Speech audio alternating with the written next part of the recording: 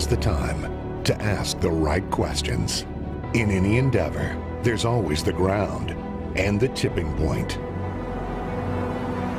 Ensuring stability for a high economy takeoff. People's trust towards their leaders and towards their will to uplift their societies.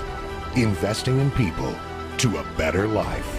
Giving an opportunity to develop their skills, their goals, and their vision to the world. Building infrastructure to connect within and reach the world. Calling for openness and make sure you have partners to trade with. And then there is the uniqueness. It could be your history. It could be your diversity. It could be how strategically you're located. It could be your culture. It could also be your dedication, or it could be your natural resources. But first and foremost, to reach the heights, you need a vision. Great ambitions. Stay focused and stick to the plan. Build upon the assets. Value the old and embrace the new. Keep on growing talents to face challenges. Always be sure you can fuel the growth and that you have partners to overcome drawbacks together. Now is the time to be ahead. Now is the time for agility and sustainable acts. Now is your time.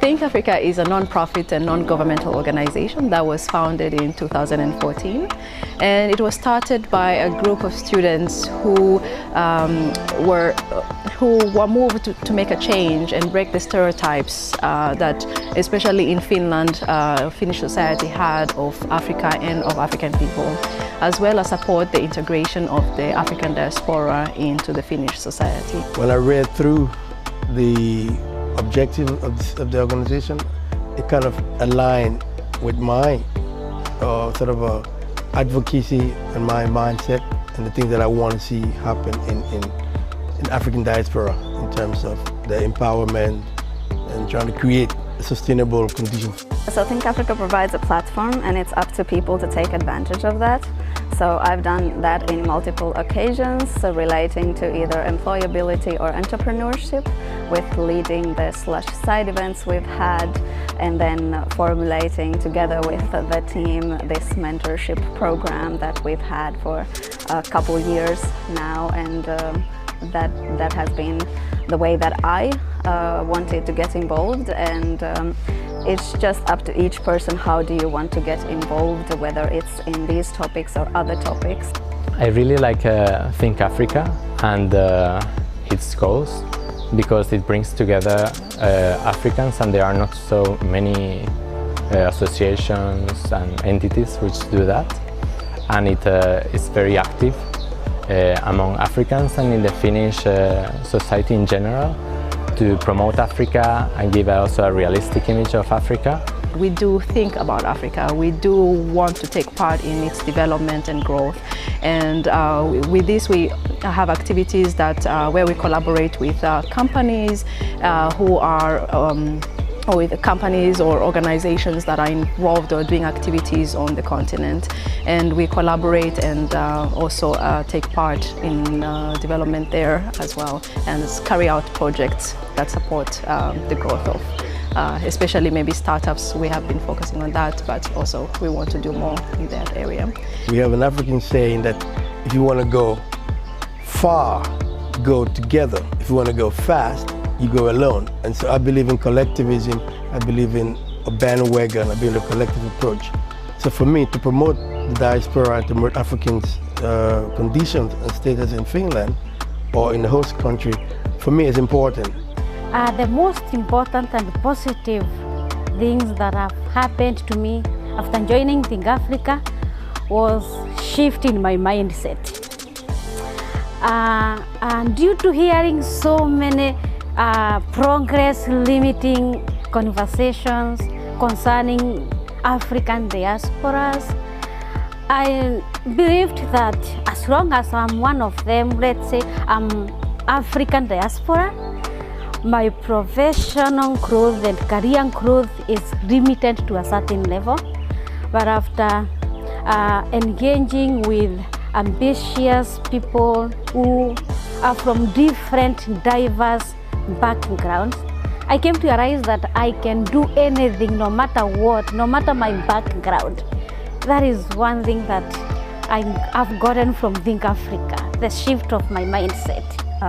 We work very well together, although we come from very different places.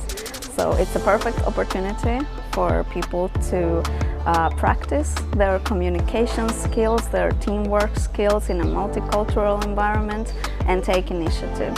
Especially for young people who are starting their careers now, it's a perfect opportunity to showcase what they can do, as well as learn more what they can do in practice. I would say the biggest achievement so far of Think Africa is managing to create a platform which celebrates its diversity and actually is strengthened by its diversity. So I think one should really join Think Africa if one wants to be a member of a community which is really engaged into connecting the Finnish and African societies and the Africans here with Finland. I would say if you haven't joined Think Africa and haven't heard about it, and if you're new and you're an African in a diaspora and you feel alone or you feel you need a possibility to connect with people, you should join Think Africa. Because first of all, we humans are relational. We need pals to deal with. We need people who can connect us, people who can build us up, people who we can empower. So as I said, you can, as a group, as a collective, you're able to change things quicker with a much stronger impact than doing it alone. This is the time to join. Come and look for your brothers and sisters and come together, as we say in Africa, Ubuntu or Harambe. The only requirement to become a member of Think Africa is that you are moved by our mission and want to make a positive change in your society. Go to our website, www.thinkafrica.fi, click the Join Us button, pay the annual membership fee, and the Think Africa family awaits to welcome you.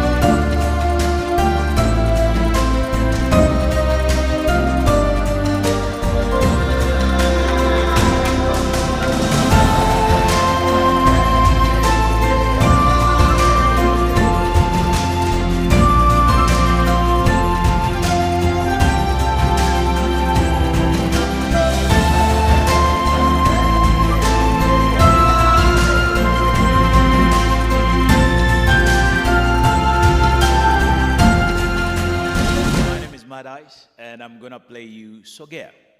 Sogea is a song from my Maisha EP 2011. It's a Swahili song. It's a love song. Hope you enjoy.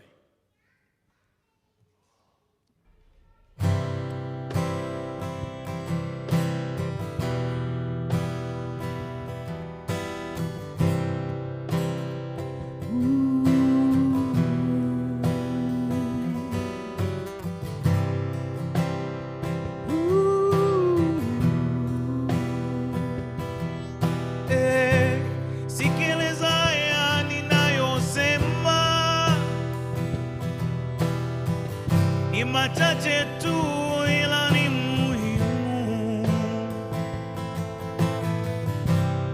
Sina pesa wala gari, nachojua tu nina upendo wa kweli. Au wenye pesa watakudanganya, watakupa mali, watakupeleka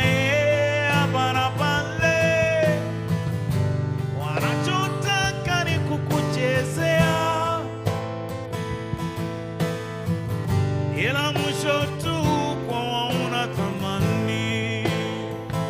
Oh, oh, sogea, sogea, sogea, sogea,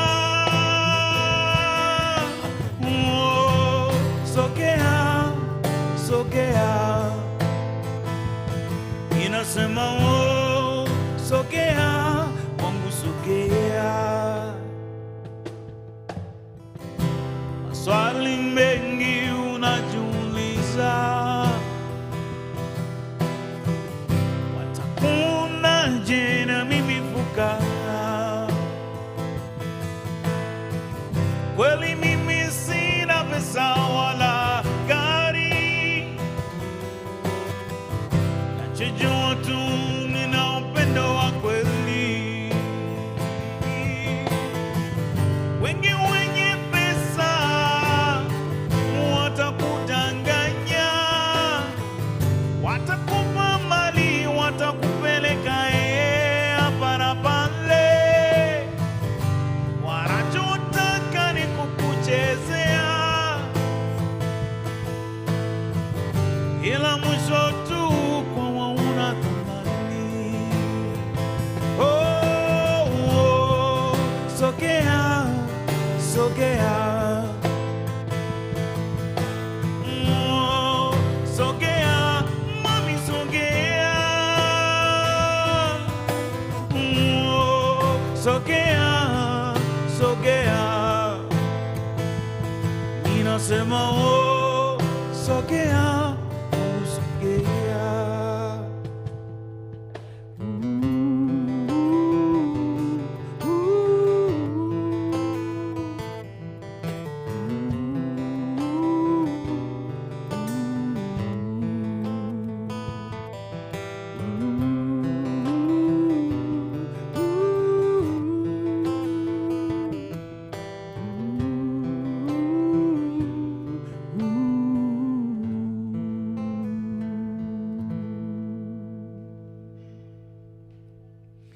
Thank you.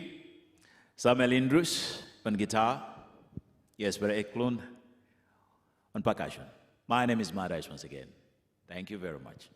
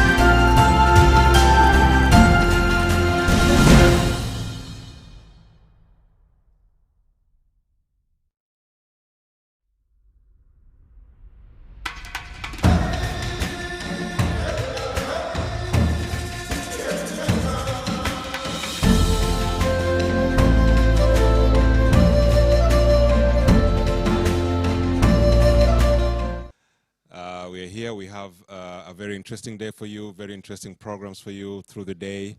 I suspect that all of you have the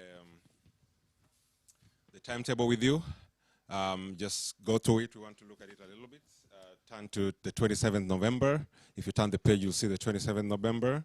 So before I start, I just want to introduce here my co-MC. Akuna, go ahead. I don't have to introduce you. Thank You can do it yourself. A warm welcome also on my behalf to the opening ceremony of Think Africa this year.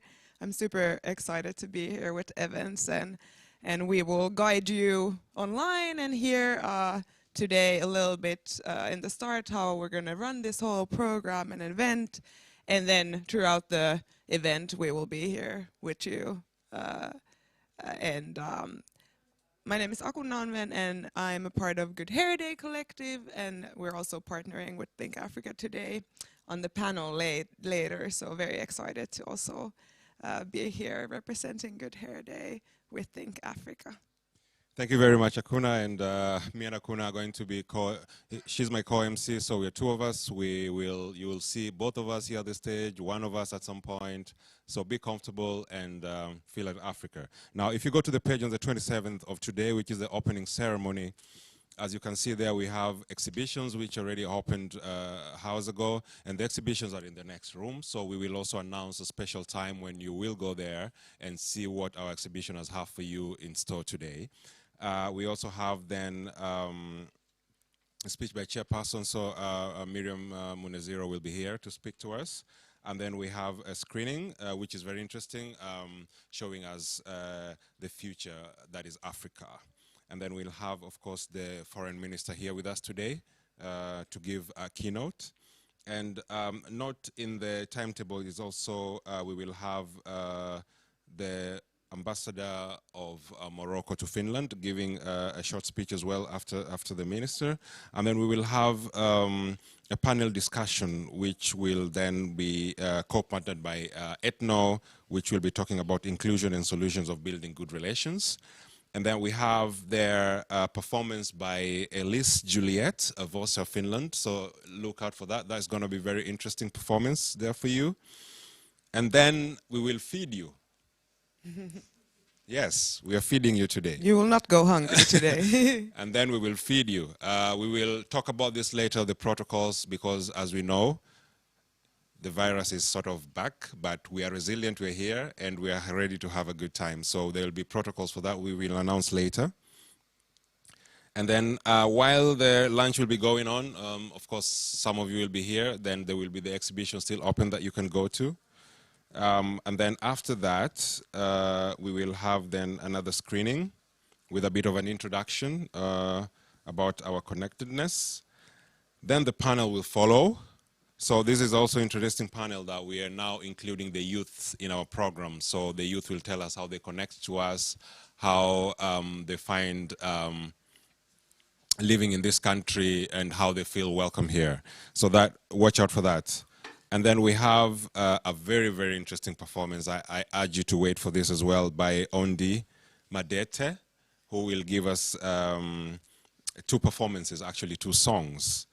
Then after that, we'll break with the exhibition where Akuna will take the lead there and also just guide everyone to the tables again where you can now interact with the exhibitions and see what they have there for you, okay? And then we'll have a recap. And as you can see, so if you see on this right, if you see at the corner, you see that there is a paper here. This is a barcode for our survey. So if you just use your phone to scan this, then you'll be able to have a survey. And we'll tell you exactly when this will happen. And we have the rest of them in the hallway and out on the lobby. So watch out for that. And then after that, we'll have a networking where people just mingle and talk. And we'll have a few interviews here and there with people, asking them about their day and their aspirations here. So, and then we won't chase you out, but then the event will end. So we will ask you to use your emotional intelligence. Thank you so much. Thank you. Back to you. Thanks. I think we should start by opening this event also by maybe telling a little bit about Think Africa. I think Evans could be the person to do that for us. Could you tell us a little bit the background behind the whole Think Africa Week, as well as a little bit background about the organization? Well, actually, Think Africa is a very interesting story because up until a couple of days ago, I thought Think Africa actually started in 2014. But it turns out that the people who sat down on a table and decided that they needed to start something that focused on Africa actually started in 2012. So it's actually much older than I thought. And Think Africa, as it is today, it's the largest organization in Finland that brings Africans together and that endeavors the African cause. So having this event today is a testimony of the journey that Think Africa has had, from issues of discrimination, sensitizing people on our contribution to the Finnish society, and also, most importantly, which has now we've become aware of recently, is bringing the youth, especially the youth who've been born here, the youth of African descent who've been born here, bringing them in to Think Africa, not only bringing them in, but also magnifying their causes here, because there is always the identity issue, like, are you born here? Are you Finnish? Are you African if you're of African descent? So these are the conversations that Think Africa is bringing out here. So very wonderful things that the organization is doing. Tell us about Good Hair Day. Yeah, so Good Hair Day is a collective. We're not an organization, but we also focus on Afro-Finnish people and their well-being by celebrating community as well as Afro hair and just the African diaspora in general. So we are very similar in that way, and we've been collaborating throughout the years in many different projects, and it's always been great. And I think that's what the organizations are all about, is the collaboration between us. And might I say, in that respect, that you're really, really representing Good Hair Day. Your hair looks wonderful. Thank you. Thank you so much. I tried my best today. You are really having a good hair day. A bit of practicalities for today. So when you came in, we have volunteers, our wonderful volunteers are up front there. So at any point that you'd need to use the restrooms, you'll just go back out the way you came in. And if you turn right, just where you left your coats, if you left your coats, then right there you'll find the toilets. In a bit there, also if you need water or something to drink, as you can see, just as I'm talking about it, the water is coming in. How wonderful. Think Africa, right? Feel at Africa, right? And then, as I said, that the exhibition room is right behind us here. So in this next room here, so we will also give details about that. And as it's been recommended, is that we recommend that you keep your mask on.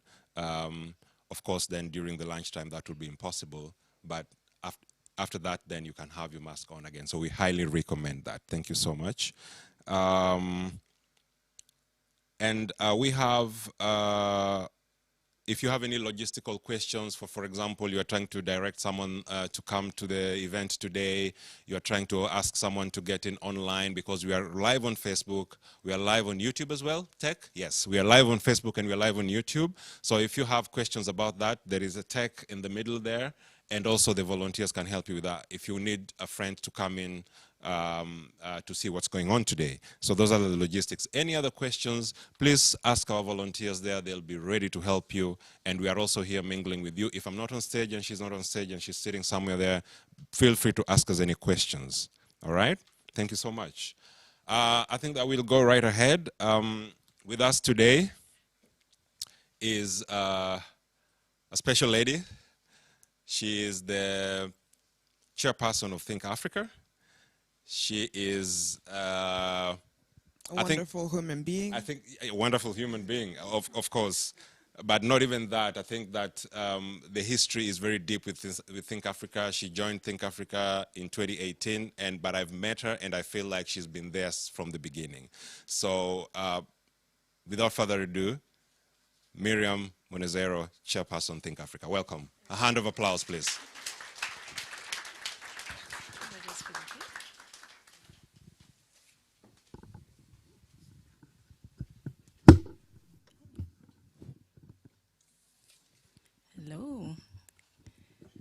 can hear me?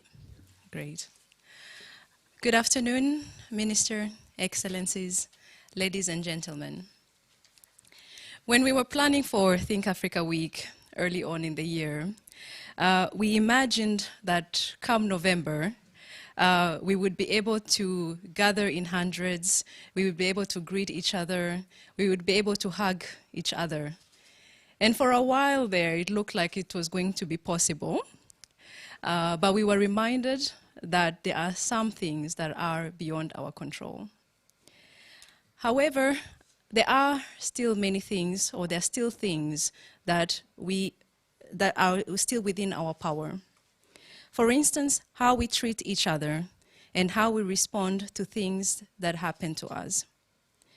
We can affect how foreigners and natives connect with each other to build an open, inclusive, and cohesive society.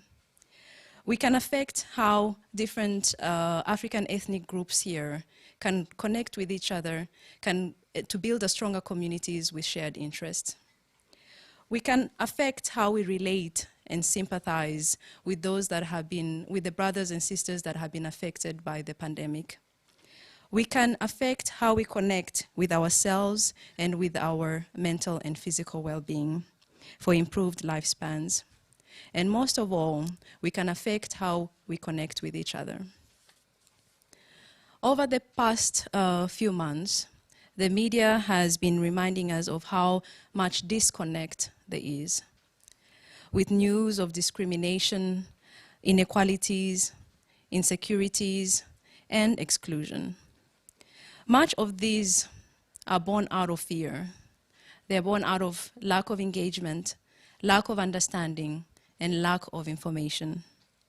Things that Think Africa hopes to alleviate by creating a platform such as Think Africa Week, where different persons, different stakeholders can come together and dialogue, challenge each other, and create solutions. This opening brings together different communities, together to work towards a more connected society. On Monday, we look at immigration and integration policies and how those connect and how they connect to persons that experience them. On Tuesday, we come together to close the gap between the Finnish institutions that are working towards Africa and the Africans that are living here. On Wednesday, we get closer to the talents that are shaping the startup innovation ecosystem on the African continent. And on Saturday, most importantly, we learn how to connect with ourselves and take care of our mental and physical well-being. Last year, we looked at what each of us, in our own efforts, could do towards building the Africa we want. This year, we will explore how we can come together to form a more cohesive society. For Think Africa, the theme of connecting is not just ending this week. Next year, we're making it a priority to invest in partnerships, to connect with more communities here, as well as to take care of one another. A big thank you goes to all those that we have connected with during this year. The partners, the volunteers, the members, those that are attending here physically and online that have made it possible for Think Africa Week to come to fruition. I warmly welcome you to Think Africa Week 2021. I welcome you to connect and reconnect with each other, and I will warmly welcome you to connect with Think Africa. Enjoy.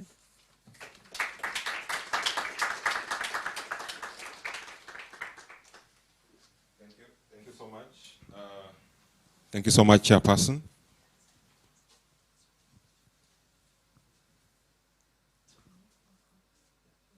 Thank you so much. Tech?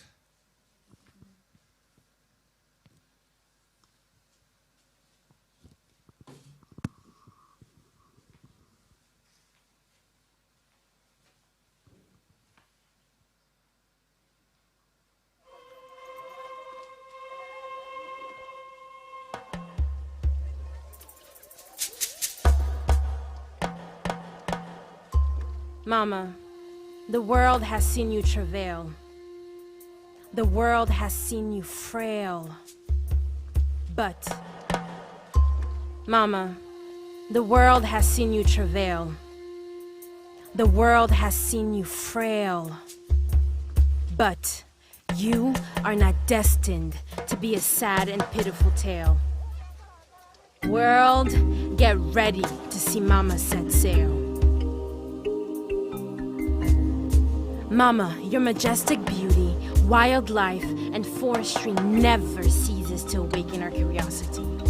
It creates in us a longing to experience and see the sun-kissed Sahara, the astounding Mount Kilimanjaro, and so many more destinations in galore to behold and explore. Amazing people, cultures, and folklores. But more than just a magnificent destination, Mama, Africa is the people of all 54 nations. Pan-Africanists the world over, who for Mama stand. It is the foreigners in your lens that you may sometimes neglect to understand. Each African must think of Africa with pride. Let's think Africa in each and every stride. Unite, crossing the divide. On common goals, fix our eyes so Africa's great future can be realized. Whether home or abroad, let us be in one accord, playing our parts to move Africa forward. Mama, the dawn of a new day is on the horizon. Your youth are filled with tenacity and imagination. They are zealous to get the job done. Mama, your future is bright. What can you do to help Mama take flight? Indeed, your future is bright. So dance, Mama, dance. Twirl, celebrate. For you, we will cooperate. You are about to give birth to some of the future leaders of the earth. So dance, smile, and hold steady. Remember, the future is Africa. Let's get ready.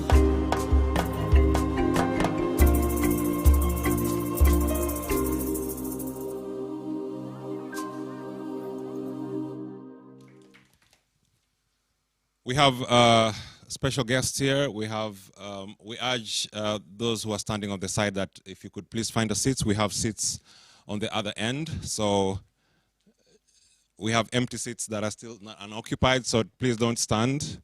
Find a seat. Thank you.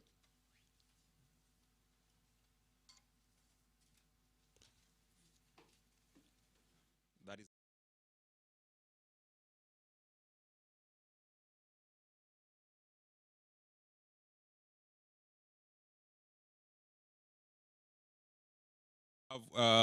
With us special guests.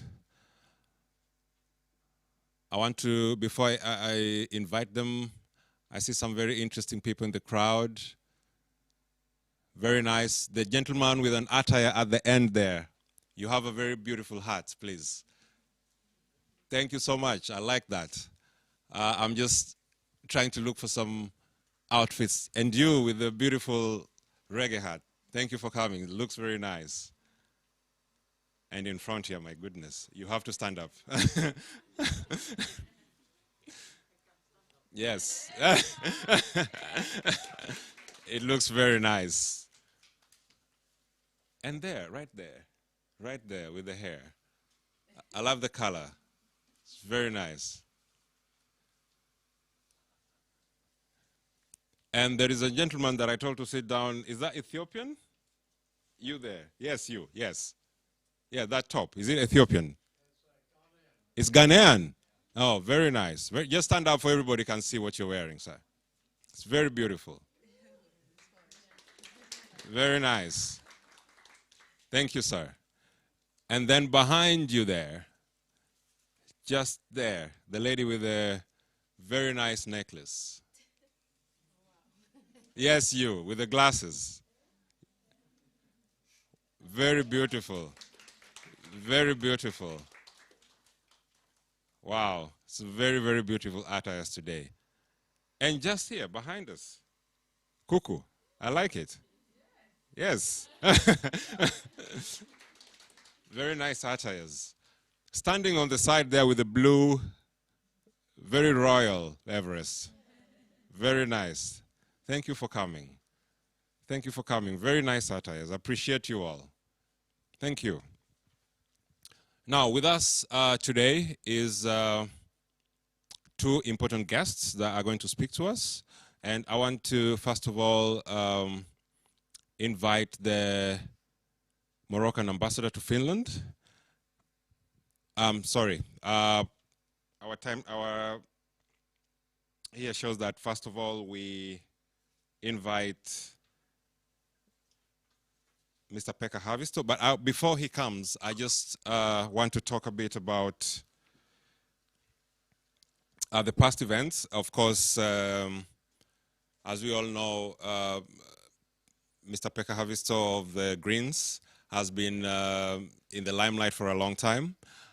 I personally have been following some of the events in the political scene, and apart from your impeccable professional history, I think that for me the reason that I feel that you deserve to be this podium today is the events that happened recently, I think at the beginning of the Corona period. There was an incident where women and children who were stuck in Syria could not make it back to Finland. And I think that this is very important that I mention it, because Pekka Haavisto, our foreign minister,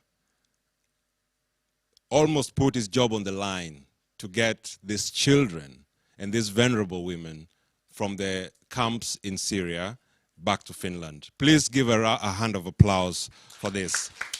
Because I think that it's important that we mention that if you're in a position of authority and if you're in a position of power, your power is only measured on how well you remember the people who are down. So today, Mr. Pekka Haavisto, I want to welcome you to Think Africa very warmly again, because you were with us last year. I want to welcome you again, and also for showing humbleness to come again. Most of the time, if you're invited again, you're like, yeah, same organization. It's cold, it's a Saturday. But you're here. We thank you so much. Mr. Pekka Haavisto, ladies and gentlemen.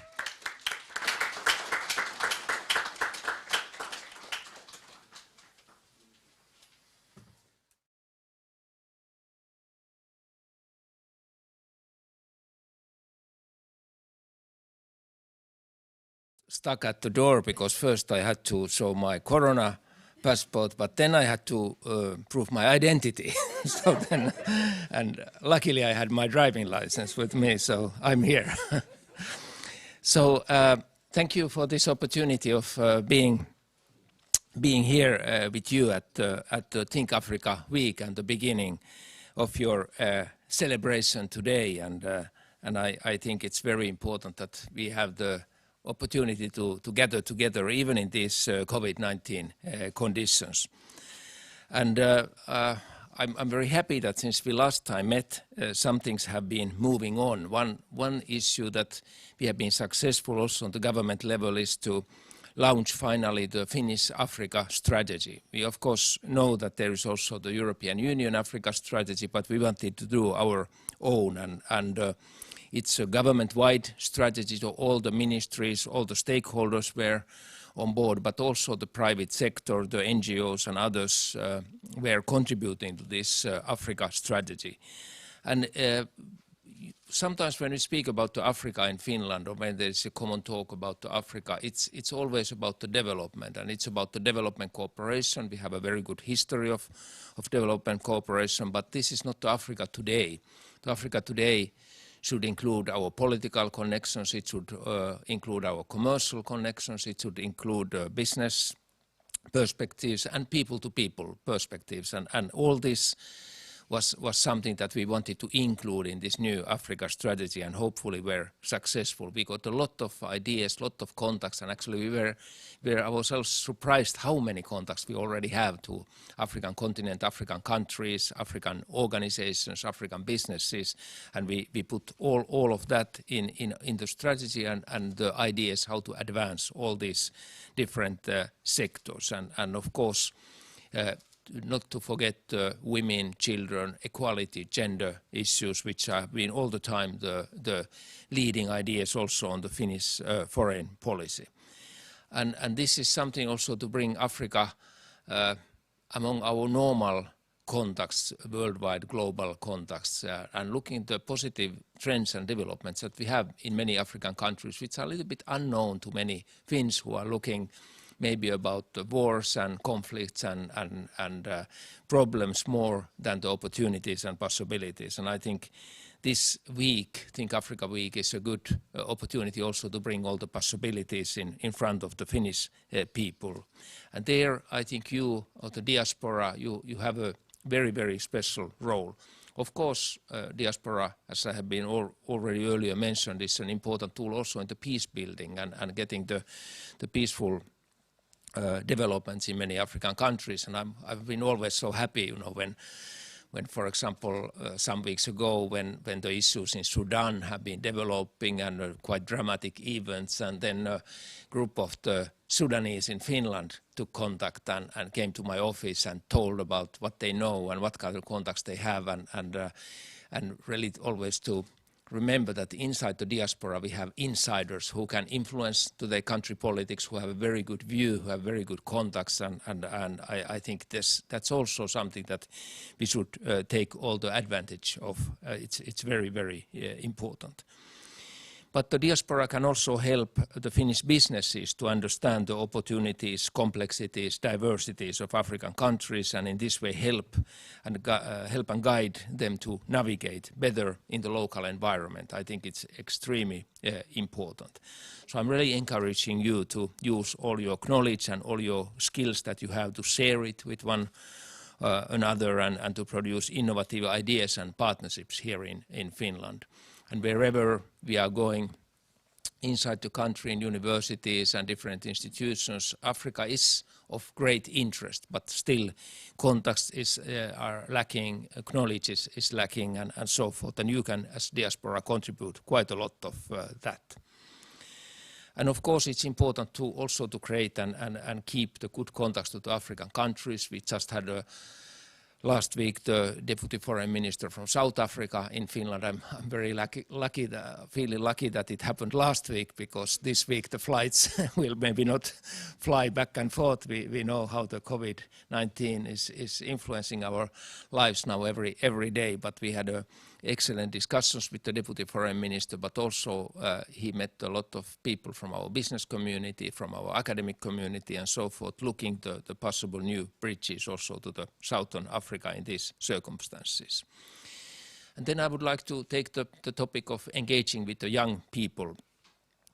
Finland has been launching with our youngsters the globally first ever national plan of action for this United Nations resolution 2250, youth, peace and security, and we are trying to, through that program also and that strategy, to get the new contacts to African youth, between Finnish and African youth on the global issues, whether it's the climate issue or peace and security issues and so forth. And again, good ideas to that direction would be needed from you.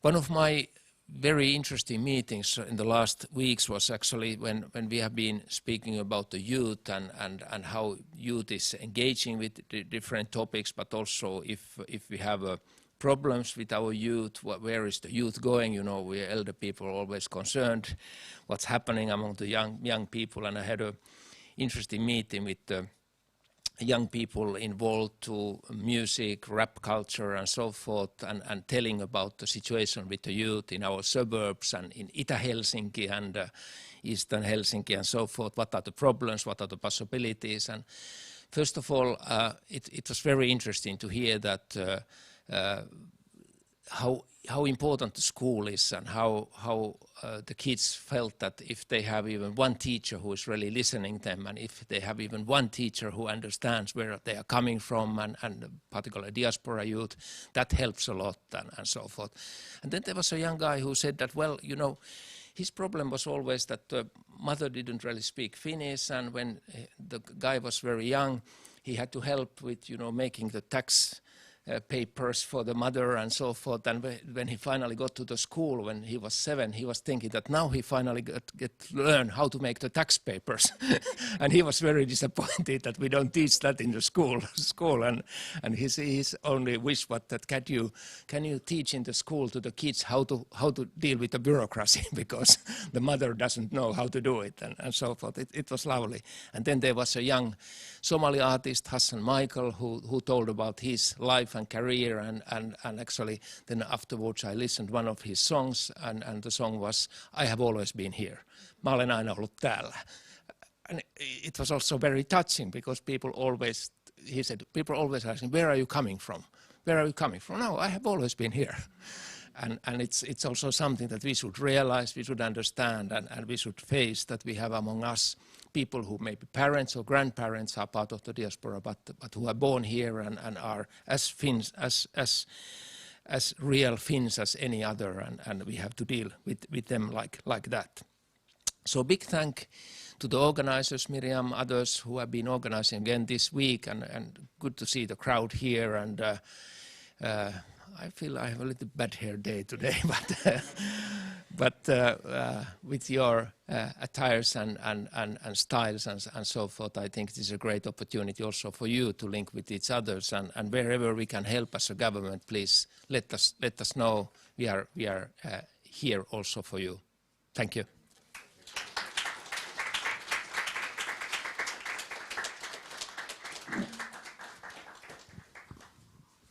Thank you so much for the opening speech, Minister Pekka Haavisto.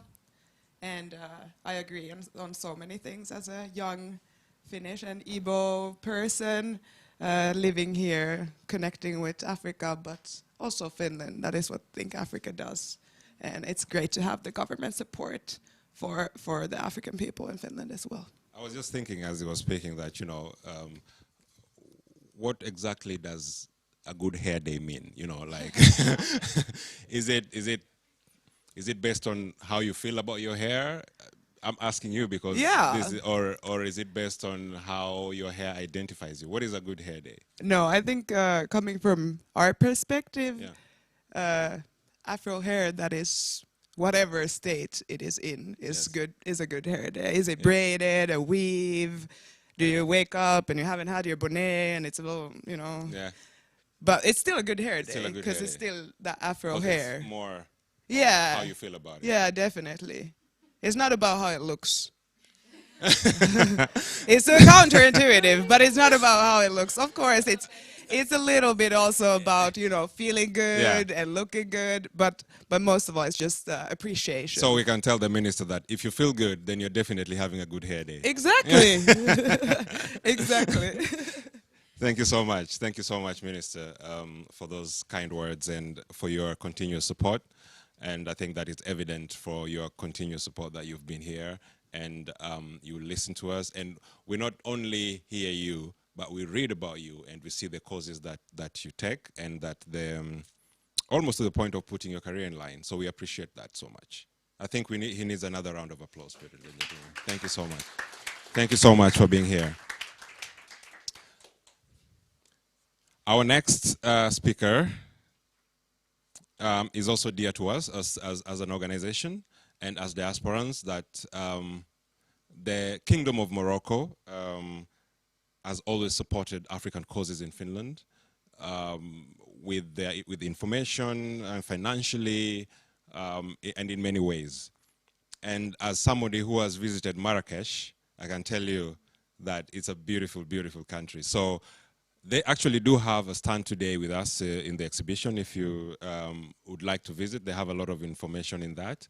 And I think that Morocco is one of the countries that are also keeping the levels of the virus quite low in Africa at the moment. So there is so much to learn. And the ambassador is with us today. The ambassador is very passionate about human rights. He's also very passionate about humanitarian causes. And I think that our organization as Think Africa, we are endeavoring the causes of the African diaspora in Finland. And therefore, Ambassador, you're at the right place today. Ambassador Mohamed Ashgalo, welcome. Please welcome.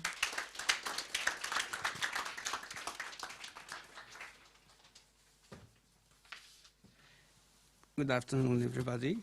Thank you very much for your kind words. The only, probably the negative thing is that I feel my hair less and less, probably like you. But, Honorable Minister Pekka Haavisto, thank you very much. And as an African, I have the duty to thank you very much for shedding your honor here in this gathering today. Thank you very much for being with us. First of all, I would like to thank the Think Africa team, Madam Menzaru, for the invitation and the opportunity to say some words. Actually, it's impossible to talk about Africa in 2 minutes, but the only reason is that Africa is the future, so we cannot tackle the future in 2 minutes. The event of Think Africa today opens with the very important slogan of connecting and reconnecting. Unfortunately, this is happening while the world is back again to disconnecting, and probably the terrible lockdowns since the pandemic is still mutating and dangerously, as we have seen in media yesterday and the last week. Therefore, I believe that we should feel very lucky since we are in Finland. Finland is the land of innovation, so we will keep, the innovation will keep us, of course, connected as it did the last 2 years. And also it is the land of happiness, which will allow us to keep smiling and happy, even if the pandemic is here. So let's be positive about it. Ladies and gentlemen, Africa is indeed the future of the world. That is why it is being good for its various, not only for its various potentials and resources, but also for its civilization and history and culture. Then the countries, the 54 African countries, want to remain, I have to say it, strong, prosperous, and free. Therefore, any cooperation and relationship and policies towards Africa must be based on a win-win approaches and also on understanding and mutual respect between partners. Africa is proud of its resources, its cultural heritage, its spiritual values. So our partners, I have to say it, should strongly respect and support this natural pride, which is actually in every one of us. You've been pointing every sign of culture we're dressing here and other signs of our culture. So, and we are happy, actually, to be in Finland where all these values are duly respected. That's why I also have the duty to congratulate strongly Finland for its African strategy that will certainly contribute to build a safe, solidarity-based future with African countries. And I here recall the spirit of respect and understanding that leads the Finnish foreign policy towards Africa and its commitment that His Excellency the Minister has raised in all fora. And I hear probably I open His Excellency Minister Pekka Haavisto is also the representative of the EU for Africa, which is very much meaningful. So the commitment of Finland for the development and prosperity of the African continent while having in mind the values of respect and mutual understanding are very much appreciated among our countries. Before I conclude, I just wanted, if you had probably noticed in the program that we are organizing together with Think Africa on Monday, a panel discussion on migration, which is a very timely, I think, theme nowadays. We're going to share ideas and experience between the management of, on the management of migration in Finland and in Morocco. We will also hear some testimonies of success stories on that. I think Africa team is all a success story on migration, and I have to congratulate you for that also. Finally, I will also, of course, invite you to attend this important panel discussion. You are all invited to Monday with the time and venue in the program. Finally, I wish the organizers of this wonderful event and gathering the best of success in their huge endeavors to conclude a constructive and productive Africa. Thank you very much. Thank you.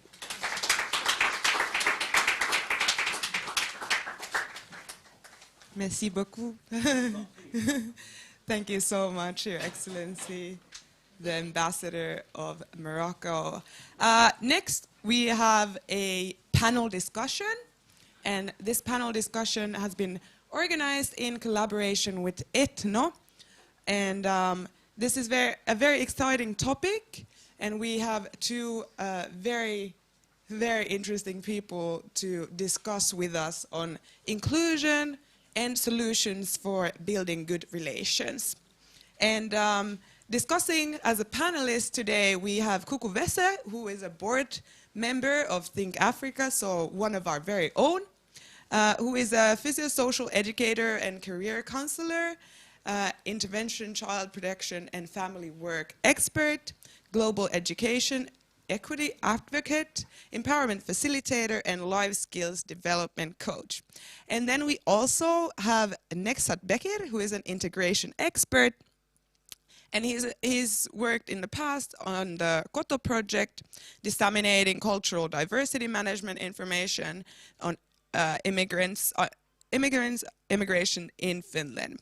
And currently he works in the ELY-keskus, the Center of Economic Development, Transport and the Environment.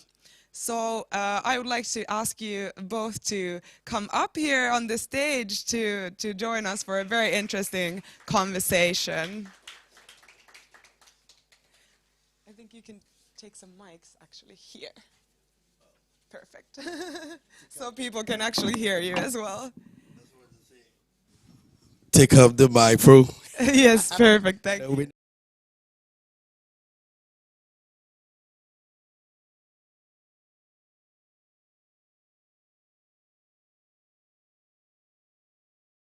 We begin, I just want to clarify a few things. This should have been a panel discussion of 3. I should have been the moderator. However, last minute we had a cancellation, and so we're having a conversation between Mr. Bekiri, myself, and you, the audience. Because what we're talking about today is about finding solutions to the problems and also building good relationships. As you know, we're talking about connecting and reconnecting. But before we go into business, I just want to say that since 2020, Think Africa had been on the board of Ethno, the Ethnic Relationship Advisory Board of Southern Finland. And we will be there until 2024. Now, what it entails is that Ethno monitors the situation of immigrants in Finland, their participation, their contribution to society, and how they relate to the host society. And so, I myself, as an immigrant who moved to Finland in the early 90s, 1991 from Moscow, and Mr. Bikiri, who happens to be also in the same time period moved to Finland from Kosovo. So it's been very interesting to see. We're going to look at this from three strands. One is relationship in the past, and then relationship now, and how relationship will look like in the future. So I just tell that Mr. Bikiri has been involved from the very time on with the Ministry of Foreign Affairs, Ministry of Justice, the Ministry of Interior, and the Ministry of Labor. He's worked on many integration projects, building relationship. He currently acts as a coordinator at the Ministry of the Center for Expertise on building good relationships. So he's an expert. However, we're going to now dive into the talk. But if you... It's on. Is it on? Yeah. Yeah. If you just let me first thank you for giving me an opportunity to be part of this conversation and this very important event. And is this mic working? Because I don't feel that. Okay. Yeah. And thank you also for introducing me. And it has been a pleasure collaborating with you, doing this work together now for over a month. And I am very glad that Think Africa NGO is now a member of Ethno Board, Southern Ethno Board. And that's right, I moved to Finland from at the beginning of the 1990s, and we have already, when we discussed of this panel discussion, we just summarize a bit this issue, but I'm very happy to be able to give some thoughts about this topic. But should we start now? Yes, let's do. So you are from Kosovo. Yes. Originally, and I'm from Liberia, two diverse countries. And we both came to Finland in the early 90s, at the peak of a serious migration influx in Finland. But migration or integration or sort of immigrants coming to Finland was not new then. But we talked on the boat when we went to Tallinn for the integration conference in Estonia. We remember that the topic of building good relationship in society should have been then in 1991. That's when there was a serious conflict between different ethnic groups in Finland, up north, Rovaniemi, Mikkeli. There were a lot of clashes, cultural clashes, and you lived at that time. Now when you look back, because we're looking at this thing from three angles, the past, the present, and the future, how would you say, and this is a question for all you to also think about, what would you say, and we cannot speak about the past for those who came in 2019 or 2020 or 2015, so it's a bit contextual. So we need to look at it from the standpoint of how we stand. But when you look at it from that point, and now, how would you say the relationship has been with immigration or immigrants? I want to clarify, we're not talking about racism, we're not talking about discrimination, we're not talking about sideline. We're talking about how we can build a relationship that will sustain our contribution in society. So we're not just vent, let's look at the solution. But you cannot find a solution if you don't look at the past. So planning for the future by learning from the past, but focusing exclusively on your present is what we're trying to look at. So how would you classify relationship in Finland with immigrants at the moment, then and now? Well, 20 years ago in Finland, there were very much less immigrants here, and mainly at the beginning of 1990s, we were just target groups. We were living in different parts of Finland, and as you said, in that time, we both agree that all kind of racism and hate was very present in that time for different kind of people who moved from Finland from different states, not only conflicts not only based on skin color, but also in other bases, religion, language, and so on. But in that time, we were just target groups, and now we are actors in many immigrant communities, you have NGOs who are very powerful, for example, as this Think Africa organizations, but you have hundreds of other NGOs nowadays, and this is very important when we think of how to build good relations between different population groups, because you have to have actors by which you can create good relations. Because if you just think that people, letting people being segregated, as in my opinion, nowadays the biggest problem what comes to creating good relations between different population groups is the segregation. We are very much, too much doing things just inside of our small group. And it was also very interesting to hear our Foreign Minister Pekka Haavisto's speech. I like his thoughts and everything what he says, but using diaspora identity in this Think Africa event, it made just me thinking one thing, that how good does this diasporic identity to us, how good it is for us when we think of integration in this society. Thank you very much. For the audience, I'd like to throw a question to you. Many of you must have come not in the 90s, like we, and when you look back in terms of relationship building, I mean, you spend 80% of your time at work and 20% of your time with your people or your family. What would you, would you say that in terms of relationship, building good relationship, how are you connected with your local host society? How much connection do you have with the Finnish friends, workmates, or within your environment? How much connection do we have with them? I mean, personally, and you can then pick up the mic and just chip into this. Take off your mask.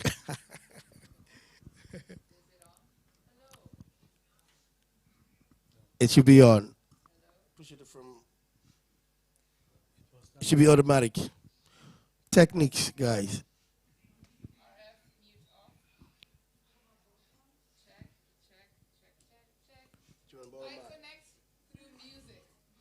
Okay, music. So that has been a good way for me personally, has been connecting through music, and art is a great way that defies boundaries, and you don't have to understand the language or somebody's name to connect to a song that they're singing or an piece of art that they're presenting. Many other places have been difficult to relate to, but music and art have not. That's been a great way to build relationships for me personally. Great, thank you, Art. Any other contribution from the audience on the question of how have you built, or how is the relationship with the local host? Sort of, what is the status of that at the moment, and how do you feel, what could be improved in that direction? Because one of the things we mentioned is that we've been in our own silos of, say, Igbo or Liberian or Kenyans, and we don't connect to the whole society.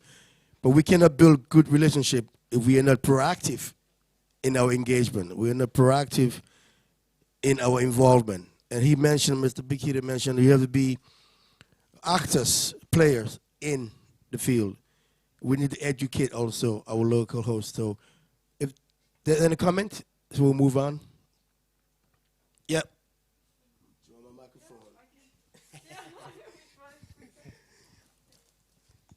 Say I moved here about almost 10 years ago, but I worked in a Finnish company before already in Germany, and at least I have built my connections already over all those years and kept them. So I think that is at least kind of, just remembering and really keeping the connections you have built over time. Right. So you're talking about professional networks, professional connections. Yes. Yeah, that's a good point. But when we That's one aspect of building good relationship. But however, culturally speaking, we need to also engage our local community. If you live in East of Helsinki or Espoo, Kakolak, like I do, we don't have any immigrant community that meets with the Finnish community there. So I think through Ethno, we're able to do this thing. But how many, for example, Rami, I'm going to put you on the spot. I know you're new, so I'm going to put you on the spot. I'm sorry about that. Think about building relationship in that sense from a newcomer right now and with epidemic and looking for future next, say in 2 years' time. How much connection do you have with the local and how can that help build or foster your professional development or growth?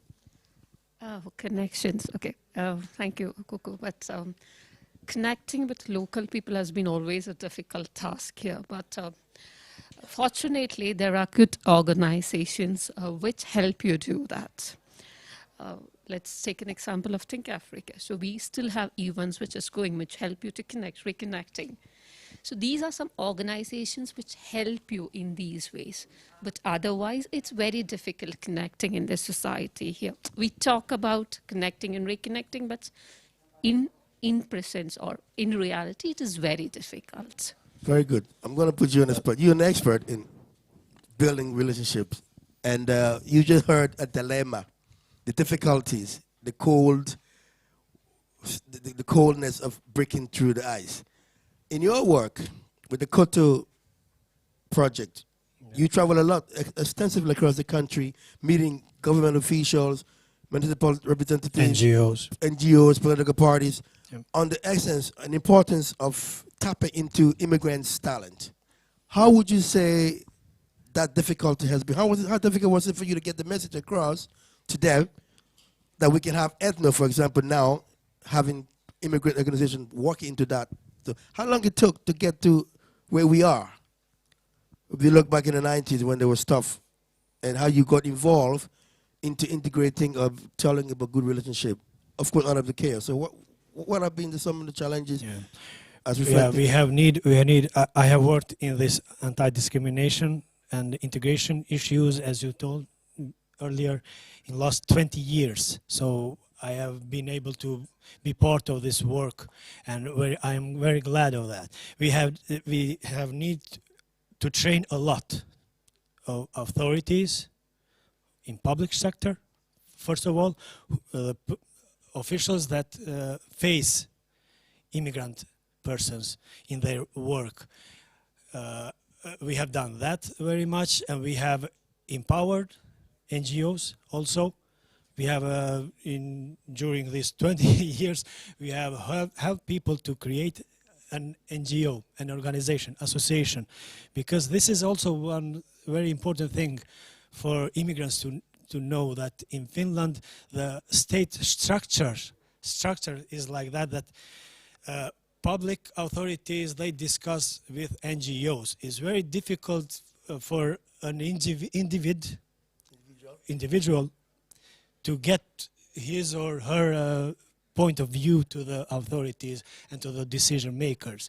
So that's why being part of some organization is the way to have an impact. And this ethnic relations negotiating board, Ethno, is the best, one of the best mechanisms. Like the tool, yes, that we have created. We have 7 regional ethnic relations negotiating boards in Finland. You are, I think Africa is part of Southern. The Southern one, yes. And this is what we have had to do. But as I said, now I see this as a very good potential. Now we have potential because we have actors. We have NGOs who represent a large amount of people, and also people who are in big risk of facing racism and being discriminated. Well, let's go through that issue. I'm thinking about one thing, that if you say you had a comment to make, yeah? No. Because if you think about, I believe what you say is right, getting the NGOs involved or being a member of an NGO, like we are part of Think Africa. But one of the things we do in Think Africa is also the issue of representation. Political representation, for example, and making a contribution. Because when you say decision makers, are probably hard for me to tell them or for Rania to say her problem. But as an organization, we can sign a petition for some changes. However, when the laws are made, you would think that the immigrant population of society, how much do we have political representation in the parliament, for example, or in the political parties, for example? And if you think about this last municipal election, which kind of witnessed saw the highest number of immigrant background candidates, you would think that out of the 54,000 African immigrants in Finland at the moment, and we have how many parliamentarians in parliament, the numbers just don't match. So how can we, as actors in non-governmental associations, influence the political decision making? Because those laws should reflect the needs of our group as immigrants. Yes, and you mentioned also very important concept of representation. And representation, in my opinion, is also a good indicator. If you look through representation in media, representation in decision making, representation in public authorities, you can see in Finland, and you can feel also that they are quite homogenic. True. So we must be more, in much better way, and better amount also represented in all of these. Heterogeneous representation. Yes, yes. But elections are a very important tool. People should vote more. In all immigrant communities should vote more. And we must have also more candidates for parliament, candidates for assemblies in municipalities. And now the situation is improving all the time. But let me just Kuku, if it is possible, sure, explain this good relations concept, because I think we don't have yet enough knowledge what this means, because it is quite a new theory here in Finland, at least. In Great Britain, this theory was developed over 20 years ago, but in Finland we have had this just for last 10 years, and the majority of actors, different kind of stakeholders all over Finland, they are not familiar. And that's why I just want to tell here that also that it's, good relations are based on four areas. Four areas. Attitudes, sense of safetyness, turvallisuuden tunne. Security, yeah. Interaction, vuorovaikutus, and participation, the fourth one. And all these bases, you cannot separate one from others. These all four always go together. And by raising this knowledge, that on what is question when we talk about good relations, about a relation between different population groups, actors can know better, sorry on my English, but actors can know better in what part to concentrate, but also by taking into consideration the other bases.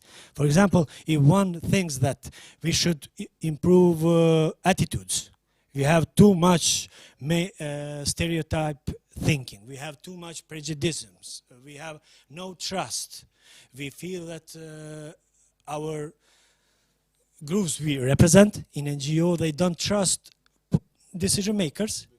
How we can improve this trust? By the way can be participation, to improve participation, to get people into interaction. Let me throw a question, very good explanation. Nice, thanks for the enlightenment about good relationships, 20 years in England. Now, when we talk about good relationships, I want to ask the audience, what is, if from the four, there was attitude, sense of security, participation, and interaction. And the interaction comes to the question I asked earlier as to how much do we play in our local environment. So, question to the audience. I want it to be a three-way conversation. anyone can pick up the microphone and tell me, what is the level of interaction at the moment between you and the whole society, and how do you see this interaction? I think this mic is too low. Improving in the next 5 years. Let's just be short term, in the next 5 years. Anyone, please, what is the level of interaction with the whole society, and how do you see this progressing in the future of 5 years' time? You know, difficult questions, Kuku. It's on purpose. If we are connecting and reconnecting. Now, people will, let me just add to this. Before COVID, we were disconnected. So COVID is not the culprit over here. So don't want you to culprit, yeah? Before COVID, we were disconnected. COVID even amplified the disconnection, right? Now, post-COVID, whenever that will be, what would be the level of our connectedness or disconnectedness, and how would it change? And that's why I say the future, the past, the present, and the future. So when I started off, it was on purpose to make us start thinking of solutions, solution orientation. We cannot say it's all bad. What is our role in making bad good? And that's why I throw the question to you guys. But just to help on getting a answer, I would add a question which can complete this. Your question. If we want to have interaction, we must have opportunities to participate. Opportunities to participate, and when we participate, we are interacting. So, is there enough? I would add this question: is there enough room for participation? Yes, enough. That's important, because we in Think Africa, we have this thing called the Think Africa Democracy Action Team, and we are taking part in democratic empowerment, participation, voting, and stuff. And we had a thing running between April and June called I Vote. One of our former board members was running that, and we had many people voting this year. However, if you look at the representation so far, it still don't compute, but we still need to do more. So how much opportunity do you have to participate that you can have an impact and influence to make the change of building good relationship that we're talking about? So back to you. Thanks for helping the audience. I'll just speak until someone else. Please do. I think education is always the best way to engage with people, but also politics can be very tedious and boring. So the opportunity to participate, I've been here 1 year, so I'm just literally talking for the sake of it. I think the opportunity to participate has to be linked to a vested interest in the outcome. If I participate and nothing's going to change, then why am I participating? But if I participate and I can see the change that my participation leads to a change, I feel, or my sense is that most people feel even if they participate, nothing's going to change. So if people are educated and people are aware of what impact their participation will have, maybe that will change how the participation is perceived. That's a good point. Okay, well, let me just add to that. Does this concept, somebody in the back there have a point. As we go on, as you talk, I just want to ask, does this concept of participation, is it improved by thinking of the African proverb that says, if you want to go fast, go alone. If you want to go far, go together. Does that make any sense to exploit the participation aspect in this, what Ondi just said? So, Sophie, please. Yeah, I want to say something. When I was interviewing for the iVote series, it was funded by Moniheli and Think Africa, and that money came from the Ministry of Justice. And I felt that it's only when there's a voting, like when it's about to happen, that people care about it. And there was money given from the Ministry of Justice to different communities to mobilize the people. But the thing is, after that, it was finished, and then nobody talks about it. So this already tells you that if you really care, it shouldn't be when it's about to come. It should be throughout the year. Proactivity. Yes, but not only that, but I also think that voting is not only about going there, walking, and just writing something. If people don't feel that they belong, they're not going, because they think this is invisible. What outcome is it going to have? Because I can tell you that it's although we mobilized and we did so much work this year, it was still the same percentage of African participants, which tells you that we have failed. This trust. Yes, a trust question. You want to add something? Thank you, Sylvia. But you have raised also two very different, important, extremely important concepts, points. Yeah, this sense of belonging is very important when we think of integration.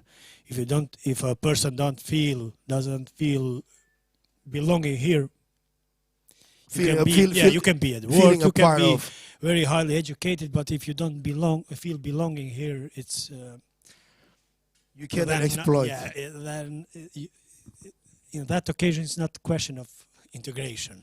But when you told, and art, you mentioned also art, all kind of doing which can bring people together. Activities. It's important for creating good relations between people. But as you described your experience until now, in my opinion, participation must have, as part of participation should be opportunity to impact. True. Vaikutamismahdollisuus. Yeah, impact. If you don't feel that, then there has been a problem in interaction, problem in sense of security, and a problem in attitudes. Very true, very true. How can we then holistically combine attitude, attitude, security, interaction, and the participation? How can we just connect them together so that we can get the results that we need to get, the good relationship that will build the trust, that will make Finland sort of a secured, immigrant-friendly society? Because what I understand from the audience and from what you say, and from what I also have experienced, is that security is not at its highest level. And trust is also a problem for participation. Elvis has, Everest, you have a point you want to make. Oh, sorry, sir. Please.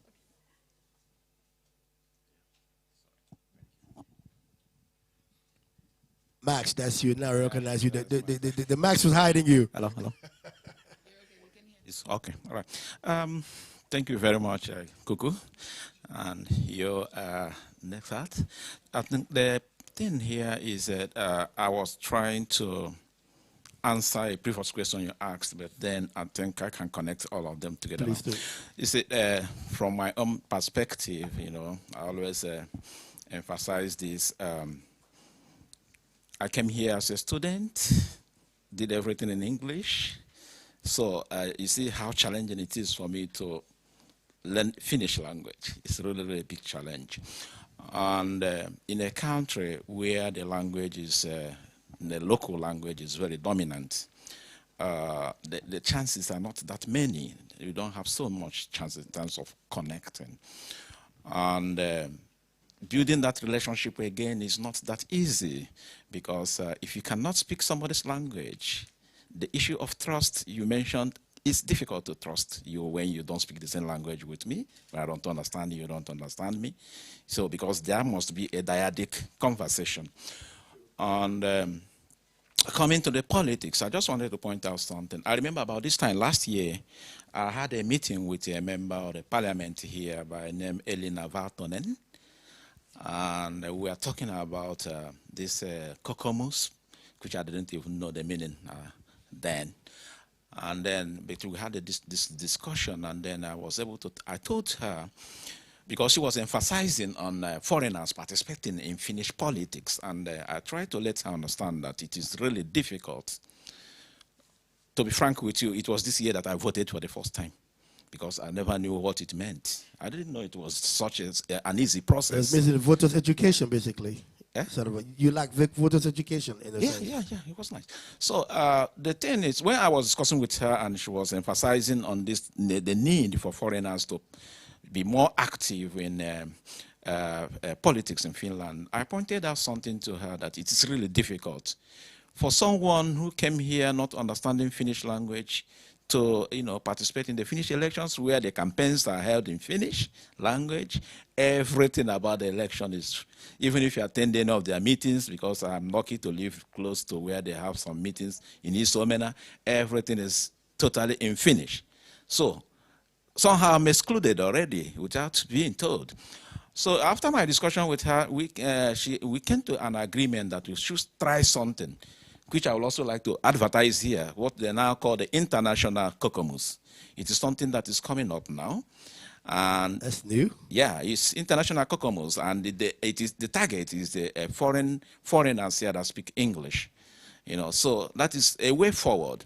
So what I'm trying to say, why the foreigners themselves who are living in Finland are trying as much as they can to belong to the society. I think it will also benefit everyone if the Finnish authorities can come down a bit, because it is a two-way thing. We have come, we have come. Two-way street, yeah. Yeah, we have come, we have come. They can also think of possible ways of, thinking of a strategy to embrace these people that speak Finnish, that non-Finnish speakers, because they have come, and gradually with time they will definitely learn the Finnish language. Thank you for taking so much time. Thank you very time. much. Everest had a comment to make.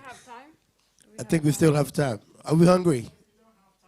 We have time. Okay. We do have time. Okay. Very important information. Thanks. What I wanted to say is that if we are trying to look for ways on how people can participate, I don't think that way starts from a political position, because all of us here, we have a diverse background. Your participation, my participation, starts from where my profession is. For example, if I'm an IT engineer, I cannot be expected to come and participate or show my participation through political avenue. I need an IT avenue where I can show what I can do, in what way I can contribute to the society, and in one way or the other impact other people. And then my fellow Africans who will see me putting an impact through that profession will feel that, yes, I can also participate and, let my impact be, known. But if we start to drag people to a particular direction, that this is a place where you can now start to participate, or when you have achieved a certain orientation or a certain level of criteria before you can start to participate, it means that people with impact, people with talent and skill are left behind, because you are not regarded at the moment you come to Finland that you have something that you can do. You are not regarded that you have a skill that can benefit the society. You are only regarded until you meet the criteria of excellent Finnish language, and until somebody feels that, okay, let's draft you in a more like a way to fulfill the diversity requirement, then you cannot participate. Such a way of kind of like looking at participation, I think for me it's a very wrong approach. Every person that I see here, I believe that they have something that they can bring to this society, and in their own various way participate. So in other words, you're saying you can be like the Good Hair Day person. Yeah, everybody can participate in different ways. Let's not participate in one single way, like look at it from one single angle. But that's why he said that the 4 areas has to be interconnected. You cannot separate them. Yeah, but the problem is that the participation, when we want to talk about, for example, integration issues, there are a kind of agencies that think that they have the idea on how to usher and implement it without actually understanding the people who needs to be integrated. In this society, and I must say it, that in this society, a lot of the immigrant community don't feel accommodated in this society. So when you are busy drafting your own, integration policies, they don't feel any of that you're doing, because they don't feel welcome in this country. Right, thank you very much. That's the point. He wanted to add to that. There's a comment, because hold on a second before very, you go on. very important what this friend said now, that participating just by voting is not the only way of participating. Job is very important way to participate. But we do know that, as you said, that most of immigrants, they have difficulties of getting a job. We have discrimination in job markets, in recruitment, yeah. We have discrimination there, and we try as a state to tackle that. We do this in promoting good relations. Concept can be used also in the employment job place, in labor market. Yeah, but yeah, that's the point. Yeah, we just inform that why we have met and what we are going to do in the future together, because for first time in Finland we have the government action plan for combating racism and promoting good relations between different population group for first time, and this program was launched just less than a month ago, and I will be as one of the coordinators. At the moment I'm the only coordinator, and I am placed in the ELU Center, but we have very good resource now that together with ethnos, regional ethnos, next year, for example, here in southern part of Finland, together with Think Africa, Irakin Naisten Yhdistys, and the many other associations. There are 7 or Monica. 8 Monica, associations which are member of ethno. We will organize together different kind of events, different kind of things by which we will think together how to develop, how to improve relations. Very good point. You had a point, Ramya. Integration, as he was telling, there are a lot of policies that we start, like, at least for an immigrant like me, a year ago. The first thing that we do is integration towards TE office. But unfortunately, the fact is that the integration starts with Finnish course. There are quite good other courses that TE office support. But over a period of time, we get to know from other people who have done it, but not through TE office. So it starts there. When you're trying to integrate yourself to the society, it's appreciated that they give you a chance to learn the language. But is that your first priority for an integration? So in other words, you're saying a lack of sufficient information. Lack of sufficient information, and the integration starts with a Finnish course. Is that a way forward? Yeah. So what you're saying, you have to have Finnish language plus a professional development strand. Yeah, I think so it should happen, both hand ways. in hand. Then you feel, okay, you have such a lot of experience that you come from. At least for me, I was handling project management 12 years in 7 different countries. But the unfortunate part that I could hear in the integration part is you will have to learn Finnish to do anything. That's where we should start, because the first thing that you hear as a start of your integration is you have to learn my language to be integrated in the society. I just have to add to that. For where I work with the city of Kerava in the career development, we have the Center of Expertise and Skills Development for Immigrants. However, in 3 years' time, when you come to Finland, you have the integration period. There's a window. You learn the language, you get some skills development. But after 3 years, there have been people in my current state, people who have not integrated properly. They haven't had jobs, they haven't had proper language proficiency.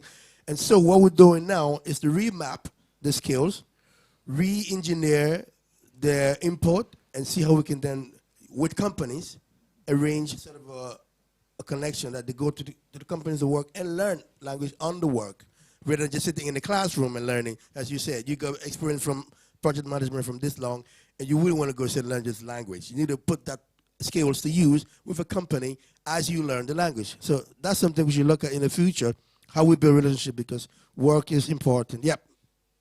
Thank you, Ramya. We got 5 more minutes and then we're off.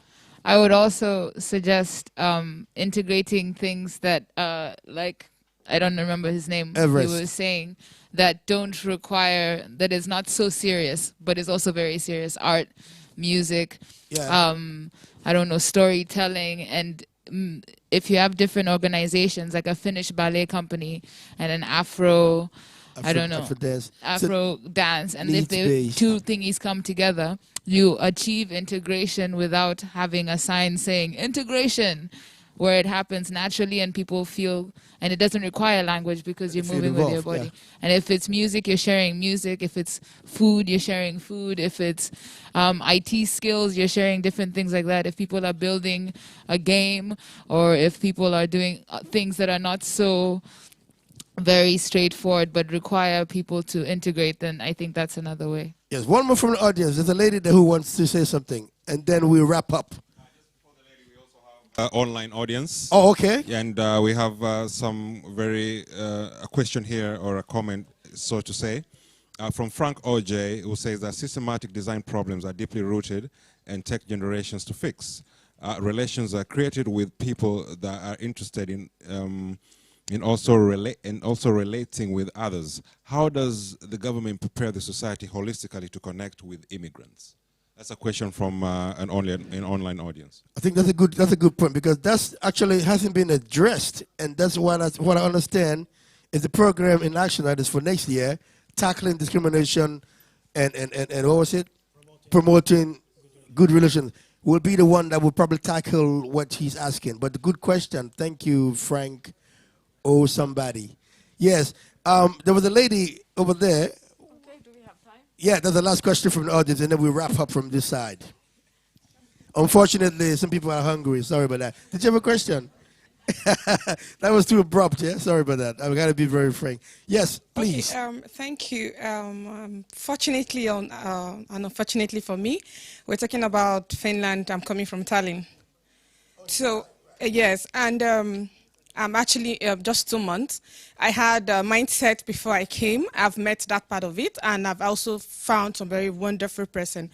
But my question is, someone once told me, and I know it's true, it's difficult to amend a man, but it's easier to train a child. Now, I had an experience. I was in a bus. An average 7-8-year-old girl was sitting, and I made an attempt to sit beside her. She stood up. Definitely an Estonian or Russian, I don't know. And now I have kids.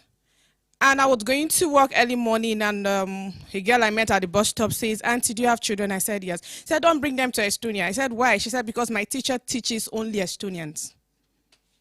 Now, the question is, we're talking about discrimination, we're talking about, it's easier for we adults to talk about it and try to shield ourselves from the shock of it. But how do I, as a mother of 2, 5 and 3, shield my children from that? How do I explain to my 5 years inquisitive son that someone whose color is not the same as mine can't sit beside him? So I think if these things are taken down to the roots, that's the attitude. Would attempt to fix it. Yeah, very good point. And that's, as a parent, that's very impressive. I mean, my kids would tell me that, "Daddy, I'm Kenyan, I'm Liberian, and I'm Finnish. Why are you and Mommy only Liberian and Finnish, Kenya?" And so it's about how we can break this down to the attitude. And he mentioned that. And actually, there's a lot to be done. This conversation could have gone on for weeks. Unfortunately, we need to wrap it up, but we can talk about it at dinner or at lunch, because it's very interesting. Building relationships starts from, this is a charity that begins at home, right? Someone mentioned it. You train up a child, when they grow, they wouldn't depart. The attitude, how you embark into them, that why did he move? Why did she move? And to tell my kid, it's hard. Certain information they can channel, certain they cannot. At what point do you break it to them? So it's very important. You want to say a few last words before we end up this thing, so that based on the questions, based on the concerns, and the future that we have planned for with Elu, how do we go forward to the future and building good relationship? Because that is your expertise. No, I don't want to be, I try to be very short. I just want to thank you for giving me this opportunity and encourage us all to be more interact with each other. The more interacted we are, the more connected we are. It doesn't say that there would not be a problem sometimes or conflicts, but through conflicts also we can learn and we can raise understanding between each other. So thank you very much. Great words of wisdom. I like that. Thank you so much for you both for this important conversation, and it's one that we could go on for 2 weeks. I think to be honest, like it's a longer conversation as well, but it's nice to have it here among us ourselves as well, and to figure out these sort of challenges as well as advantages that we can have. And I think the young people, like has been said also, like we need to somehow shield them from these kinds of things. We have the mental capacity to work on these issues, the systematic issues, but they shouldn't have to do it at that age. But now I'm gonna introduce to you our musical performance, also a young rising star from here in Finland, and maybe you've also heard of her or even heard her sing on The Voice of Finland. And I am very happy to introduce now Elise Juliet, who's gonna come and sing for us.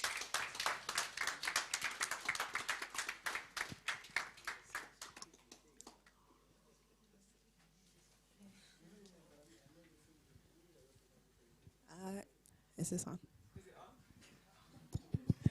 Hello? Hello, hello.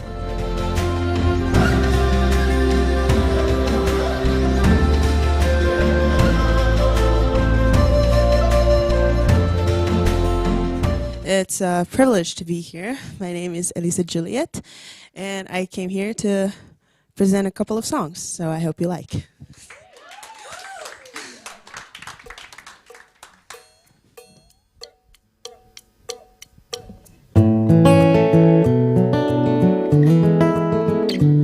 Nongeletan mo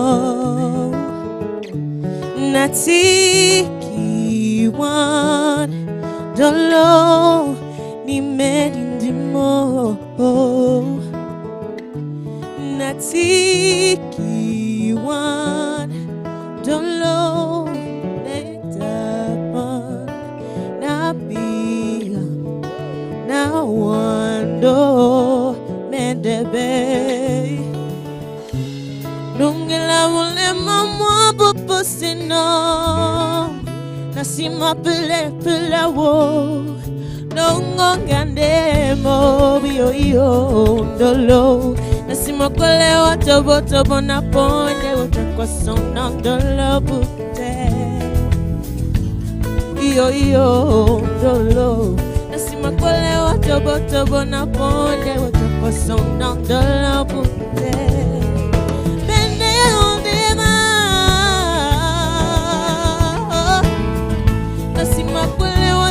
tobo wala nasimakole wa tobo sonandolo bukate nasimakole wa tobo sonandolo bukate.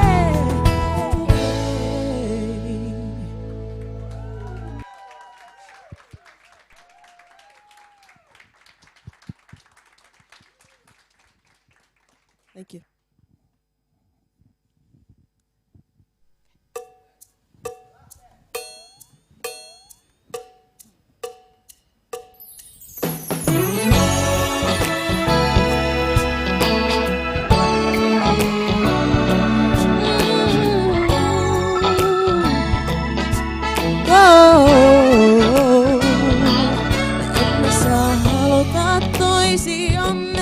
Niin että valehdellaan kotona koskaan rakkaillemme.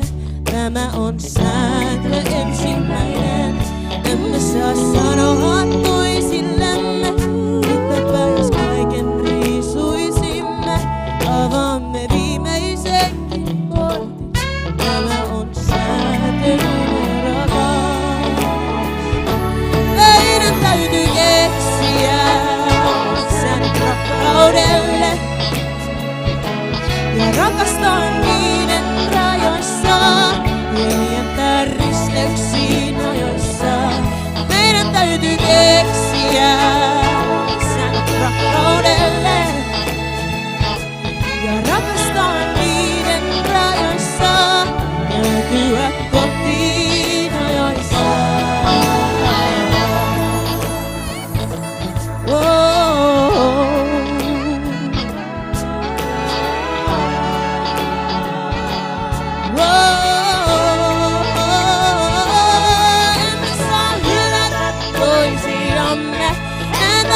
sittenkin rakastumme. Jos alussa yhdeksi meidät luotiin, tämä on sääntö viimeinen.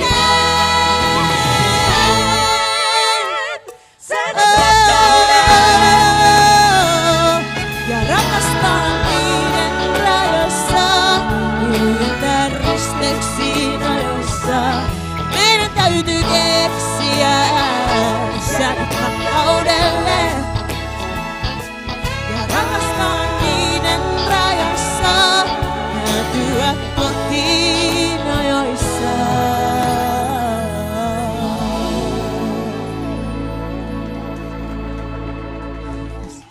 Thank you.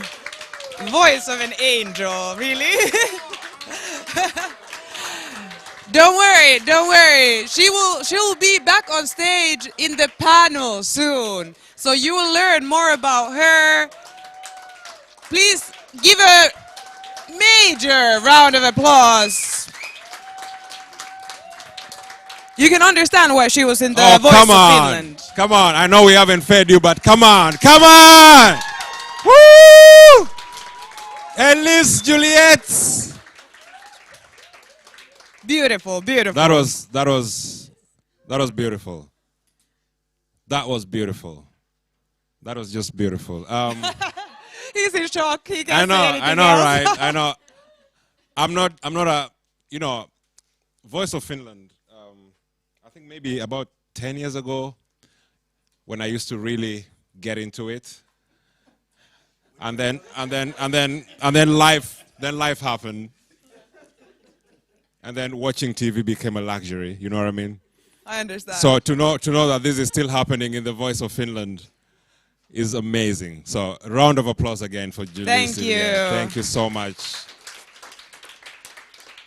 That was wonderful. And she will be joining us after lunch on the panel here. So don't worry, you'll hear her voice again. Right. Yeah, all the panel discussions are now by singing from this point onwards. It's totally up to her. As we said in the beginning, that we're going to feed you, right? And the theme is what? Connect. I want to hear that. The theme is what? Now, I want to tell you how we are connecting you today. How many of you haven't had African food ever? I know you're not going to say because you think you're the only one. Don't be shy. Some hands up, no? Everybody? Okay. Now, think about the last authentic African food that you had. And now, think about that the next one is even going to be more authentic. So, Gedi Restaurant is... Across the street. Right across the street. Right there. Yeah, we are feeding you off course. We are feeding you off course. So, Gedi Restaurant is across the street. And here's what we're going to do. Right after the camera, so this table, there is one line after there. So the line after that, all of you from behind there, you will walk out the door right now, and our volunteers will lead you across the street to the restaurant. Yeah, the rest of you don't get to eat The rest today. of you So are you stay sitting here. here. They're gonna go now. Who knows? Maybe Elise comes back, right? So from behind there until the last line there, so the gentleman in a nice navy blue suit, that line, all the way from to the back. Yeah, starting from you. Yes, you get to eat. And while the food is happening, I will take the live stream to the exhibition room so that the live stream viewers So can the tech also see guys, what's the happening tech guys, here. now you have to follow the beautiful lady here to the, and the rest of you remain with me. Yeah, you're stuck with Yes, him now, yes. so I don't take any more responsibility of what happens to you in this room.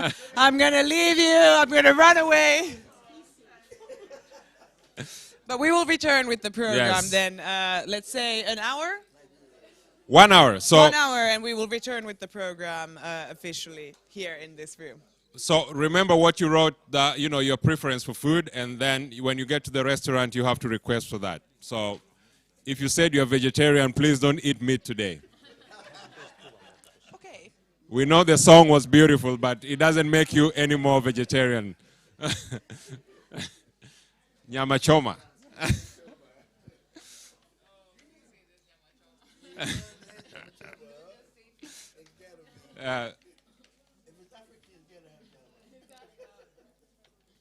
So the reason why you guys are remains because you're the chosen ones.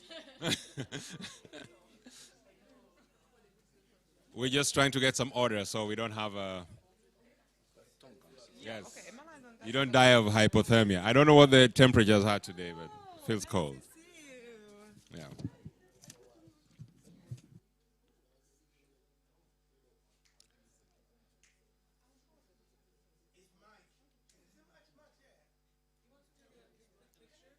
Ah, yes.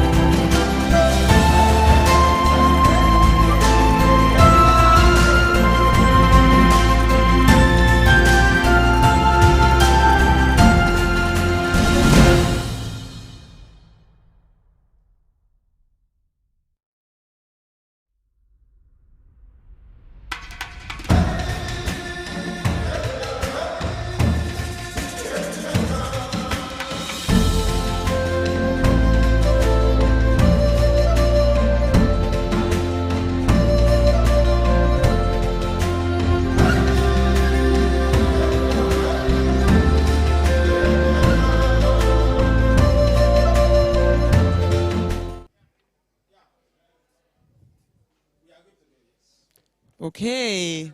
Yes. Now I'm back.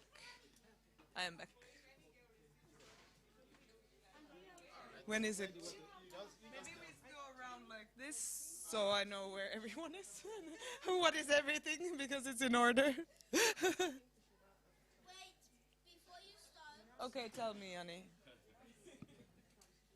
Something needs to be fixed? No. Okay. Can we say that that if it's gonna go on YouTube, can we also say if they would subscribe to us and subscribe to Michael P? You want some more subscribers? Yeah. If YouTube channel. You know what? I'll give you I'll say it like this. You can say your hellos to the live stream, and then you can say what you want at the end. I can say like subscribe to this channel and subscribe to Michael P. That's cool. The one that We'll do it that way. We'll do it. I'll come to you at the end, and then you can say your piece, okay? And Michael P is the person that literally screams at his microphone. Really? I have to check this out. I don't know. I've never heard about this before. You can watch his Mega Man 2 video. Yeah, I'll check it out. I'll check it out for sure. Okay, are we?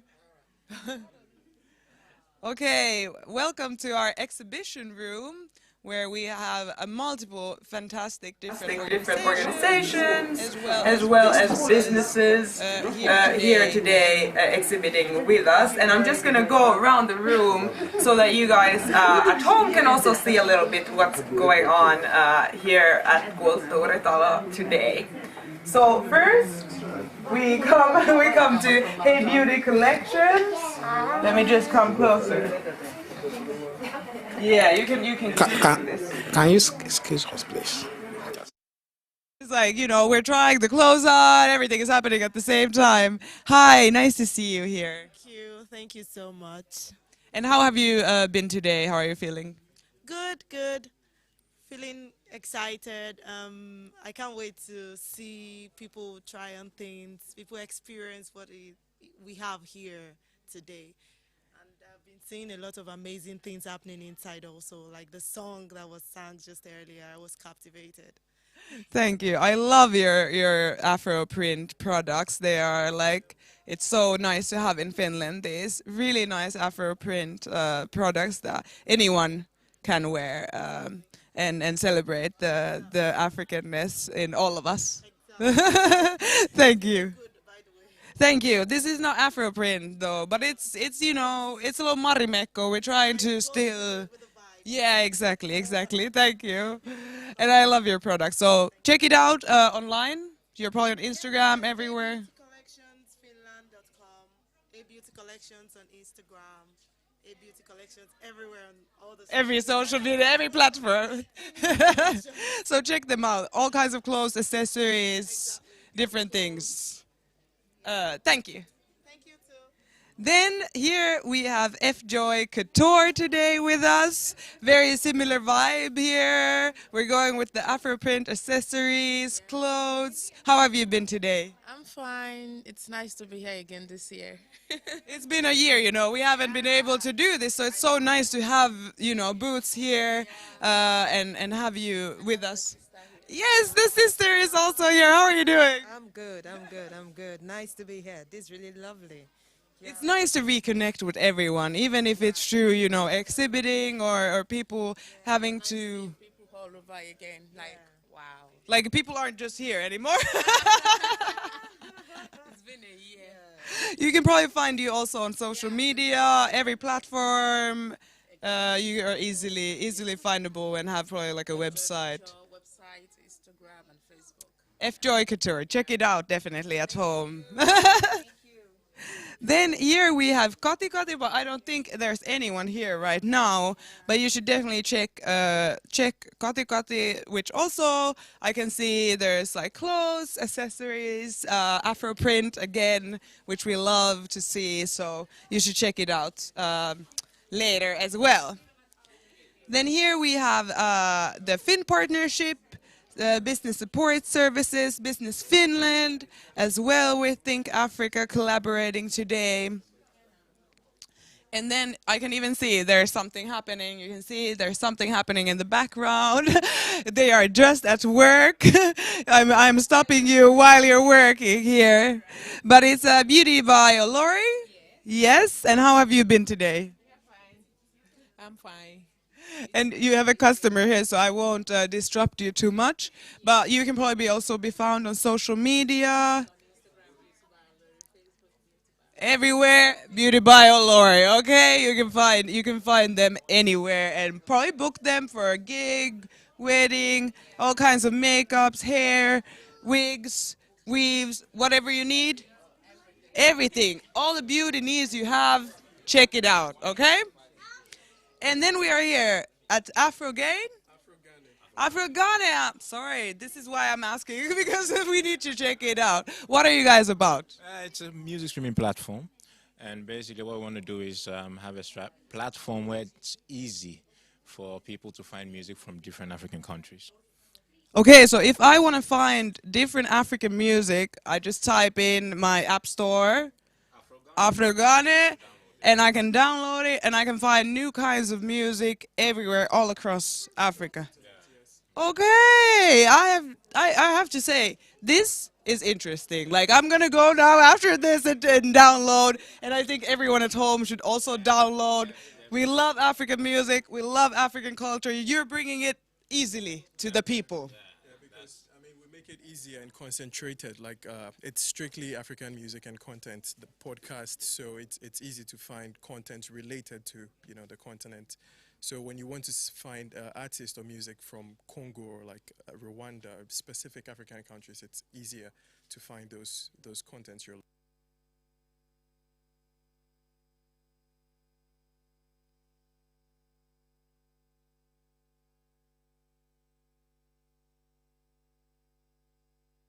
It's not only about the music though, because apart from the music, we're also going to have, just like you mentioned, podcasts and all types of different content, which we aim to empower Black people and African people in general to educate ourselves and Africans, non-Africans, everyone to know more about the continent, more about our history and everything. So it's not just about the music. It's much more deeper than the music. Okay, so it's a platform for African content creators, artists to bring their things closer to us as well. Not just music service, but it's going a step further. Okay, interesting. I am intrigued. I'm so happy that you're here, and I hope everyone checks you out, because this is exactly what I need on my phone, to be honest. Thank you, guys. Then we go to Bold and Fun, and you can probably check them out also online. And I can see a lot of Afroprint here again, which I love. And you can check out Bold and Fun as well, who is exhibiting with us. Then we turn here, exciting. And you guys are Child Hug Uganda, Finland, RU, yes? And what are you guys about? Can you please explain a little bit? Yeah, so we're an organization collaborating with a Ugandan organization called Child Hug Uganda. And it's an organization that was founded by doctors with the aim to improve especially maternal health in northern Uganda in Cole district. So we here are supporting their work, and here we have prints from Uganda and some pictures of the work that they're doing there on the ground on the clinic. And yeah.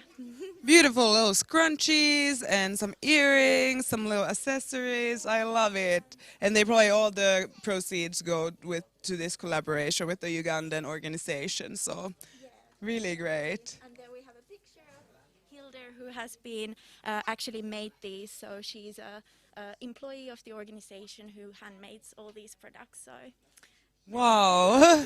Yeah, and it's nice to see who's behind it, and not just some ladies in this place made this, but this person, this human being has made this. So nice to have you here. And you should at home check them out. You probably have some kind of social media as well. You can find us with Childhood Uganda Finland. We're on Instagram, Facebook, and Twitter, so please follow us. Perfect. Thank you so much for being here. Then here we have the Entrepreneurial Women Showcase over in this corner. And there's definitely things that you can find here. News as a simulation, Fin class, and you can find information about what they do at this table or probably online on social media as well. Then we get to come here to the Moroccan embassy, and I'm very happy that you're also joined us. Thank you for having us for the third time this time. Exactly. It's like, it's best when people and organizations and groups, we keep reconnecting and working together. Exactly. And also, I think it's really great to have you here, because sometimes people think it's only the sub-Saharan Africa that Think Africa is focused on, but Think Africa is the whole... Exactly. Exactly. Like, people forget about this a lot of times, so that's why I think it's very important that you're here, because at least there is some presence also from the north and from the central and from the south. And it makes it more interesting, more how can I say, like intercultural. Exactly. Africa is diverse, and I think that's what we need to always remember. So that's why I'm very happy that you are here, and you can find the Moroccan embassy here physically, but you also probably have some kind of social media. We have a page on our Facebook like Morocco, Finland, and Estonia, and Twitter. Okay, perfect. So people can follow you on Twitter. Yes, definitely. Thank you so much for being here. Thank you. Thank you. And now our last exhibitor is Inkuto. And I know I have to say, this is one of my favorite products in life. Honestly, this has saved my life so many times. It's such a good product. When I found it, I was like, oh, finally something for me. How have you been tonight? Yeah, very good. Yeah, it's very interesting listening to the speakers as well and the performers. Of course, we'd also like to just promote our cause a little bit, which, I mean, we were the first ones in Finland to bring shea butter, which is in every cosmetic product, and African black soap to Finland many, many years ago.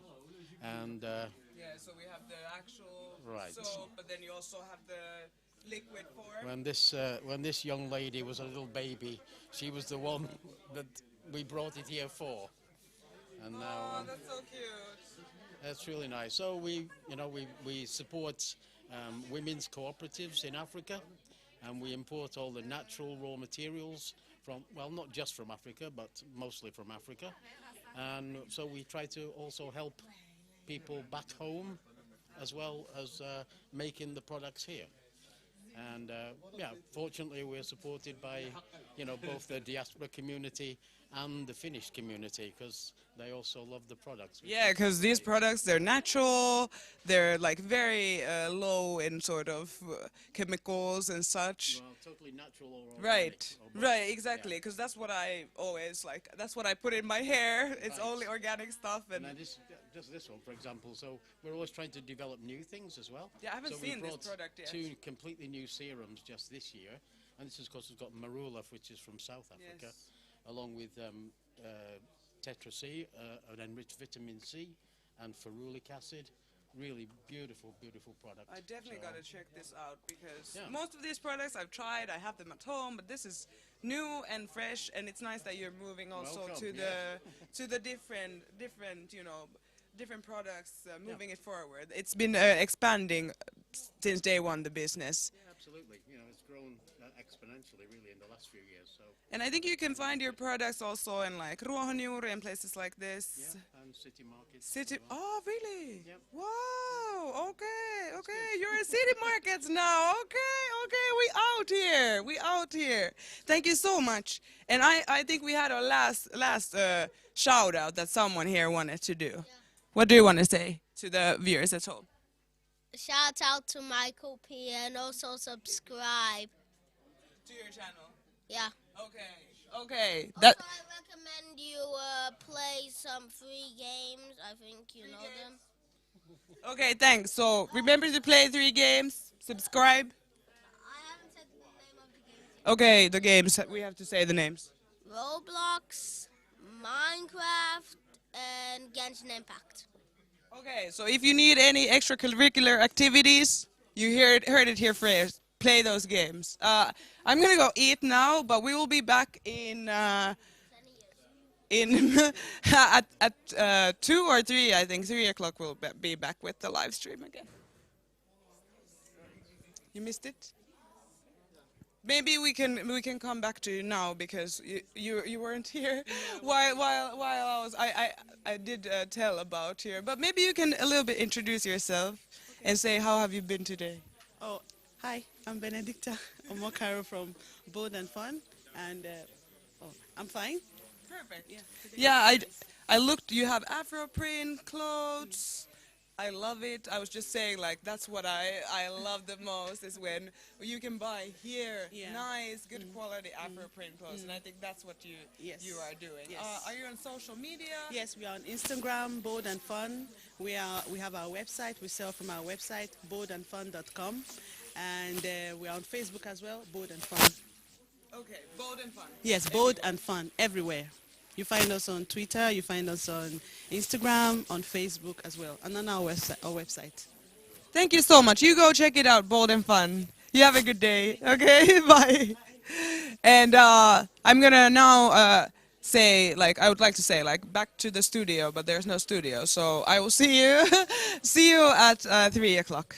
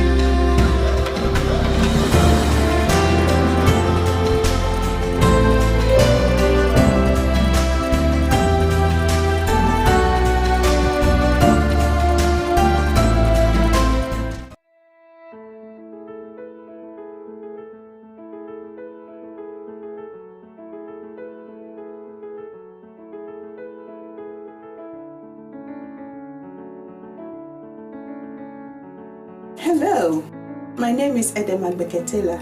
I am the founder and the owner of Inkuto Organics. Welcome to Inkuto and the range of ecological, fair-traded products for your skin and hair. Inkuto is about empowerment. They utilize their own socio-economic business model to empower women in the developing world. As a social entrepreneur, I'm proud to say that our business is helping and empowering a lot of people who are widows and orphans back in Africa, to be precise, in Ghana, where I come from. Inkuto uses these fair-traded, unrefined and organic raw materials to create handmade products that enable people in Finland and elsewhere to use these gifts of nature to improve and enhance the health and elasticity of their skin and hair. Inkuto products do not contain any artificial ingredients, GMOs, mineral oils, SLSs or parabens. All the ingredients are from ecological sources and, wherever possible, from certified organic producers. Inkoto is stocked by most leading ecological retailers in Finland. Production capacity has increased roughly 40% year on year for the last 3 years.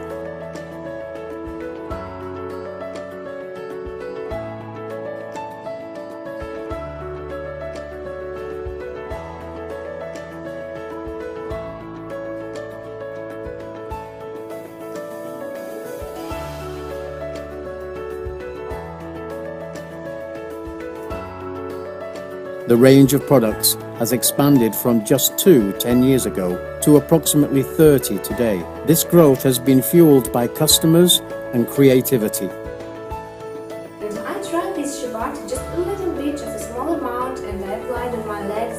And what I saw really good effects of this, because all this flour on my legs, it went off. And I could see the soft legs, and it lasted such a long time. I had struggled with cystic acne for about a year, and then I used it, and it was the first thing that helped with my acne, and it cleared it out, like pretty much everything. Every week I wash my hair with shampoo, and I use hair food to make it look better and manageable. I'm really proud of my hair. Whether you are an individual consumer or a corporate customer, Inkoto can help you with your needs and demands. Choosing Inkoto products is a lifestyle choice that benefits you, benefits women and children in need, and benefits the planet we live on. Welcome to the Inkoto family.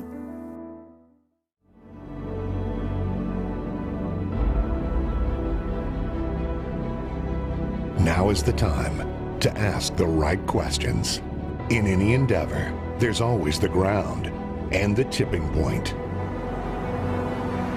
Ensuring stability for a high economy takeoff. People's trust towards their leaders and towards their will to uplift their societies. Investing in people to a better life. Giving an opportunity to develop their skills, their goals, and their vision to the world. Building infrastructure to connect within and reach the world. Calling for openness and make sure you have partners to trade with. And then there is the uniqueness. It could be your history. It could be your diversity. It could be how strategically you're located. It could be your culture. It could also be your dedication, or it could be your natural resources. But first and foremost, to reach the heights, you need a vision. Great ambitions. Stay focused and stick to the plan. Build upon the assets. Value the old and embrace the new. Keep on growing talents to face challenges. Always be sure you can fuel the growth and that you have partners to overcome drawbacks together. Now is the time to be ahead. Now is the time for agility and sustainable acts. Now is your time.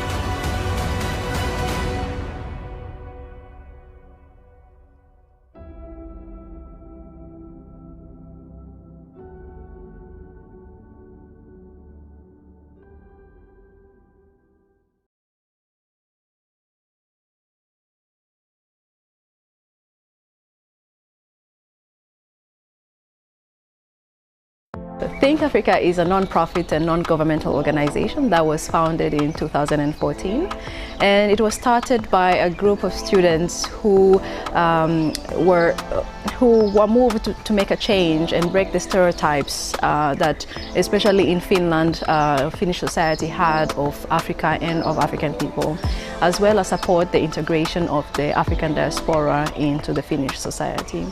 And much of these principles, these founding principles, still drive Think Africa today.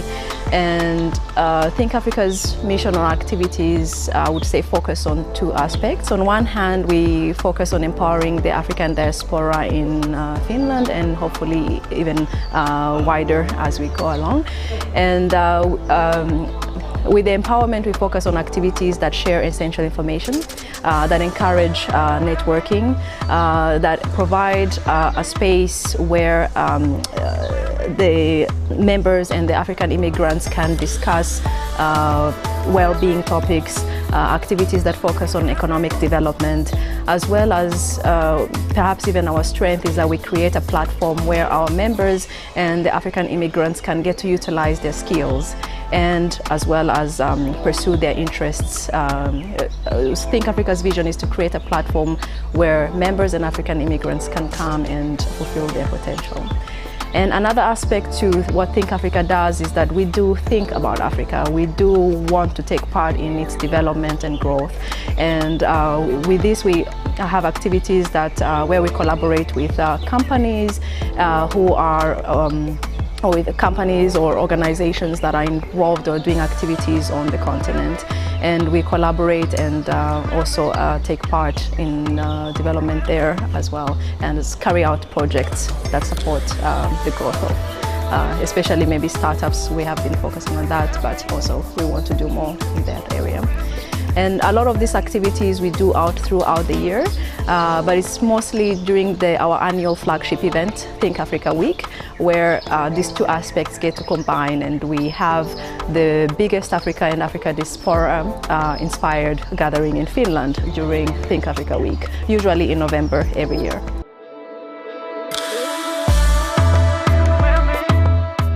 I would say the biggest achievement so far of Think Africa is managing to create a platform which celebrates its diversity and actually is strengthened by its diversity. We have, first, Africa itself is a very diverse continent with different countries, different tribes, different languages.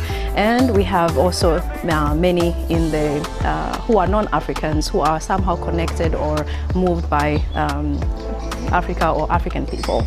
And we have managed to create a platform where all these actors and stakeholders and people, individuals can come together and have a space to share, work together, collaborate. And I think that's one of the strengths or the biggest achievement, having such a platform that is accepting of everybody working together towards one mission.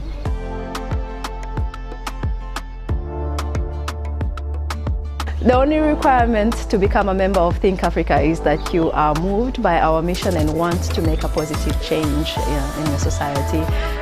Go to our website, www.thinkafrica.fi, click the Join Us button, pay the annual membership fee, and the Think Africa family awaits to welcome you.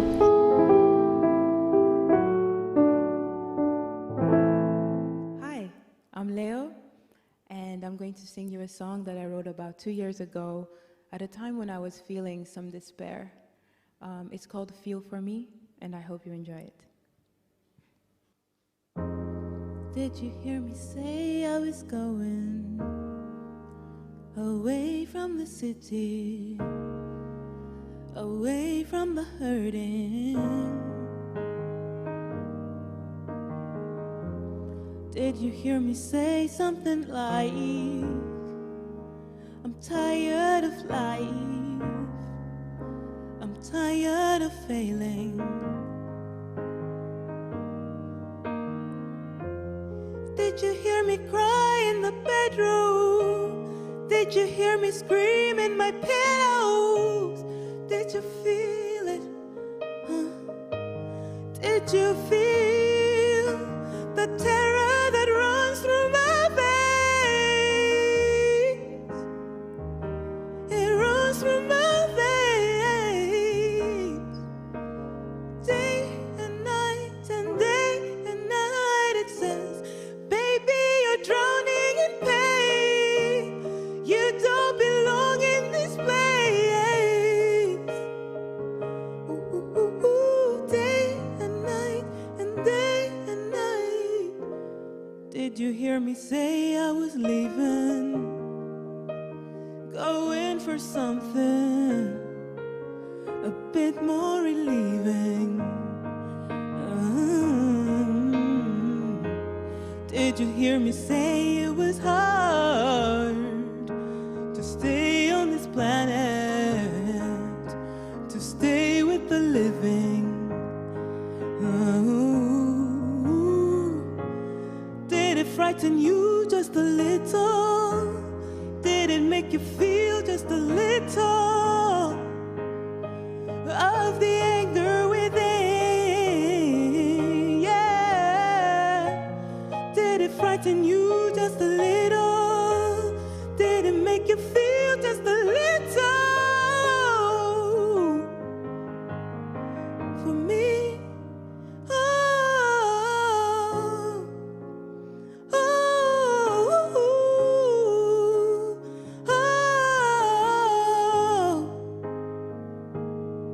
for me,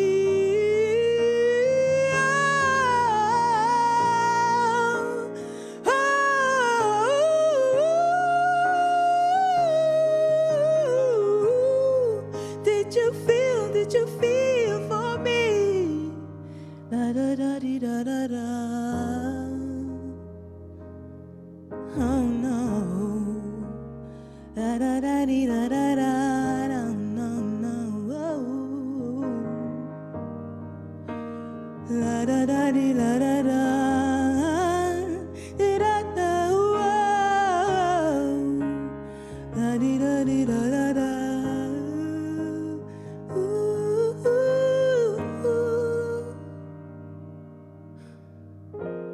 Did you hear me say I was going away from the city, away from the hurting?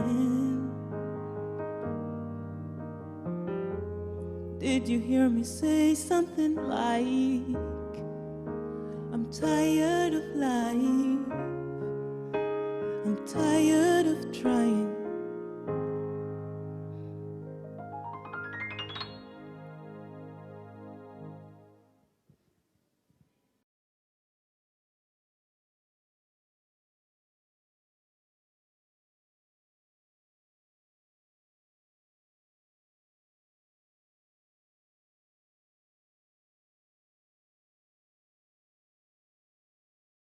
My name is Madais, and I'm gonna play you Sogea. Sogea is a song from my Maisha EP 2011. It's a Swahili song, it's a love song. Hope you enjoy.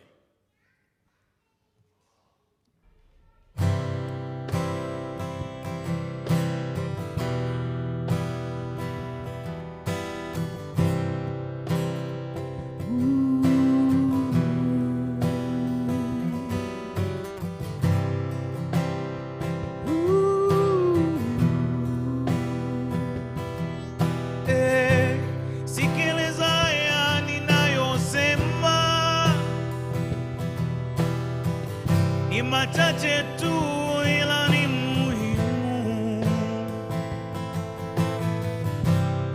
Sina pesa wala gari,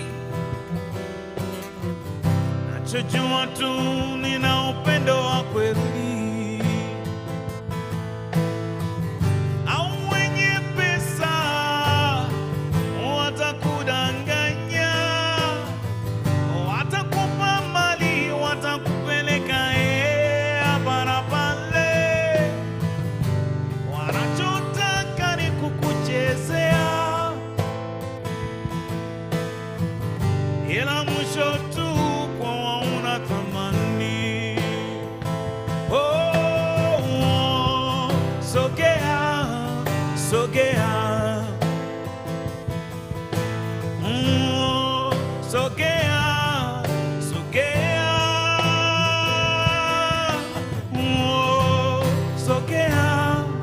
Sogea, inasema oh, sogea, wangu sogea. Maswali mengi unajiuliza, watakuonaje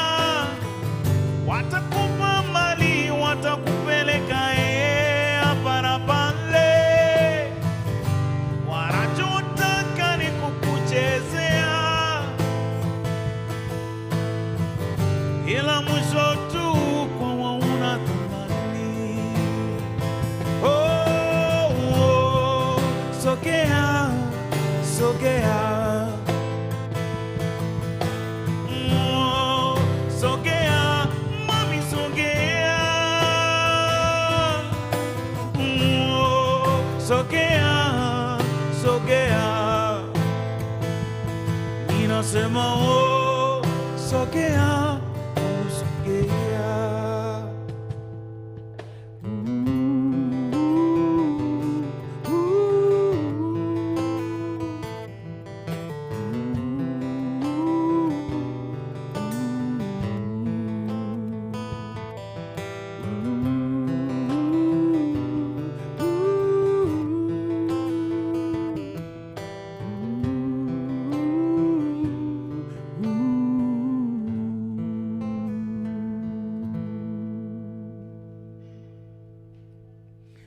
Thank you. Samuel Indrus on guitar. Jesper Eklund on percussion. My name is Madais once again. Thank you very much.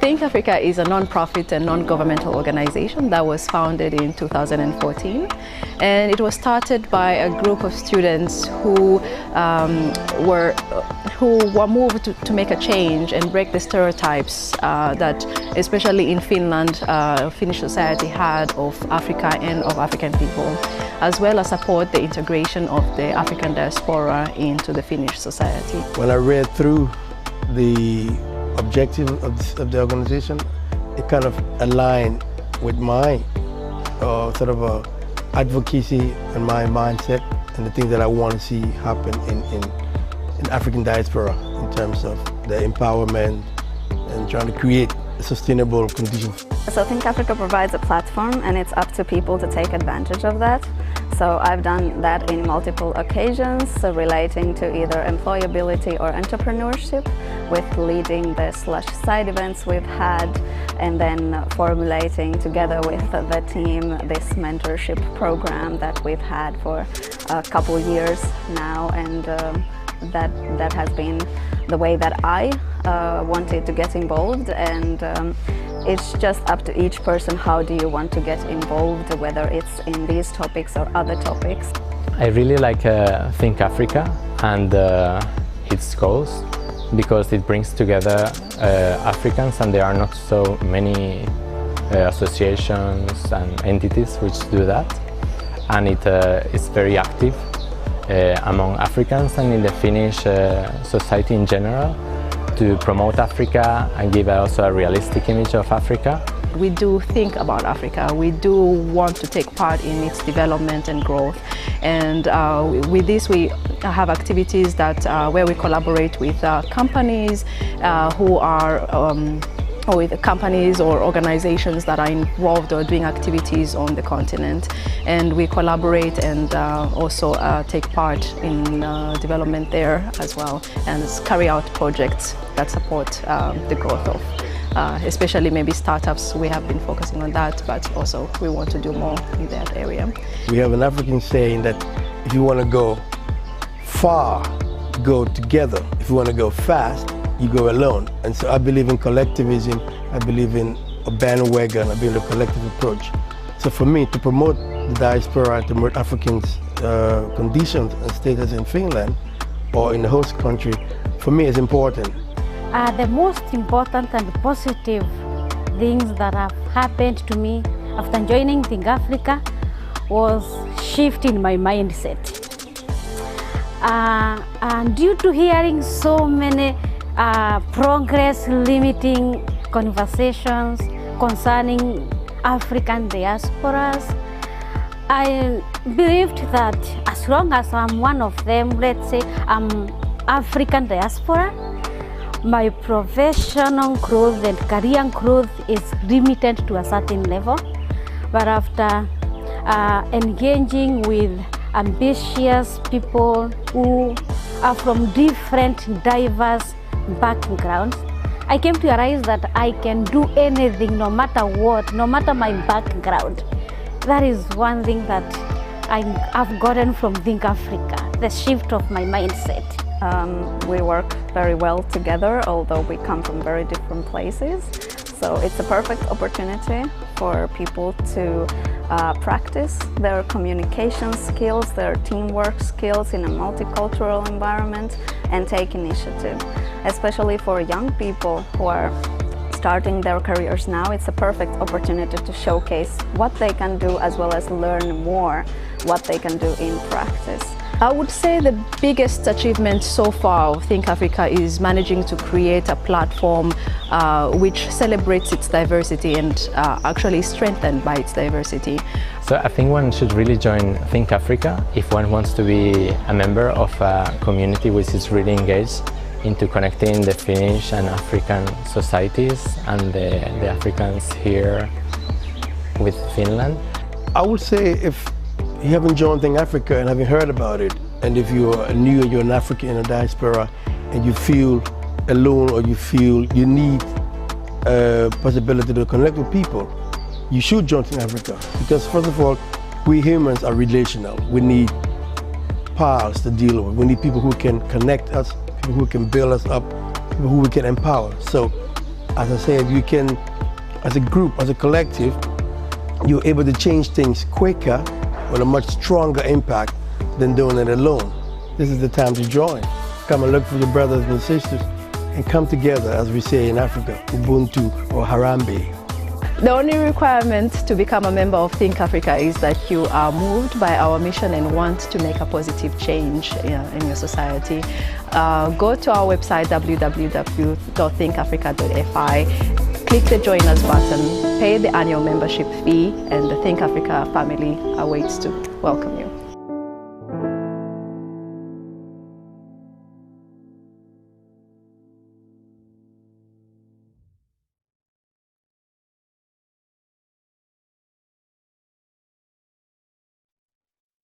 The heritage we share. James Baldwin is alert to the absurdity of being a writer from New York who is considered inferior by Swiss villagers, many of whom have never traveled. Migrant. The choice of appellation is full of information. Immigrant. It is as though another human being could never attain full humanity in the gaze of other humans. The accident of geography that accompanies your birth, or that of your parents, is forever of consequence when your humanity, or your expression of it, is in discussion. Otherness. It confers the authority to determine your essence, and often what you may aspire to, using simple and crude techniques, such as a misinterpretation of numbers, to pretend to present facts. What can be said at all can be said clearly, and whereof one cannot speak, thereof one must be silent. Superiority is often communicated most pleasantly. It is the disguised kindness in the hearts of fellow human beings. It is the feigned sympathy on the tongue of a colleague at work. It is the writing of another's story with audacity as if you have lived their life, and therefore you have authority over their experience and reality. This is who you are, and surely this is how you must be helped. Superiority is often communicated as audacity. Figures often beguile me, particularly when I have the arranging of them myself, in which case the remark attributed to Disraeli would often apply with justice and force. There are three kinds of lies: lies, damned lies, and statistics. The human capacity for innovation is unparalleled. An innovative overhead reservoir is supported by a single frame of reinforced concrete. A disguised untruth can be the main frame for the innovative construction of many more untruths. There is the thing about untruths, though. They do not stand up to scrutiny very much. There is a place and time for untruth, where everyone involved is welcome, perhaps even encouraged, to suspend disbelief. There is the cinema, there is fantasy and fiction. Untruths have no place in matters that deal with the reality and destiny of fellow human beings. Untruths have no place in a think tank. One is compelled to wonder what sort of thinking goes on in that tank. There's that great proverb that until the lions have their own historians, the history of the hunt will always glorify the hunter. Often enough, the story demonizes the lion in a bid to justify the hunter's authority. The hunter is justified in his hunt because of something in the lion, perhaps its nature, or what the numbers can be said to prove, no matter how remotely or untruthfully. But you see, numbers are a strange thing. Numbers can be, and have been, interpreted to pretend to prove a preconceived point. It seems sensible that to write the story of or about a people, regardless of who they are, it is imperative to consult these people. One ought to be careful about making conclusions concerning something that one has no lived experience of. The 20th century was very bloody indeed. It presented us with some of the greatest events in the achievement of destruction. It presented the First and Second World Wars, the Cold War, and colonization, to mention a few. This achievement of destruction that was not bounded to property and the touchable, but it was extended to the intangible and immaterial, the soul of mankind. Many echoes of the catastrophes of that era ring to our modern time. Undoubtedly, it has and will require an immeasurable amount of dedication to undo the badness meted out to humanity from humanity. The 20th century was very constructive indeed. It presented us with some of the greatest feats in the achievement of ingenuity. It presented space exploration, the internet, decolonization, and human rights, to mention a few. These feats were not limited to property and engineering. They also extend to the immaterial and intangible, the soul of mankind. Many echoes of the triumphs of that era ring to our modern time. An unreckonable amount of work has been put into maintaining the victories of the past and guarding against the repetition of the mistakes of it. The modern world welcomed the first women members of parliament in Finland in the 20th century.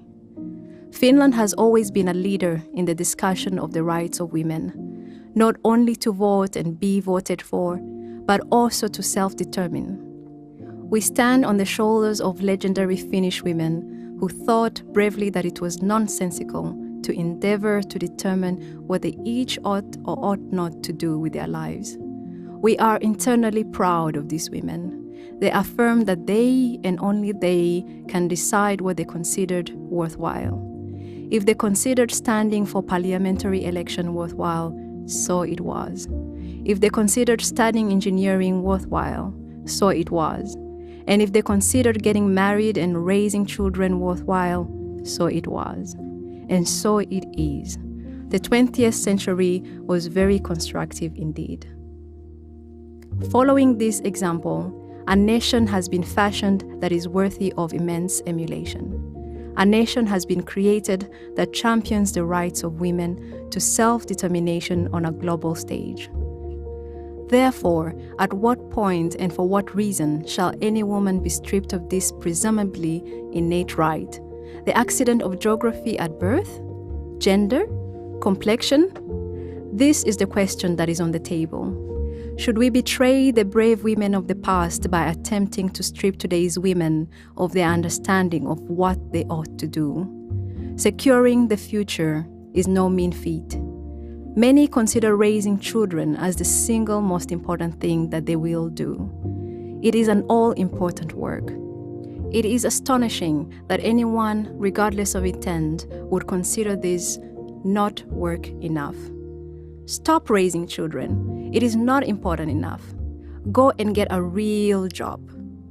it is a staggering claim. This matter is still open for consideration.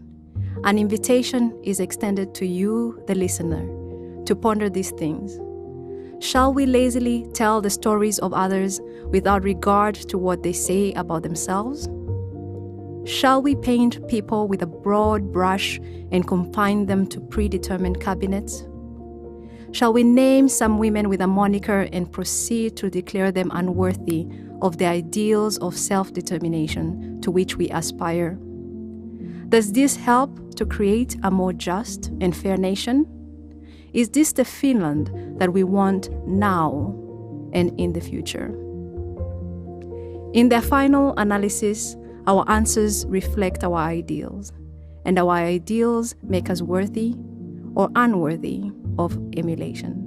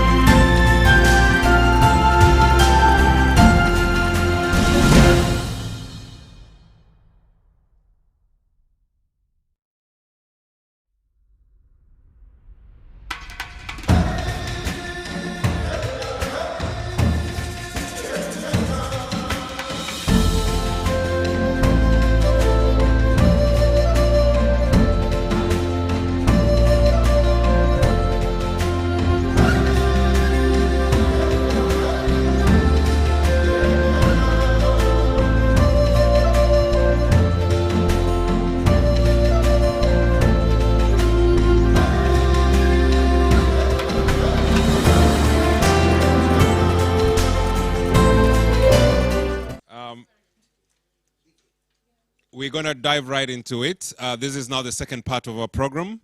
I hope the day is going well so far. I'm saying well carefully. I know it's wonderful from inside, but I'm putting it out there that it's going well. I'm being careful in that way. So the day going good? Yeah? Yes? A round of applause for yourselves. Yeah. So just a reminder, I know after you're eating, you're relaxing, you're feeling nice, but we still have the mask mandate. So we recommend that you keep your mask on just to keep everybody safe. We also know that some of you who didn't come with the COVID test, we've had people having the rapid test as well, but we, you know, that just shows us now. So we need to keep each other safe. If not for you, then for people who have their children back home and everybody else. So thank you so much. So as I was saying that there was a general consensus that the food was sumptuous and awesome. Yes? Okay. Part 2 of the program, we are scheduled to finish at about 5:30, and then probably we have more mingling then and see how the day goes or the evening goes for the rest of us. We have a screening, Connecting with Your Roots, but I'm told that before that there's a small presentation or a speech. Is she here? Oh, whoa. Did you know? Okay. Yes, of course. Go ahead. And just, is there a mic over there? No. Okay.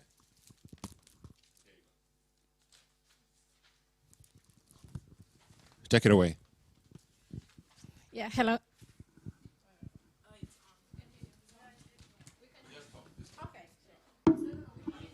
Hello, yeah, okay, hello, good afternoon. I'm Fuseina Abdul Salam, and I'm here to talk about what does identity mean to African youth. So, to answer this question, Think Africa organized as part of its many activities, a participatory photography, also known as Photo Voice, where cameras were given the African immigrants, and they were asked to take pictures of what shows their African identity to them. So without further ado, let's watch the video and the messages behind the pictures that were taken.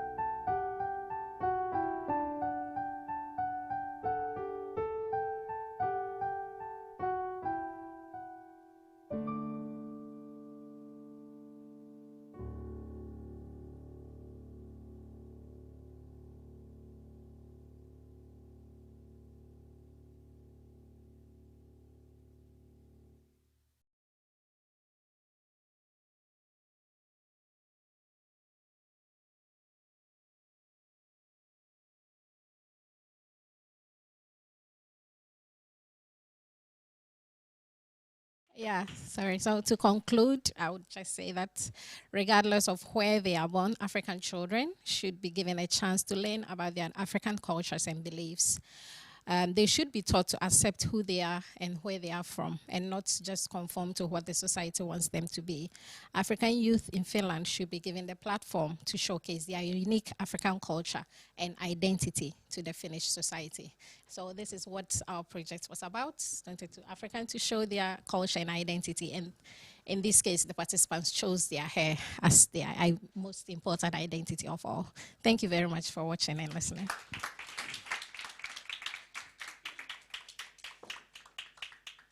Thank you so much, Hussein Adu.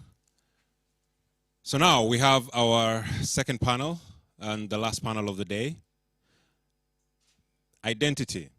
This last panel is so much about that. And as we told you guys in the beginning of this session today, was that Think Africa is thinking about young people. Think Africa is thinking about the identity of young people and what it means to be an African, a young person of African descent, born in Finland or living in Finland. What is your identity? In the next panelists are young people who are living here, working here, doing their art in this country, and having various different identities that they own. The next panel, therefore, is about connectedness, conversations with youth of African descent. Welcome them to the stage with the moderator, Nia Sullivan. We have Elisa Juliet. We have Sam Boateng. And the one, Sophia, is not, I know. Is she here? Oh, she made it. Wonderful. Just in time. Oh, my goodness. Oh. Well, the way you're dressed excuses your lateness. It excuses your lateness. Nia, take it away. Thank you. Can you all hear me? Great. So my name is Nia Sullivan. I'm from Seattle, Washington, and I will be moderating this very important panel discussion on connectedness and how youth of African descent connect with their origin while living in Finland. So this conversation is in collaboration between Good Hair Day and Think Africa, and we're just really honored to have this conversation and talk about what inspires us, what influences us, and just to talk about how important this is to our own identities. So to introduce our panelists, we first have Aino. Am I pronouncing your name correctly? How are you doing today? Well, I was just like in another place. Is it on? Yes. Talking about actually the same topic. So yeah, I'm sorry I'm a little bit late, but I'm doing great. It's super cold. I wasn't prepared, but other than that, I'm super grateful to be here. Yeah, it's super exciting. We're happy to have you, and you look amazing, so we're happy to have you. And we hear that you're a culture enthusiast, so we're really excited to hear from you. And then next we have Sam, who is a talented videographer, filmmaker, photographer. How are you feeling today? I'm pretty good, pretty good. I'm a little bit nervous. I think it's normal. Yeah. But yeah, I'm pretty good and really happy to be here. Happy, good. And then next we have Elise Juliet, and we have heard her beautiful voice earlier. So how are you feeling today? Hi, I'm feeling good, thank you. Just really excited. So to begin this conversation, I'm interested in asking you all, how do you identify? So for example, I am from America, as I said earlier, and I identify with my culture, which is African American or Black, so I just use those pretty much interchangeably. So we can start with Aino. How do you identify? Well, with like volunteering with Good Hair Day and living here in Helsinki, I have like heard this term Afro-Finnish, and that's definitely something I feel comfortable with. Yeah, so I would definitely identify myself as Afro-Finnish or mixed, because I am mixed with Finnish and Togolese. So yeah, I'm definitely comfortable with being mixed and Afro-Finnish. Thank you. And Sam? Yeah, in my case, I'm Italian born, so I identify myself as Afro-Italian. And yeah. And then Elise? Well, I was born here in Finland, and well, I would say that I am a Finn with African descent. So, yeah, Afro-Finn also. That's it. It works. It's a term we all know, and it means it has so many meanings. So it's nice when we understand that a bit deeper. Yeah. So with our theme being belonging, one of our themes being belonging, it is so important to feel a sense of community. So I wanted to know from you all, where do you feel you have a sense of belonging in Finland? Or outside of Finland? You can answer however you would like.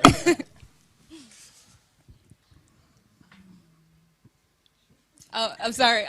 Anyone can start if you feel inspired to.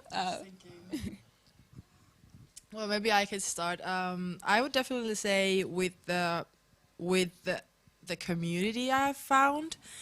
Actually, when I thought about this question, I kind of struggled a bit. I think belonging is something I definitely still struggle with, and I'm actively searching. For me, it's more like moments in places and time. And the first thing I think I actually thought about was home. Like, I felt like I belong in my home, and I actually live in like this communal apartment situation where there's people around like all over the world. So I think I'm really comfortable, and I feel I belong in, I think, like this kind of cultural setting. It feels really comfortable to me. Yeah. Would you like to go next? Yeah, you can go. Yeah. Okay, I, as well, struggled with this question, even though it's, I had some help from my parents.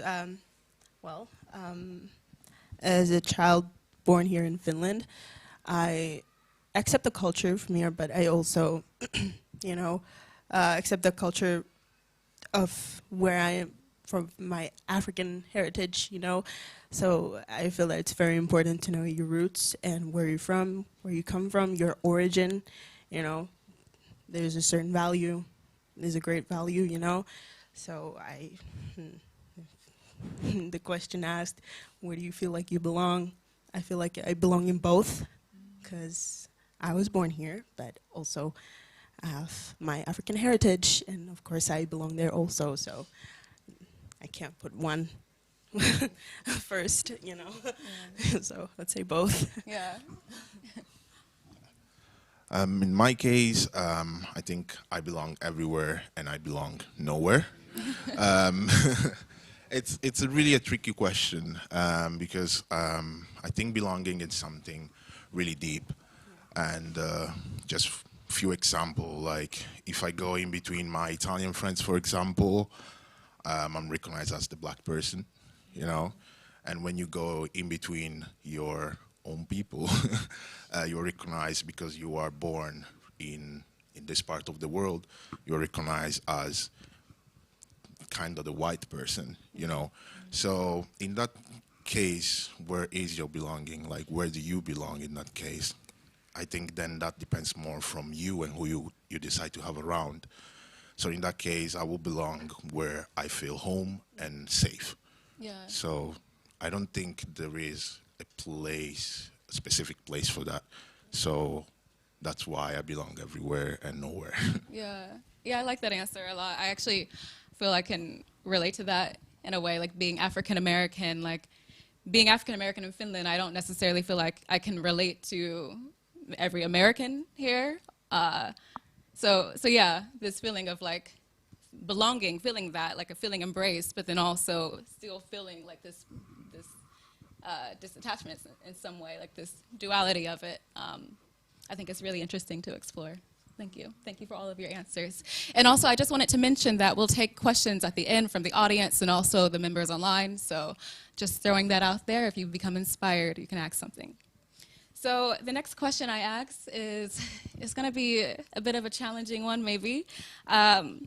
With us coming, like having these different backgrounds, living in this dualness, like inside, I want to know, what is your journey with that, like being, I guess, like navigating your Africanness and also your Finnishness or your other identities, and yeah, if you can describe this journey and maybe even how, I guess, this journey, how do you define this journey?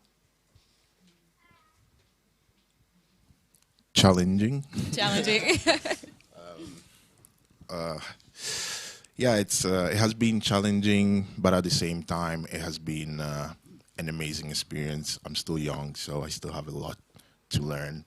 And but I say challenging because it's really challenging for a person of color to grow up in this part of the world. So you have to pass through a lot of things before you succeed.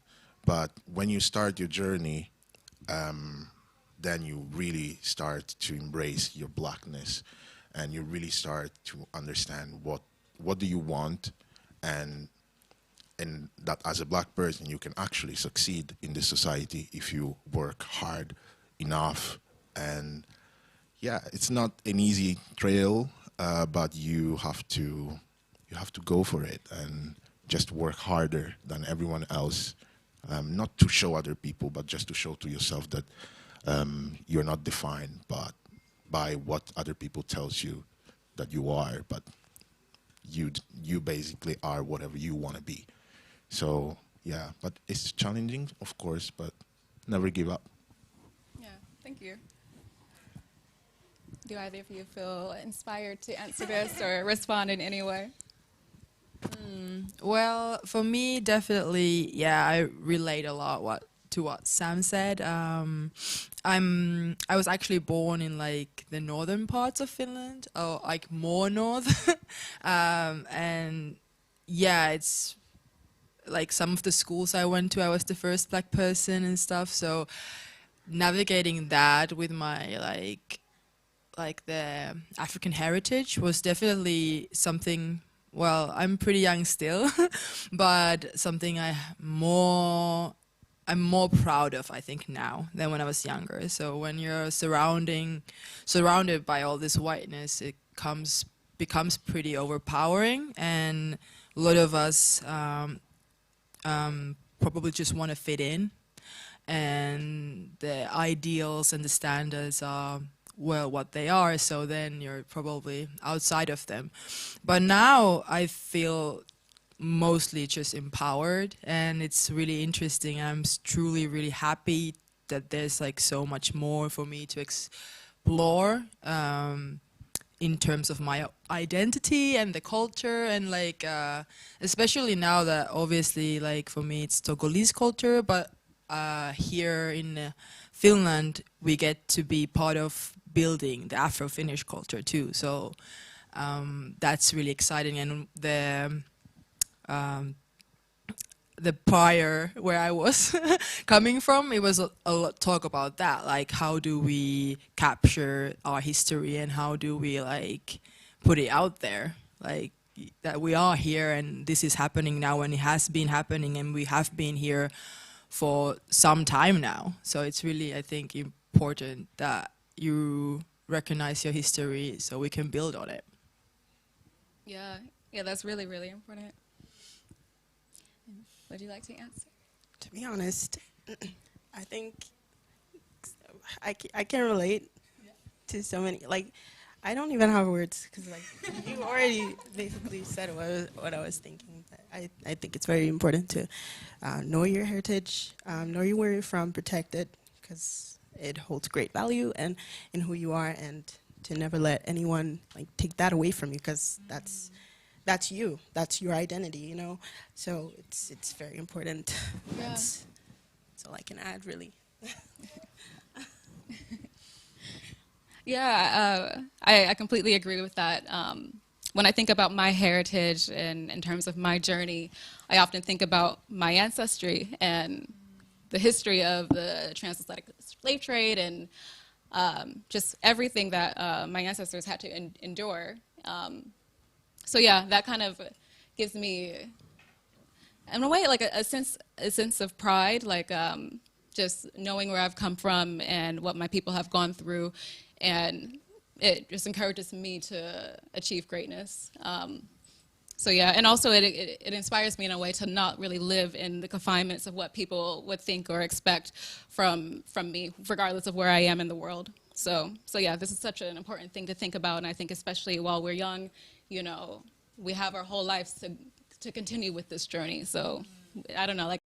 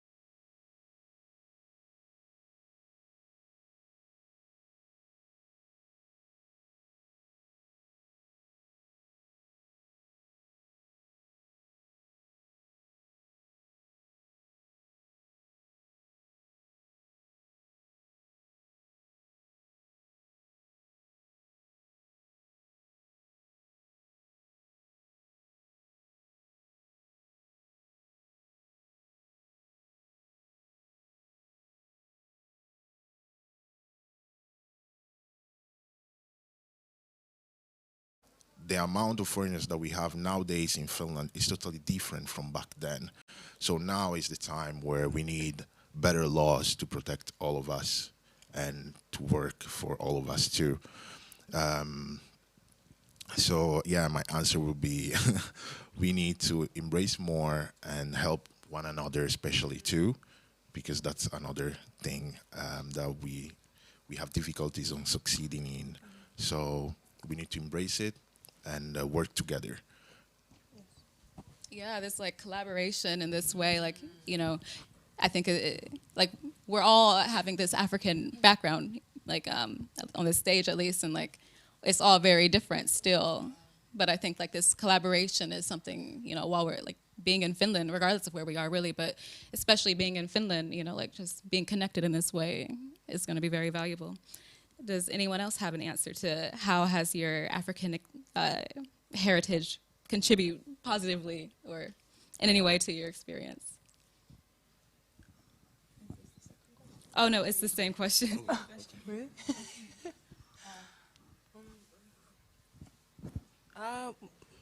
Well, I could say, how has it positively contributed?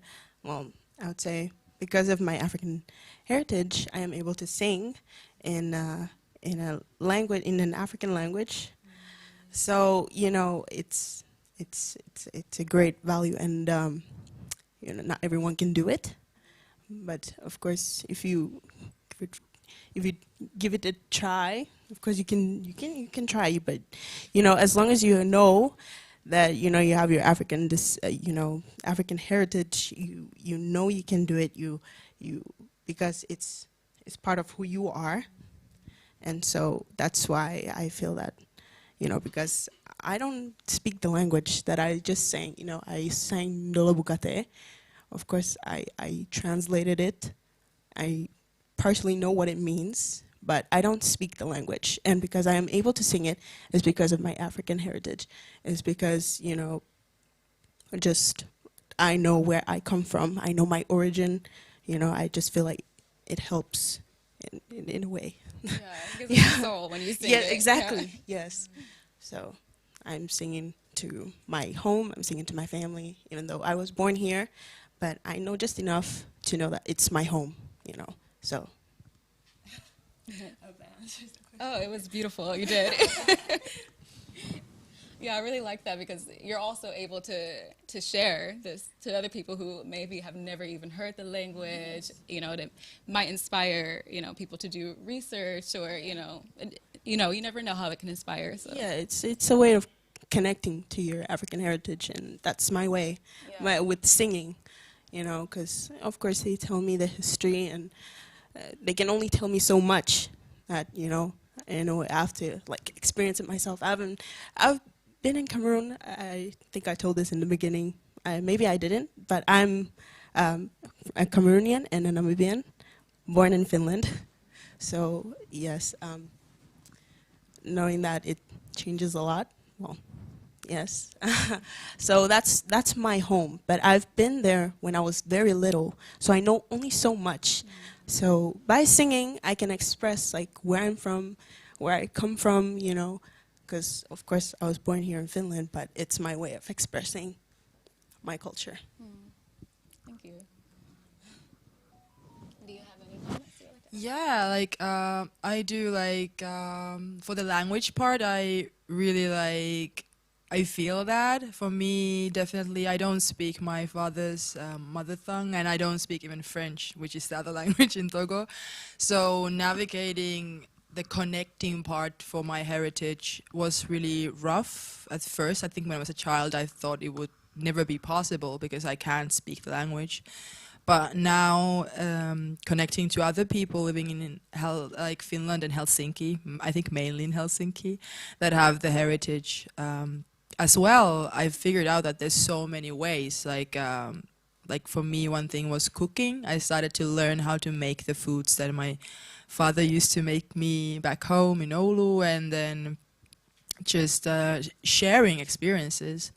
But I think definitely, like, if there's one thing I would like to say as like Finnish person with African heritage is the importance of language. I think a lot of maybe parents or like especially parents, I think, kind of battle with that. Is it necessary? Do you feel like it's something that the child would need? And I definitely think it's something, I know it's like a privilege as well, definitely. Like, it's not an easy thing to do. My father tried and gave up. But like, I think going back, it's something that it enriches the experience a lot. But obviously, you can still learn a language later on too, so it's not impossible. But I like the idea that, like you said, that music is one part of it. I definitely think, and I believe a lot of people can in the same mind with me, that music is one of the parts that usually we connect to, and it's something special. And for the things that if it adds value, it definitely does. I feel like I have a much more enriched experience and much more kind of widened view of any other like cultures or situation as well. Like, I'm proud, and I'm like just the beauty of our culture and our heritage. Like, I'm really honored that I have it now, and like I hope that it's the same way and even more of that, like, going forward. Yeah. Thank you. Yeah, I think, well, I've been living in Finland for 2 years now. So when I think about my heritage and kind of the value that it, you know, the importance of it for living in Finland, like, is still quite new to me. But I guess, like, in the US, like, having that connection to my heritage, like, to my ancestors, it's just ingrained in everything I do. Like, in terms of activism, it's like the sole, you know, like, force of my activism. You know, my traditions with my family, like African American traditions, like, everything is just, it's just ingrained with how I live my life. So yeah, I think that in a way this is connected to journey and belonging and feeling connected to a community. So yeah, thank you for your responses. And then my next question is, what are your wishes for the young African community here in Finland? Would you have any advice for African youth in Finland? Let that sink in. Sam, would you like to start? I can start. Thank you. Yeah, so my wishes for the youth is especially for them to see people that looks like them succeeding in the industry, in any type of industry. So filmmaking in my case, singing in her case, activism in her case, and a lot of things, doctors, lawyers, politicians. Now we finally have one politician that is a person of color. We hope to have more in the future.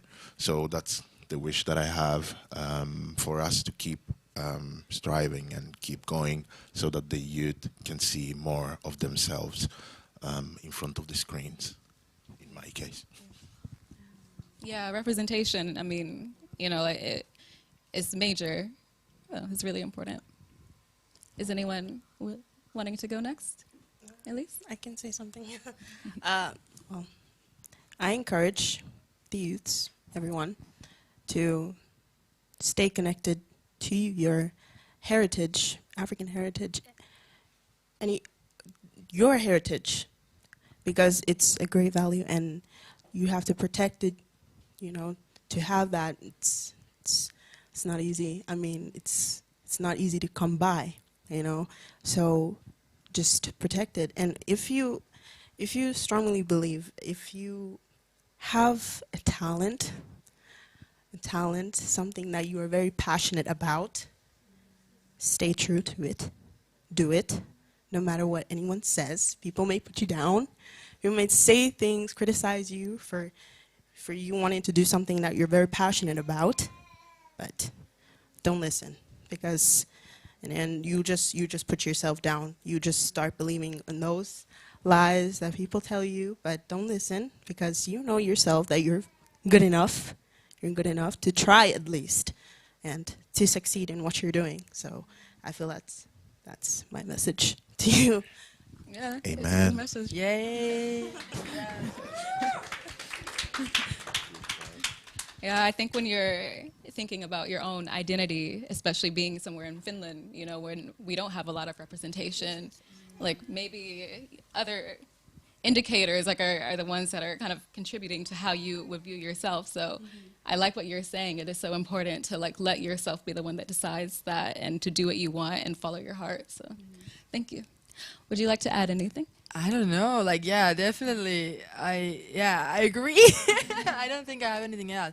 That's so important. I feel like one thing I would definitely wish is just community. Like we could reach out to everyone, because like I said, I come from a smaller, more of the northern parts, and the community there or the individuals are really sparse out. So especially like for my younger siblings, I wish that we have more stable and broader community, and we're working for that. That's why I myself did reached out to different communities like Good Hair Day to build that for us and for the young people. But yeah, definitely that, to stay true to yourself. That's really, really important. Like, wow, yeah. Yeah, I think that's really important. And I like what you were saying earlier about we're the ones who get to define what Afrofin means for each of us. So yeah, I think just being your authentic self, you know, you shape that narrative for yourself. And then I guess a follow-up question to the first thing I asked. First I asked you all, are there places where you feel like you belong? So to counter that, I would like to know, are there places where you feel like you do not belong in Finland?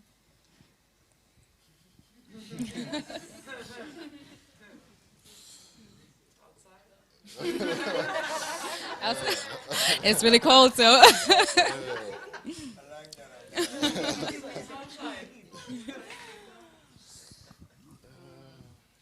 You mean city-wise, in general? I guess in general, yeah, wherever you feel inspired to answer. Yeah, me personally, sometimes I feel like I don't want to go outside the barrier of Uzima, for example.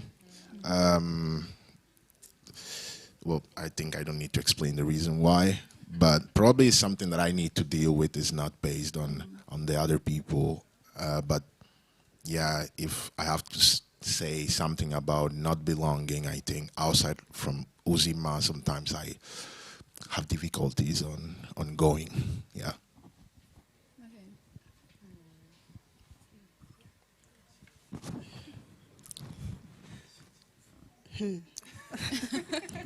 What can I add? Well, this is a very tricky question, because most of us spend a lot of time trying to fit in, trying to belong. So now if you were to ask a question, just where do you think you don't belong, it's, I guess it comes from experience, you could say. Because you can't exactly be sure if you haven't done it before or been there before, or so it's quite difficult to say per se on where you belong, where you don't think you belong, where so I I don't think I'm that experienced to say that I don't belong in some area, because I spend most of my time, I live here in Uusimaa, and I spend most of my time trying to belong, trying to fit in. So I'm still trying to see where my place is, where I belong, you know, because my journey has just started and I'm just beginning to see things, and you know, so I can't exactly say where I don't belong because I haven't experienced that part of this sort of publicity. So yeah. Yeah, that's definitely true. And like, obviously, like I could list things or places where I didn't feel like I belonged, but that would be a long list. And I don't know. It's not even that simple. It could be a place that one time I feel I did belong, and then now I don't feel like that. So I remember one of our panels in our previous events, there was a panelist called Angel, and they said that it's about choosing to belong to. And that's something that really, like, I remember, and that was something I really took to heart. That a lot of times if we concentrate on the other people and they kind of ask for permission for a lot of things, we're probably never going to feel, especially like in here, that everyone is going to accept us, that everyone is going to welcome us. And it's more about choosing the spaces we want to belong in, and then choosing that we are going to belong there and working for it.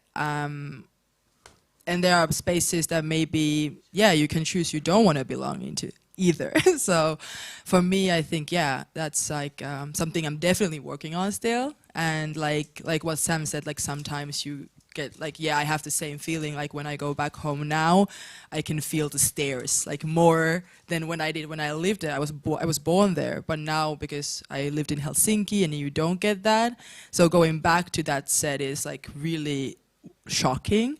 But again, like you have to come back to that, like, okay, I choose and I know myself where I belong and where I'm supposed to be, and concentrate on that, I think. Yeah, that's a really good answer. Yeah, I definitely agree. Like when I first moved here, I honestly didn't really feel like I belonged anywhere. Like it was hard for me to just meet people, like especially in the times of COVID and everything. But yeah, I kind of had this feeling like I just need to, yeah, just like what you were saying, like choose where I want to belong and then work towards that. And I think that involves like, I guess like trust building in a way as well. So yeah, but that's all, it's all connected to how we make our community. So yeah, there are definitely spaces where I think like just being excluded is maybe like perpetuated by the people of those spaces. So that definitely exists, but I like this narrative of like controlling and working for what we can at least control. Yes. Yeah, actually, this is now the time where we can move on to audience questions, whether you're live here or online. So we can start with you. Thank you very much for the insightful conversation and dialogue. What I was thinking about when you spoke is this question of integration. Now, my question is, think of integration with this analogy that it's a rainbow, or a rainbow, and every individual color, or no individual color on the rainbow is the rainbow, right? It is all of the colors that make the rainbow. So in that context, I want you to think of this question of integration. You're talking about belonging or where you don't belong. How do you find yourself integrated in terms of your identity? Because you have Afrophane, you got a Fane with African descent, you got a born in Italy and African or black. Now, those are identity issues. And they're mental, they're physical, right? When you think of the rainbow in your identity settings, are you one color in the rainbow, or are you all the colors of the rainbow? Because we're looking at belonging, feeling, and identity. I know people will describe you as what you are, but that doesn't make you. So how do you see yourself in the context of the rainbow and the colors of the rainbow?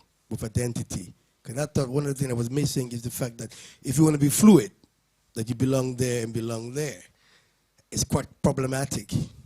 And we're going to make choices of where you want to fit or what you want to be. That's also problematic, very subjective. All right? This is complex for young minds, but I think I want you to ponder about that.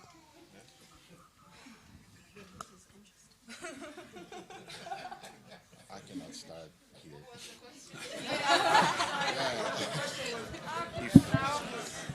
How does identity related to integration? Because you're talking about belonging. I think you asked the question was what color of the rainbow are. Yeah, that's what I heard. Yeah. Ooh. Can I choose? Well, I don't know if I'm answering this question. Yeah, okay. But I think in like talking about identity and talking about these issues, I don't know, like I can tell you this. I think about myself as quite spiritual person. And I find sometimes with this conversation we mix up like spiritual in identity and like physical, like things like racial and things of that sort. And for me, like obviously, like my spiritual side, I can talk about us being one with everyone and energies and stuff like that, which is really true to me. But then I think it's a different conversation talking about like my identity as like Finnish person and like as a black person, because sometimes when we mix those things up, and there's I think the time and space to mix those things up too. But generally speaking, I feel like it undermines both of them. So talking about the rainbow, yeah, definitely there is a rainbow. But I think when we come to this space and when we talk about these questions, we're basically talking about the one part of the rainbow, right? But I don't think it's a bad thing necessarily either, because the rainbow, if it was one color, it wouldn't be a rainbow. The colors are there for a reason to talk about.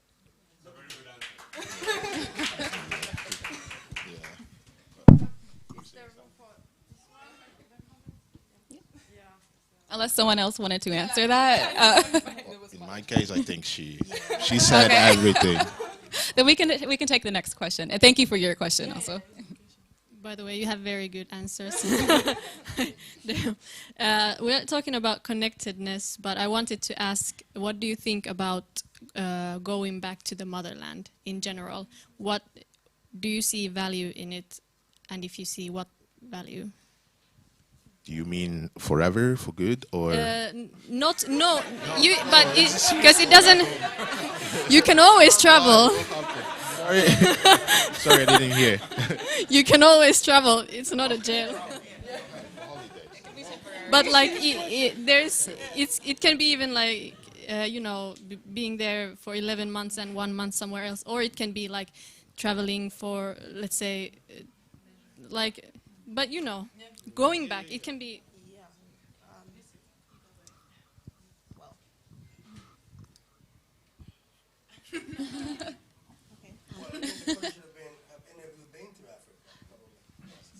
Yes. Yeah. I mean, yes. I've been. Orderly, so that they don't get confused. Okay. Yeah. Thank you. Or do you have something to say for this one? I mean, I can say shortly to answer your question. If I were to go back to my motherland, I've been to Cameroon and Namibia, but when I was very, very small. So I don't know enough. Of course, my parents tell me stories. They tell me how amazing Africa is. I'm saying Africa because both of them. Yes. So it's very beautiful. But they also tell me about the problems that go around in Africa. And it's all news to me. It all comes as, information about about Africa, where I come from. So if you were to ask me if I would go back to my motherland, yes, I can travel there, but if we were talking in terms of me staying there, I would be hesitant because I do not know enough to go back. So that would be a bit of, not troubling, but it would be a topic to think about.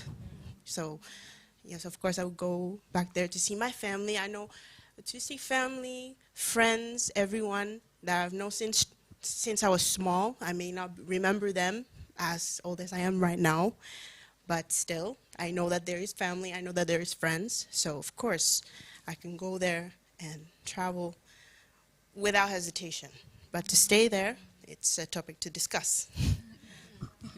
I like that question a lot because for a lot of African Americans, like we don't know our well, we have our history. We have our history. I don't want to put that narrative out there that we don't, but like to think about you know, like where exactly in Africa we would be from. You know, most of us, we don't know.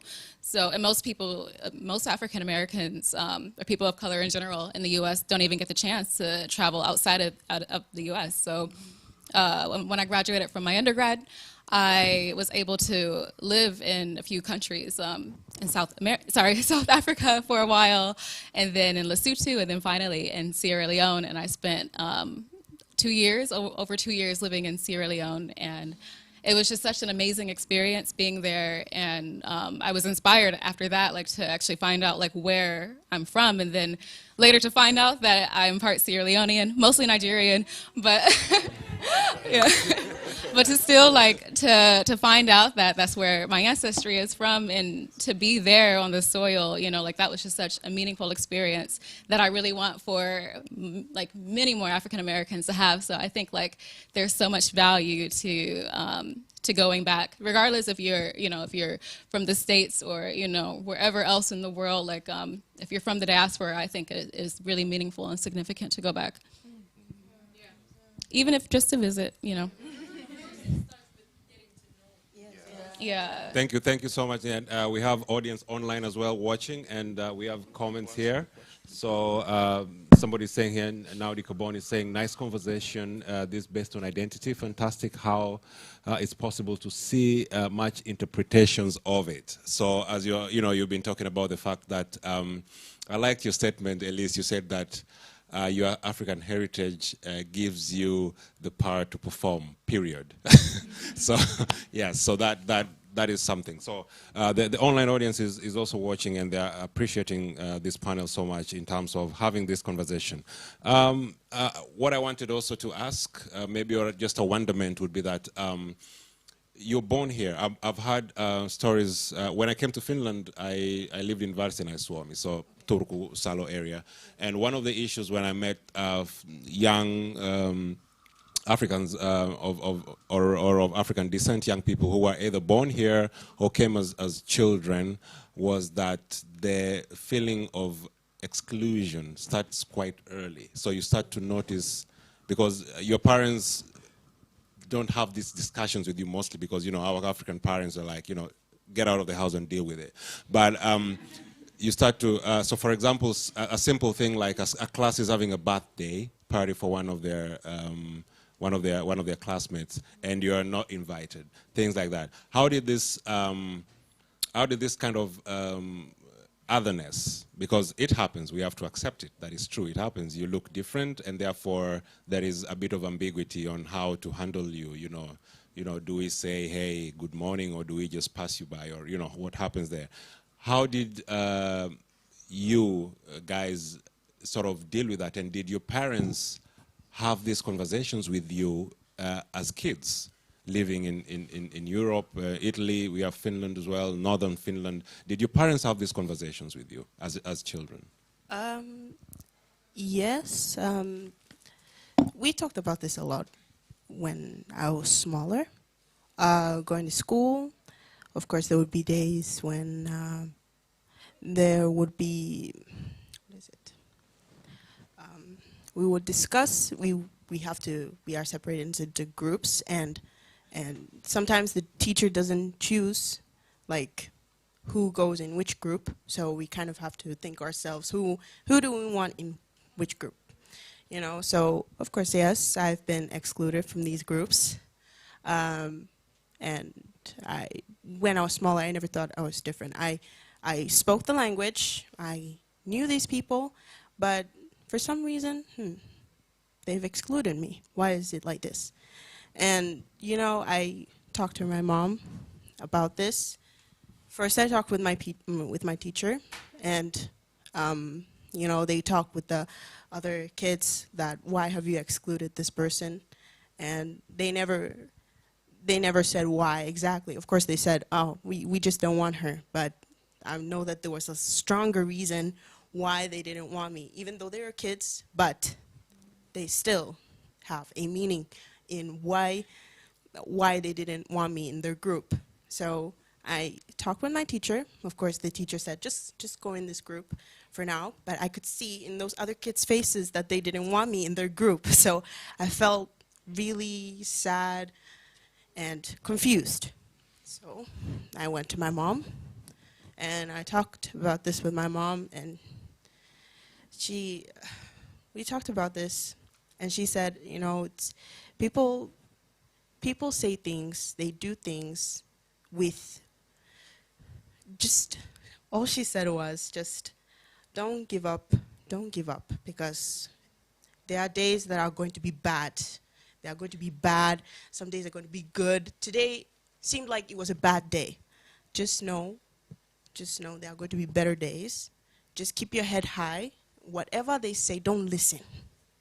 Don't listen, period, because it's not important what they think. You know, so it's a strong lesson what my mom really told me, because she told me not to listen to them. And that's the first lesson that I took from her, because anything negative that what these kids said, I never listened. Of course, in the beginning, yes, I listened. And I felt really, really bad. I was sad. I ate alone. I sat alone. But then, you know, just this motivational speech, this pep talk I talked with my parents, you know, it really helped me, because, you know, I am different. They helped me understand that I am different. And people may not always accept me as for who I am, but it is important for me to know who I am and what I think of myself. And I should never put myself down for other people's, just for them to say that, oh, we don't like you, you are this, you are that. Don't listen. Because that's all I can say, because, you know, it's... Thank you so much. And we're just kids. And look at you now. You are the voice of Finland because of what your parents told you. Thank you so much for that answer. 10 minutes. Do we have any other questions from online? Or okay.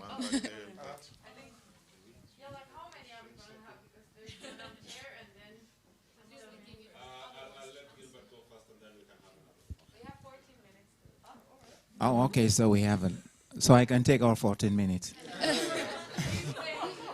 Okay. Yeah, I'll keep it down to 2. So, I mean, thanks for your thoughts. And it's not really a question, but I mean, I've been giving thoughts to this as well, of identity. And I'm like, have we asked ourselves, like, what's the price to pay, I mean, for being here in Finland, for living in your country and coming here? Maybe all these things we've talked about is a price to pay. I mean, if you take an example of a business person, I mean, there is a delayed gratification. You don't do all these other things. You live below your means because you're trying to build generational wealth. There's a price you have to pay. It's not good. Nobody likes it. But we ask the question differently, then the answers we'll get would be different. And then we'll set ourselves on a different path, because sometimes we focus too much on the identity that it hinders our progress.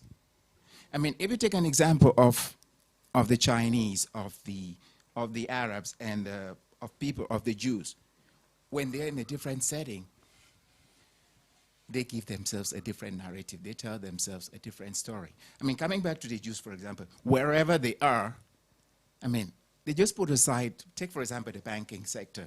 They put it aside and they just leverage the community, the banking within the community, and then they build their own Nordia, and money flows within one another. So sometimes maybe we just have to think about what is it we can create, how we can set up our own table, and then we can move forward, because the moment the Finnish society sees what is it we're bringing to the table, they'll be forced to come and negotiate, and that's a better position to be in.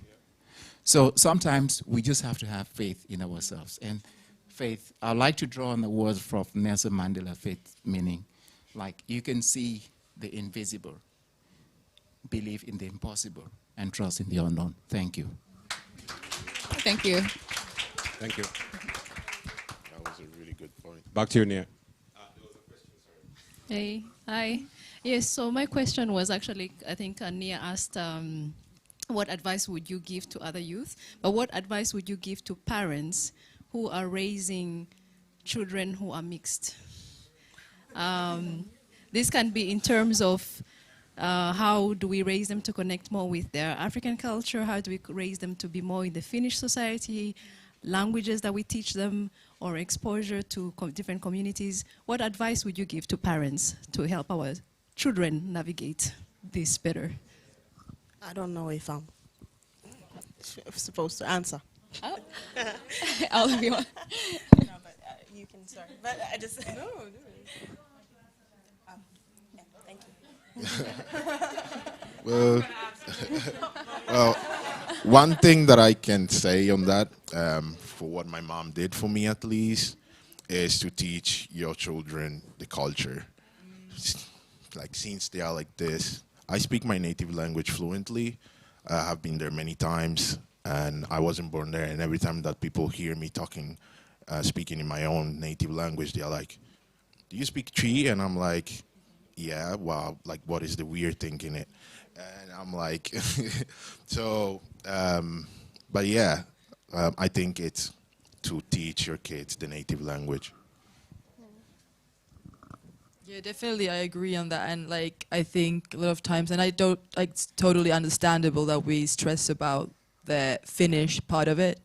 But I think for kids especially, the Finnish part, if you're living in Finland, will come naturally. You don't have to actually worry about that. Kids learn so quickly. And the Finnish culture is really immersive. Like in school, it's a small country and really small like cultural like setting too. So I think it's way more important to just teach your stuff from your homeland, and like, and they will remember. And even for me, like I didn't have that much, but there's still things I remember, like the food and like how we eat and this small stuff, like my jacket my aunt made me from Togo, like little stuff, but it makes me so happy and it makes me feel connected. And those things, yeah, like are priceless, definitely. Do you have anything you would like to add? No, actually, my mom answered the question for me. Oh, she said you don't have to answer. Thanks, Mom. Yeah, can we hear from you? Yeah, mama. Oh, wow. Woo! Hello.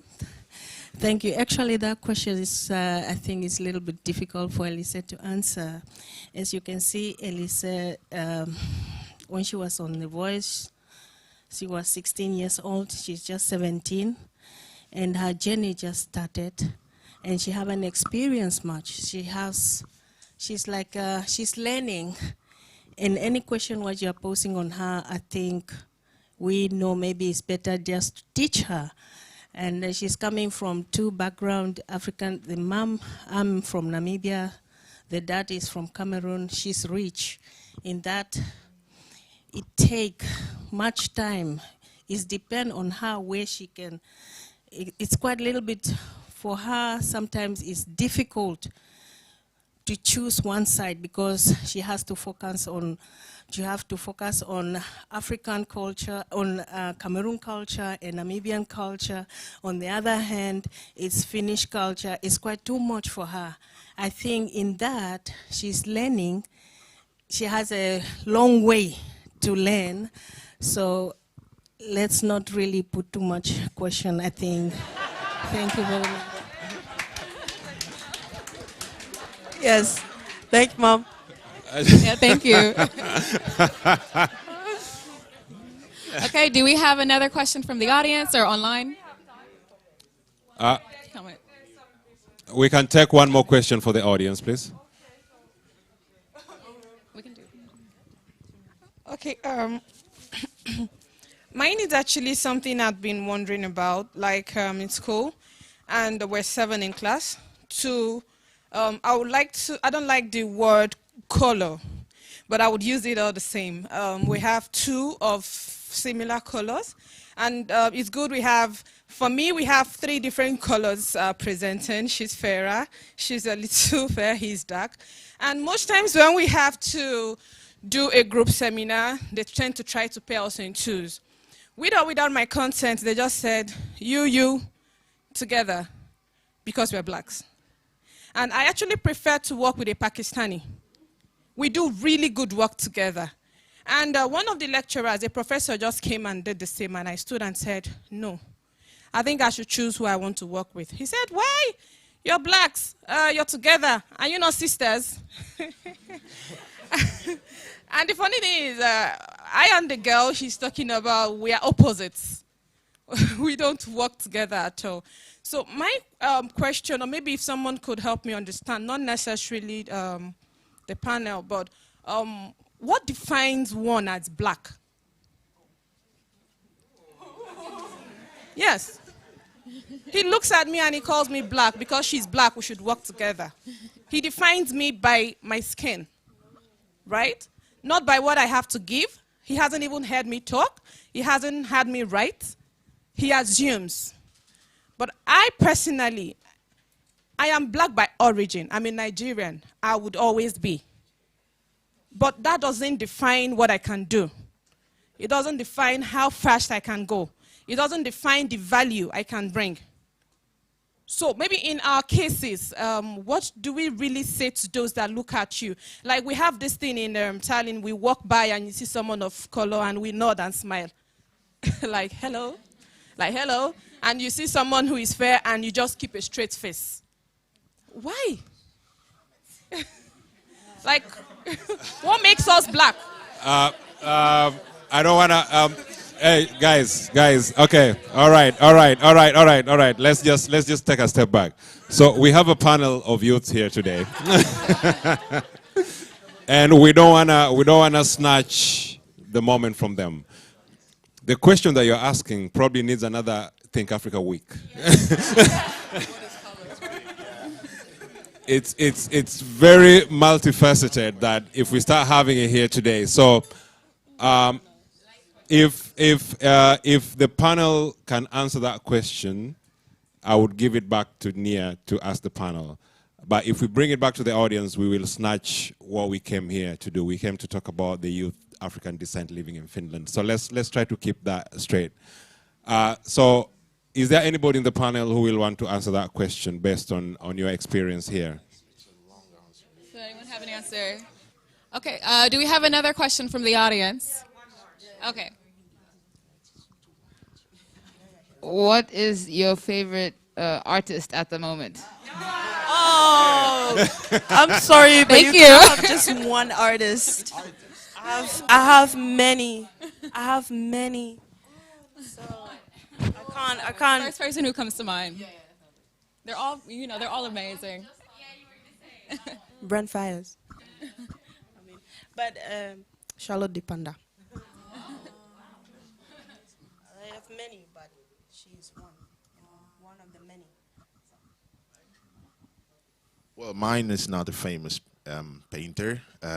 His name is Seikko, and he's actually Finnish. Well, he wasn't born in Finland, but he's Finnish for me. And he's an amazing painter, and I love his work. So for me, in this moment at least, when you asked the question, it was the first thing that came in my mind. Wow. Actually, I'm really bad with names, so I have like pictures coming through my head. So I would like to hear more from yours, so I can write them down. But definitely, I'm always searching like artists in Finland and definitely worldwide. Now I'm enjoying more like paintings. So I've been like looking up like some London, like London-based painters. But yeah, I'm again terrible with names. But there is so many cool ones. All right. sorry, we cannot take. We are over the hour. So I'll we will have this discussion more. This is what Think Africa is here all about, that we have these identity conversations and we're talking about different colors. One of the audience talked about the rainbow and what does it mean. Are you part of the color? Are you part of the rainbow part of you, right? Very confusing, but very important question. Nia, I'll get it back to you to close the panel. Thank you. So I just wanted to thank you all so much. I think that this helped to make such a meaningful conversation about how we feel connected, sense of belonging, and overall just making our community stronger. So thank you so much. Big round of applause. Thank you for having us. Thank you to you. Yes. And I'm sure the crowd can say that our favorite artist is who? Elise, isn't it? Yes.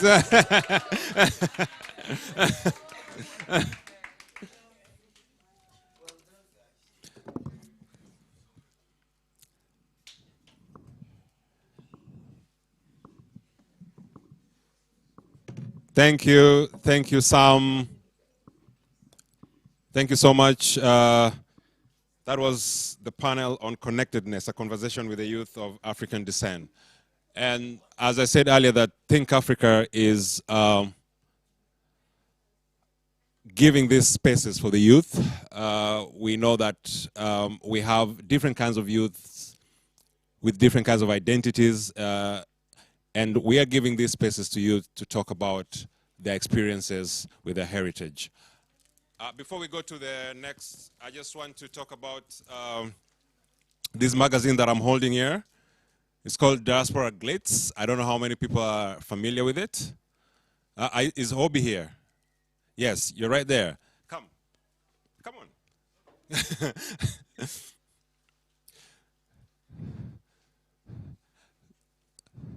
So I'm just going to be honest. He told me that to promote him, then I get this for free. So,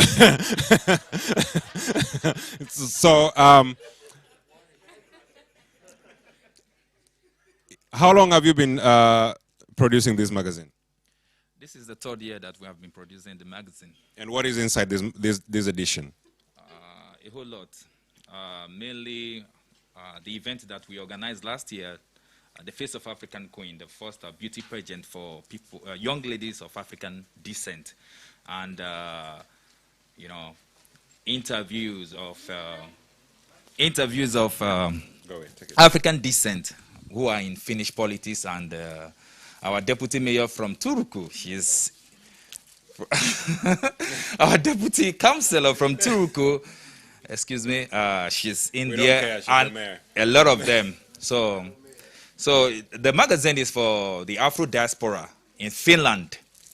Last week, my media company, we organized an award for politicians of African descent who are doing well in Finnish politics, called the Political Icon of the Year. And we had 4 nominees, and a lot of people voted, more than 3,000 votes. And we've already gotten our Political Icon of the Year. The award and the certificate will be issued to the person on Monday. Then you guys will know who is the winner. Then immediately after that, my media company also, we are organizing a very big one. And I wanted to bring a question to Elise, that how would she feel if she gets nominated as an influencer of the year, female category? We are organizing the influencer of the year for celebrities, people of African descent in Finland, and it's going to be highly competitive. 5 the female category, then 5 the male category. So I enjoin you all to vote. Let's know who is our influencer of the year. And how do we vote? It's going to be online, just like the political icon. Okay. For this very one, I'm collaborating with Afro Sunday. December 19th, that is where the award and the certificate will be issued. So all road leads to Afro Sunday, December 19th. Thank you so much. A round of applause for Obi West, the editor and the producer of Diaspora Glitz. So I think he has a Facebook page as well, Instagram. So follow him there. and you'll get more information about that. All right. We have a performance again. How wonderful. We have richness in this room today. She ready? Okay. So this performer has lived, I think she said that she has lived for 2 years in Finland or less. She's from Pori. And it's interesting because when she came here, of course I've been in communication with her through email. And when she came here, the identity that I heard of her is different from what I thought, because it turns out that we are from the same community. How amazing. So, but she doesn't speak the language. So again, identity, right? Next on stage is, and going to perform 2 songs for us, is Ondi Madete. Round of applause, please.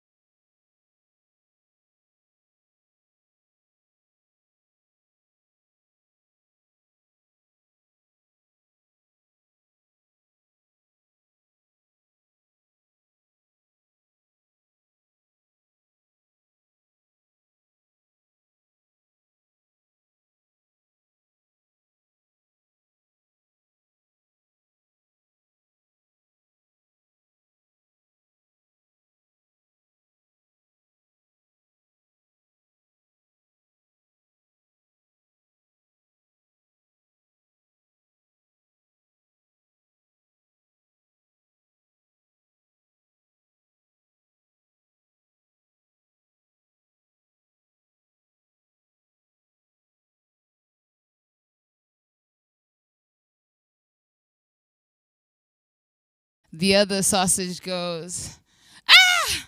A talking sausage!"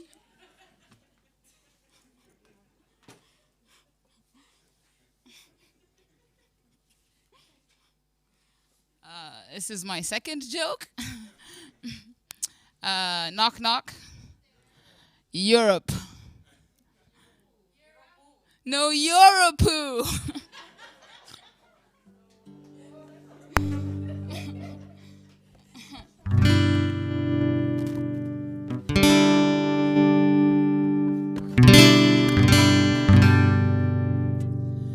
Okay, the theme is connectedness. When I was talking to Miriam and I was wondering how do I relate to this topic, I think of music and art and how it has connected me to the world and to people from all over the world over and over and over again. And I thought I would try and experiment with you guys because I know you're super with it. So for this experiment, I need you guys to stand and then do what I do. Can we do that? Cheers.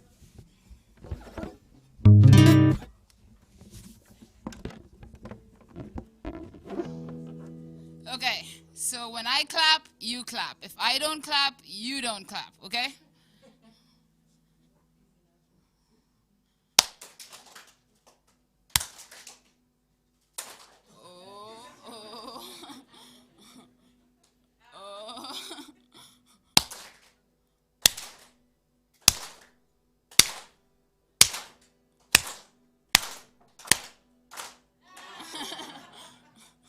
One more time, you got to watch me. We're doing this together. We are connected. Okay. It's a trick, but it's not.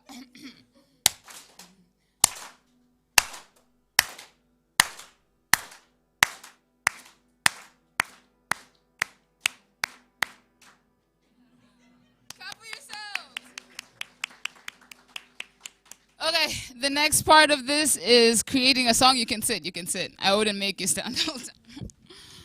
We're gonna create a song together, and for this, I need people to close their eyes. Close them, don't sneak, don't sneak. Imagine that we are all connected by a web of light, a web of colors, a web of We can be vines, we can be music, we can be vibrations or sound. We are all connected. And in our minds, there's a song. There is a feeling, there is a vibe. Now open your eyes and turn to your neighbor and say the first word that comes to your mind.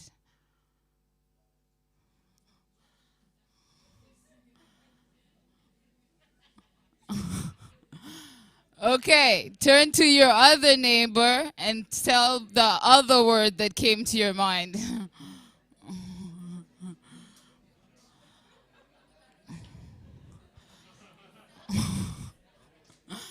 Okay, now tell me one of the words that you've heard from your neighbor or from yourself, the best word.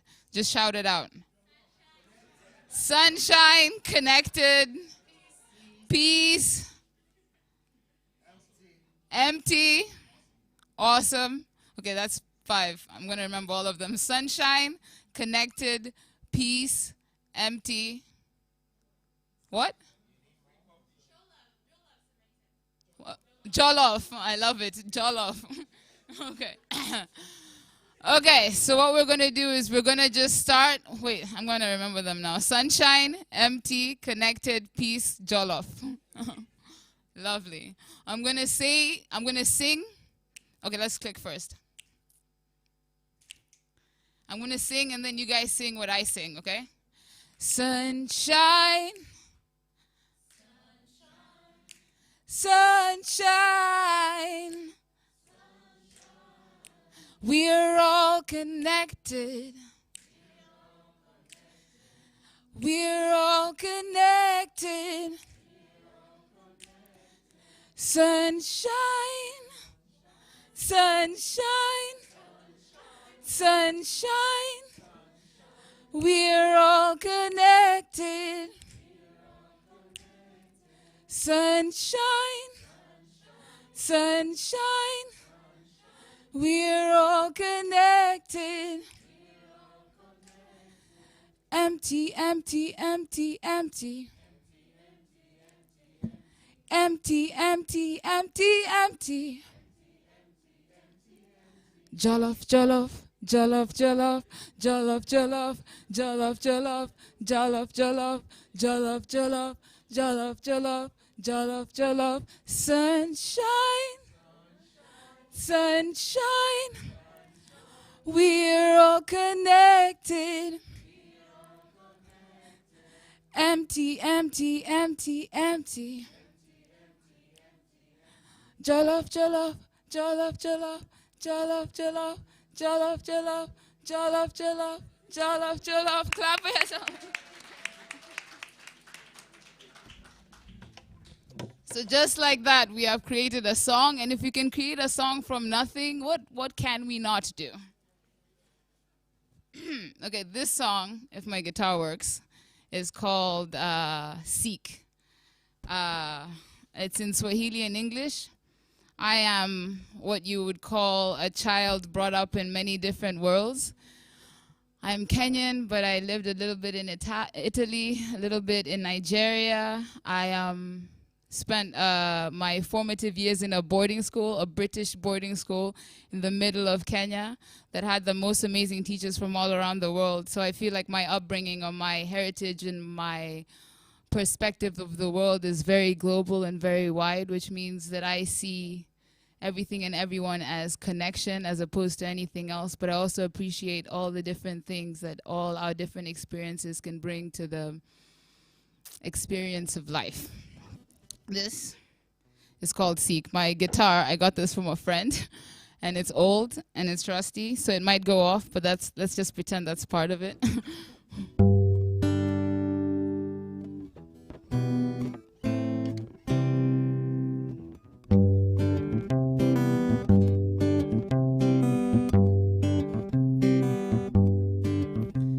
I sit here by the water. You can sit here with me if you'd like.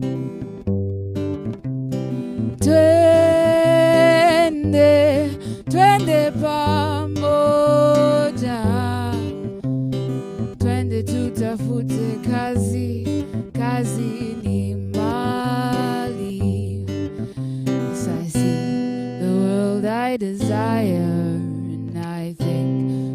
world I desire is me. Oh, I wish the world I desire would set me free. Oh, I see the world I desire, and I think world I desire is me. Oh, I wish world I desire would set me free. Oh, ooh, ooh, ooh, ooh,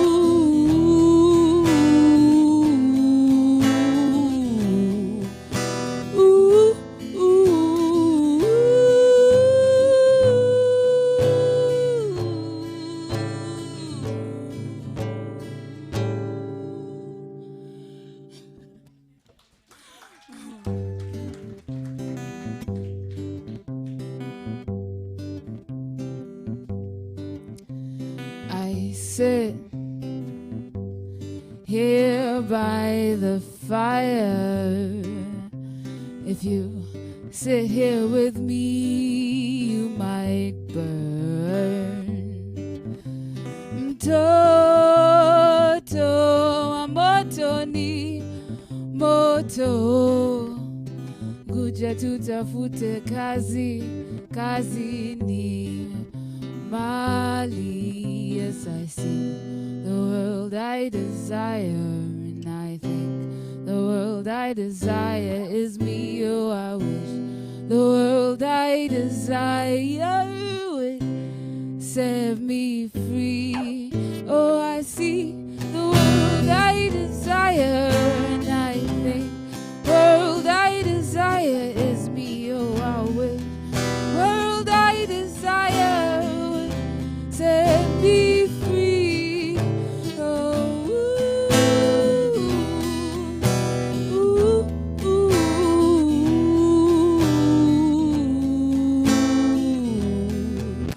ooh, ooh,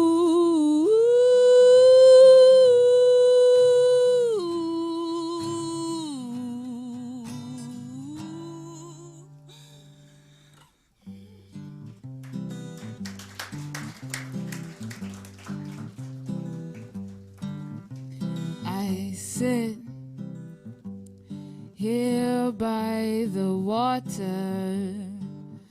You can sit here with me if you like.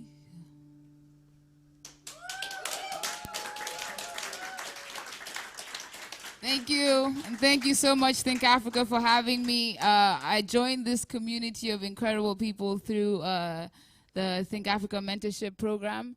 It was during COVID. It was my first year here. I've been here for a year. It was my first winter. I was feeling very lonely and very alone. And then suddenly, through the laptop and through Zoom, I'm connected to all these different people from all walks of life that are here having this experience and sharing it and living in this moment where you should be completely disconnected from everything, but then suddenly you are in this amazing way connected. So thank you so much, and thank you for having me.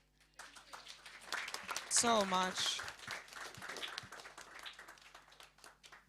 Thank you so much. I have mic number 6, if it helps anything. I used to have number 1, and now I have number 6 all of a sudden.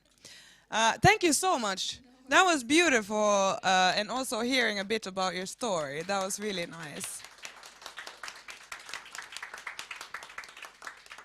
I think music is also one of these things that connect us, and in the previous panel also people were talking about music, and you can hear this sort of, you might not understand the words or know the words, but you can still understand the message.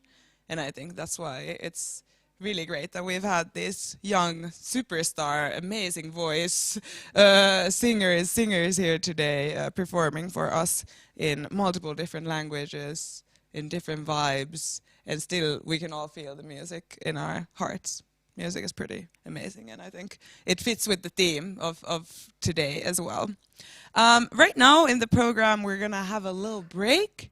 You guys have now a chance to go to the exhibition room, and I'm gonna quickly tell you what's gonna be there. if you know or if you're working there, maybe you can go already so that when the people come, they're ready. But we have different kinds of exhibitions there. So we have Hey Beauty collections, you might know them. It's Afro print clothing, house decoration, little accessories as well. I love everything they do.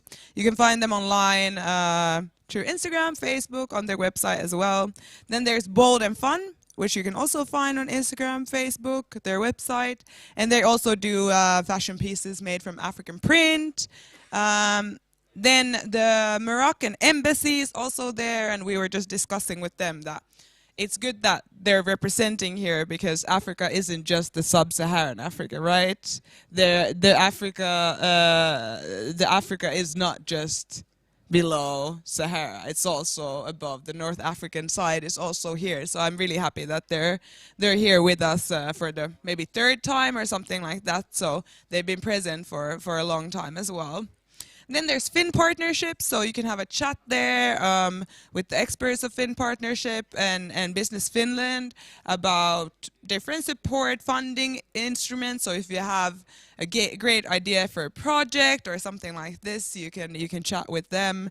Then Kati Kati, which is also clothes. Really, I was looking there before, and I was like, I want this jacket, I want this jacket, I want this jacket. So it's also inspired by Africa, the designs, but there's sort of Afro print definitely there as well. Then F Joy Couture is also out there. They also do sustainable clothing with also accessories, and you can see like gorgeous, gorgeous, gorgeous Afro print, and you can also find them online and on social media.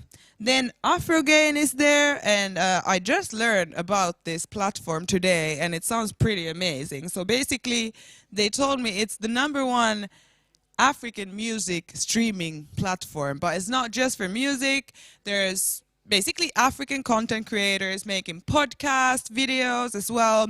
So you should probably download it from App Store because it sounds pretty amazing. So there's going to be a wide range of different music coming from different parts of Africa, and you can just find it in one place. So you don't need to go on Spotify and be like Afrobeats 2021. You can just go on this app and find new artists, new content creators there, and it sounds pretty cool. You should definitely check it out as well. Then there's Child Hug Uganda there, and they have some informative materials on the organization, as well as they're selling the products coming from Uganda that they make in partnership with this Ugandan organization. And all the proceeds go to supporting women and children's rights in Uganda. Then there's also Beauty by Olori, so all your beauty needs, your weave, your extensions, your makeup, your jewelry, whatever you need, they got it, honestly. If you have a wedding, you need a makeup, you go there. Then there's Entrepreneurial Women Showcase, and they help students study in Finland. Then the IOM Finland, and they have some info material, mock baby aid kit that is distributed in hospitals in Somalia, and so much more. And then lastly, there's Inkuta right next to the door, and they are beauty products that are made here in Finland, but with an African touch. Some of the materials, the raw materials, are sourced from different parts of Africa, and they're all natural, organic products. Definitely recommend you to also check them out. And you can also find everywhere on the social media platforms. Thank you so much. Thank you so much, Hakuna. And just to let you know that this is not the end. So we have actually a dance coming up. So don't go away. Don't go. We are keeping the best for the last, okay? At 10 minutes to 5, you should be back here. But we will find you. Don't worry. We will come for you. So it's time for you to go out, check what she has just talked about. There's a lot to see. But remember to come back here. We have a performance, and also we have just a quick recap of how this day has gone. I hope that you're having a good time, and that we still have more to come. Thank you very much. Exhibition room all roads are leading there. And with the program, we'll be back 5 to 5. Yes. So see you you 5 then. to 5 very soon. Thank you.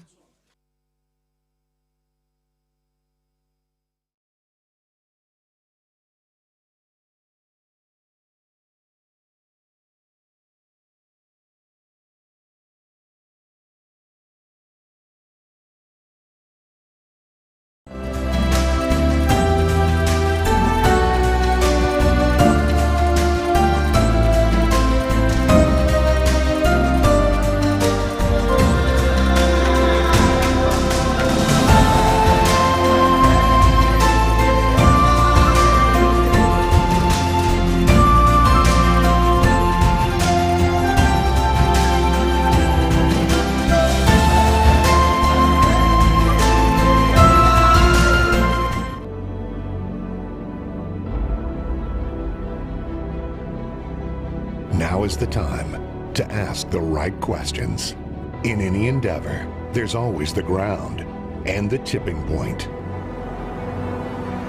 Ensuring stability for a high economy takeoff. People's trust towards their leaders and towards their will to uplift their societies. Investing in people to a better life.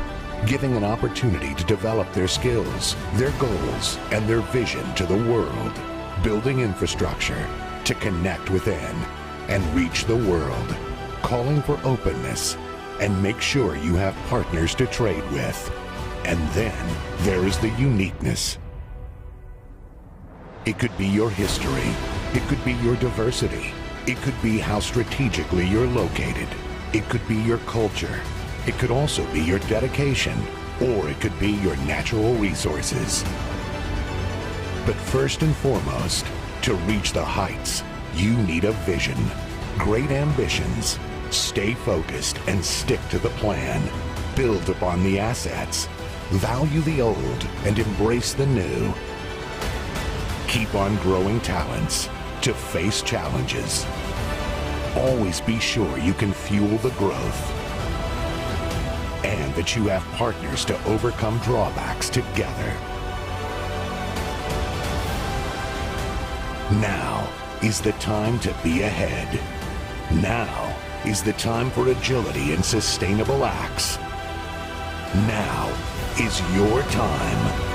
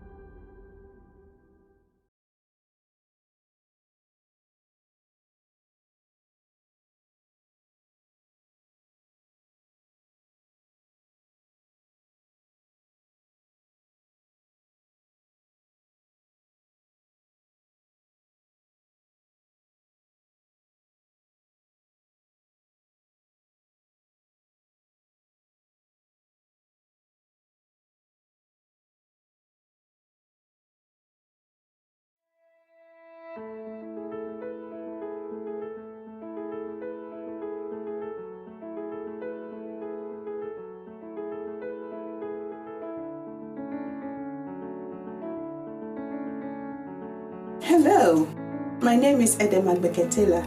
I am the founder and the owner of Inkuto Organics. Welcome to Inkuto and the range of ecological, fair-traded products for your skin and hair. Inkuto is about empowerment. They utilize their own socio-economic business model to empower women in the developing world. As a social entrepreneur, I'm proud to say that our business is helping and empowering a lot of people who are widows and orphans back in Africa, to be precise, in Ghana, where I come from. Inkuto uses these fair-traded, unrefined and organic raw materials to create handmade products that enable people in Finland and elsewhere to use these gifts of nature to improve and enhance the health and elasticity of their skin and hair. Inkuto products do not contain any artificial ingredients, GMOs, mineral oils, SLSs or parabens. All the ingredients are from ecological sources and, wherever possible, from certified organic producers. Inkoto is stocked by most leading ecological retailers in Finland. Production capacity has increased roughly 40% year on year for the last 3 years.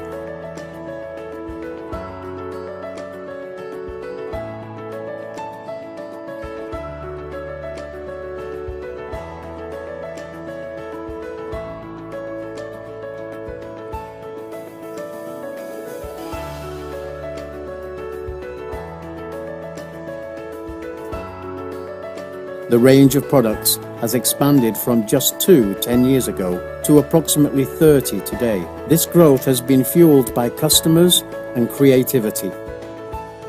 And I tried this Shabbat just a little bit, just a small amount, and I applied on my legs. And what I saw really good effects of this, because all this flour on my legs, it went off. And I could see the soft legs, and it lasted such a long time. I had struggled with cystic acne for about a year, and then I used it, and it was the first thing that helped with my acne, and it cleared it out, like pretty much everything. Every week I wash my hair with shampoo, and I use hair food to make it look better and manageable. I'm really proud of my hair.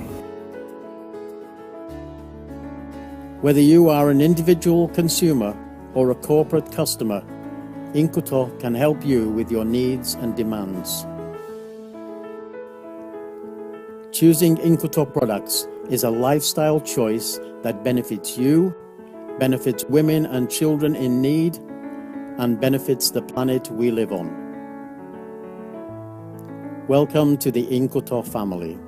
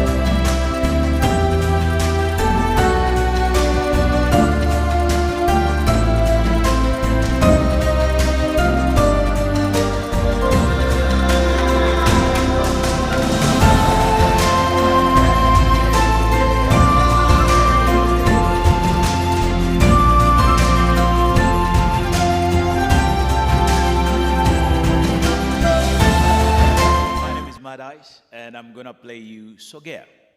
Sogea is a song from my Maisha EP 2011. It's a Swahili song. It's a love song. Hope you enjoy.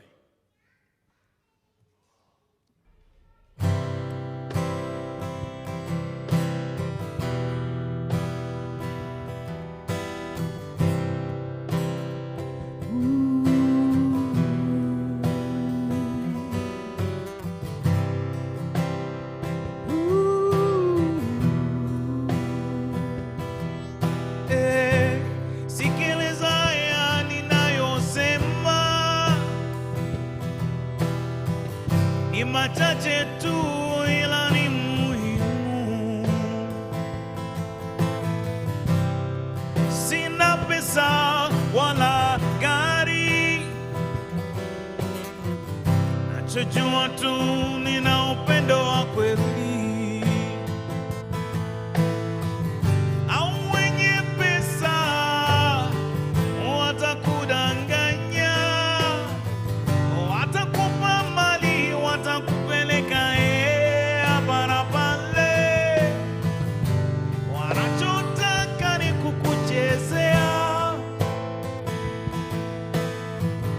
Ila mwisho tu kwa wauna thamani.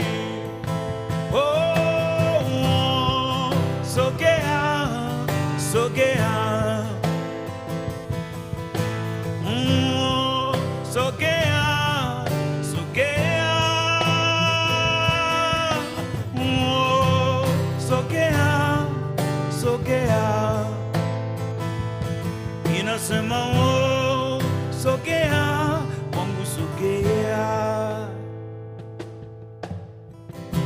Maswali mengi unajiuliza, watakuonaje na mimi fukara? Kweli mimi sina pesa wala gari, nachojua tu nina upendo wa kweli. Wengi wenye pesa watakudanganya, watakupa mali, watakupeleka hapa na pale, wanachotaka ni kukuchezea, ila mwisho tu kwa wauna thamani. Oh, oh, sogea, sogea. Oh, sogea, mami sogea. Oh, sogea, sogea. Ninasema oh, sogea, oh, sogea.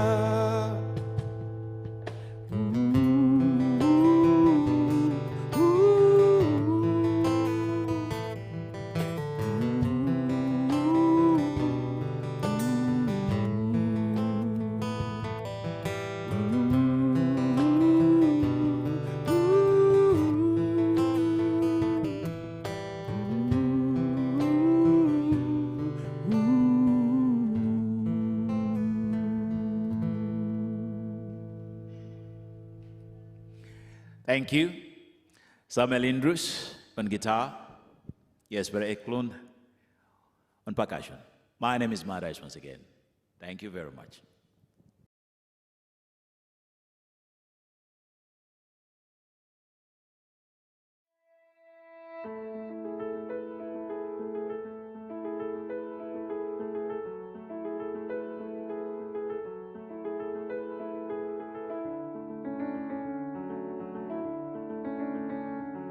Hello, my name is Edeman Beketela. I am the founder and the owner of Inkuto Organics. Welcome to Inkuto and the range of ecological, fair-traded products for your skin and hair. Inkuto is about empowerment. They utilize their own socio-economic business model to empower women in the developing world As a social entrepreneur, I'm proud to say that our business is helping and empowering a lot of people who are widows and orphans back in Africa, to be precise, in Ghana, where I come from. Inkoto uses these fair-traded, unrefined and organic raw materials to create handmade products that enable people in Finland and elsewhere to use these gifts of nature to improve and enhance the health and elasticity of their skin and hair. Inkoto products do not contain any artificial ingredients, GMOs, mineral oils, SLSs or parabens. All the ingredients are from ecological sources and, wherever possible, from certified organic producers. Inkoto is stocked by most leading ecological retailers in Finland.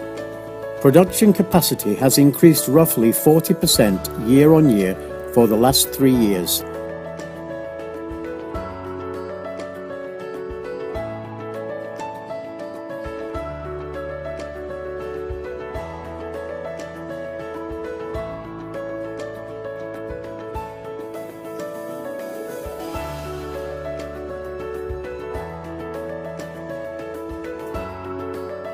The range of products has expanded from just 10 years ago to approximately 30 today. This growth has been fueled by customers and creativity. And I tried this Shabbat, just a little bit, just a small amount, and I applied on my legs. And what I saw really good effects of this, because all this flour on my legs, it went off. And I could see the soft legs, and it lasted such a long time. I had struggled with cystic acne for about a year, and then I used it, and it was the first thing that helped with my acne, and it cleared it out, like pretty much everything. Every week I wash my hair with shampoo and I use hair food to make it look better and manageable. I'm really proud of my hair. Whether you are an individual consumer or a corporate customer, Inkoto can help you with your needs and demands. Choosing Inkoto products is a lifestyle choice that benefits you, benefits women and children in need, and benefits the planet we live on. Welcome to the Inkoto family.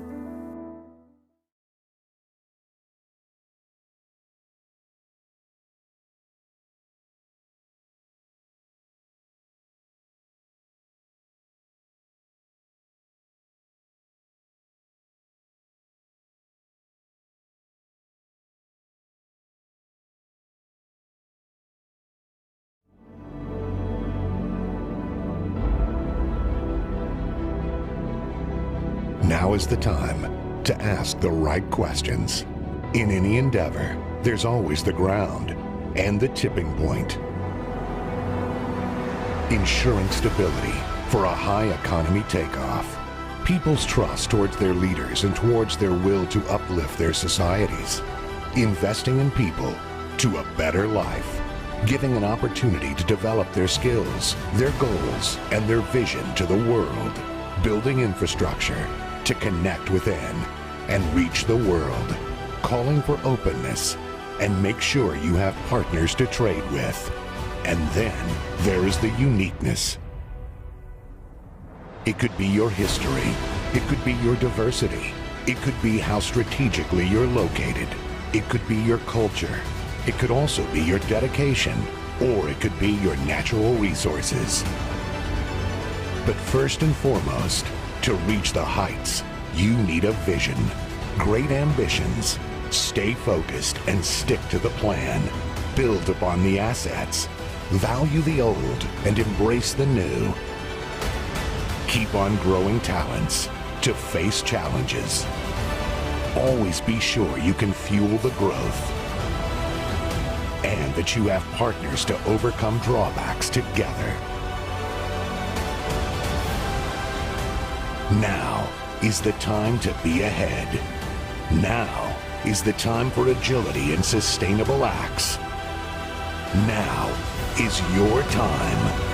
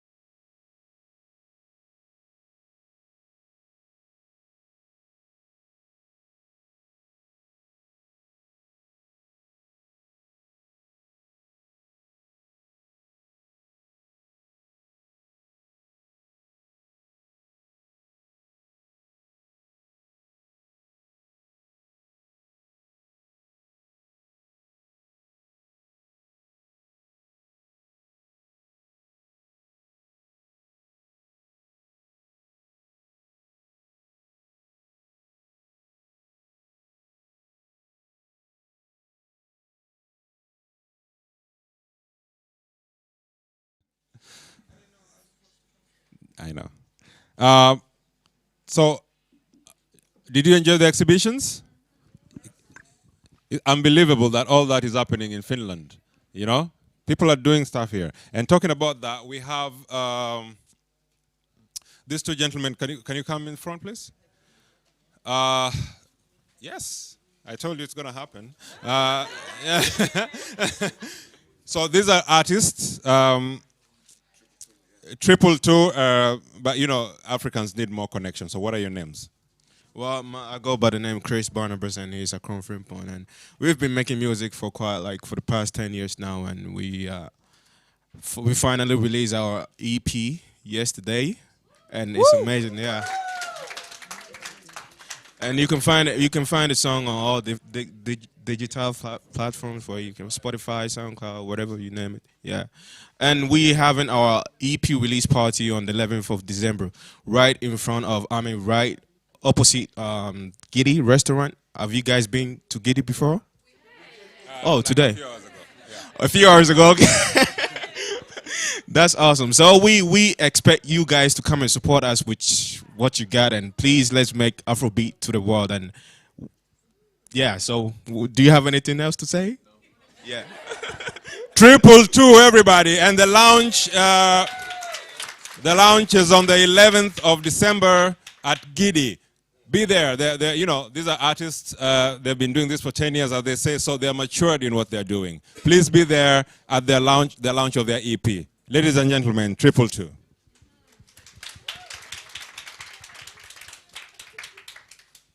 All right. So just to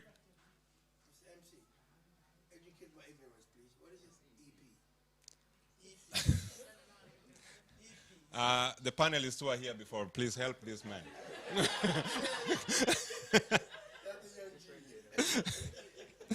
Did you get it? Okay, good. All right, yeah. Thank you. Yeah, as we know that we are Africans from different generations here, so if somebody can't find their way out of this building, please, the young people, help them, okay?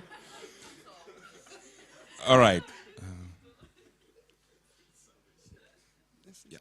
Yes. All right, so as I said before, we have these papers that look like they have Think Africa in the middle, and you can just use your phone. They're all over the place. So there's one here. I think this is the one in this hall. And then we have on the hallway, exhibition room, and on the lobby. And if you use your phone to scan on it, you will get a form that will ask you how your day was today. So please make sure you do that so that we know how we did. So that next year when you're here, it's going to be triple better. Right? Right. And we just want to cap the day a little bit with Akuna here.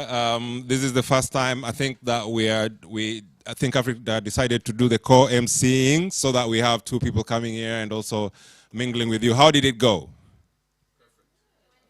Come on, guys, we fed you. We fed you. We fed you. What was your favorite part of the day?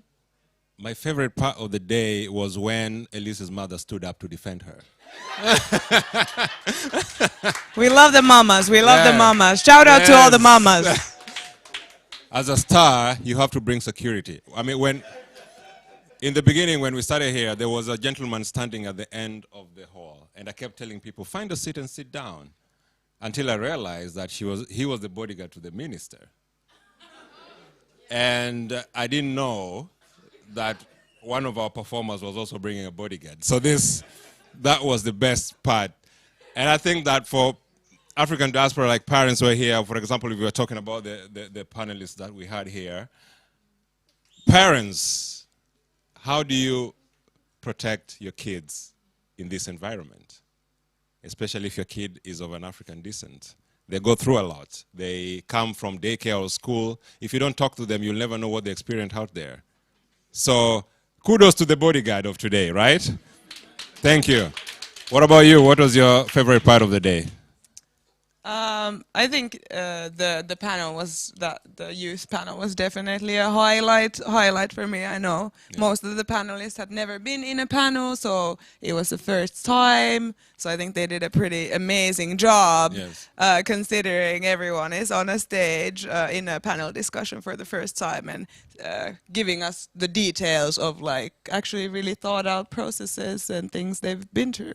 So that to me, and I'm also a young person, so I could understand some of the things that were being talked about. So that definitely was a highlight. And I think it's also nice to have that diversity of different kinds of people, of different backgrounds, different ages, to have like a full rounded picture of what it means to really be an African in this country right now. Awesome. What do you think about the question that I had to sidestep because it was a little bit too heavy about, putting people or grouping people according to color? Did you experience that growing up here? And if not, what do you think about it? Honestly, I usually don't answer these kinds of questions in public because it's none of people's business. Right. But if I were to answer, I would say I've been very lucky in many ways, growing up with the Igbo side of my culture constantly in my life, as well as the sort of Finnish culture, and I really appreciate the fact that my parents have done an amazing effort to sort of immerse me in both of my cultures. So in that way, I feel really privileged and lucky. Also, growing up, like I had the best classmates. I don't know, not everyone is so lucky, but my classes were like everyone who was defending anyone if anything sort of exclusion were to happen. I remember growing up and the whole school booing at one teacher who had said something racist to me. So in that way, like I know I've been extremely lucky in that sense that I might have a very different experience. Yeah, and I mean, the issue is not that we have, I wouldn't call them exactly like success stories, but there are people who have had a smoother sailing. And when it comes to identity, so, if you have this testimony that, you've been surrounded by luck in this sense, because, and then we think about it that should it be luck anymore more than, just normal, being okay in an environment. So thank you so much. Thank you so much for that. Thank you so much. All right. We're taking it back. As we promised, we have a dance. And when I tell you it's a dance, these people are, it's dances, actually. These people are energetic. It's not just one. It's not just one dance, okay? Yeah. You know us, we don't just dance. We dance. Yeah. Do you speak French? Me, no. Okay. No. Les et toi? I don't know. I can't. Yeah, come on. I need to do it well. Come on. You say you want to help me out. Yeah, come. No, come. Come. You don't say you want to help me out and then I come to you. You come to me. All right. Yeah, we're going to say this right. We want to say it right. So how do you... Where are we at? 1650.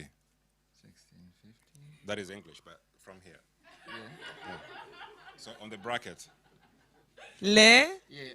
That I can say. See? I know French. Yeah, that goes les étoiles brillantes de Porvo. You have to remove your mask. I can't hear you. Oh, okay. Okay, now tell it like you're telling everybody. Next on stage is... Les étoiles brillantes de Porvo. Round of applause.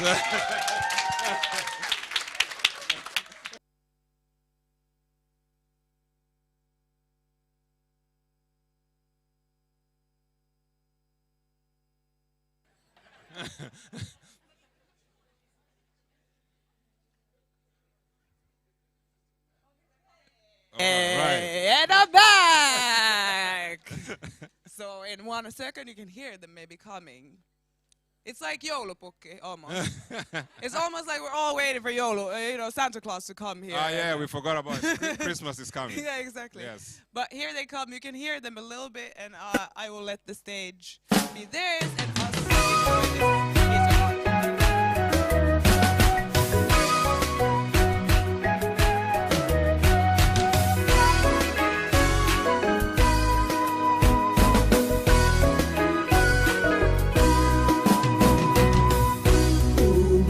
udasanzwe ku mwari ushimishije ababyeyi n'umuryango mwari mwiza uragiye usanze uwagukunze mwari mwiza uragiye usanze uwo wakunze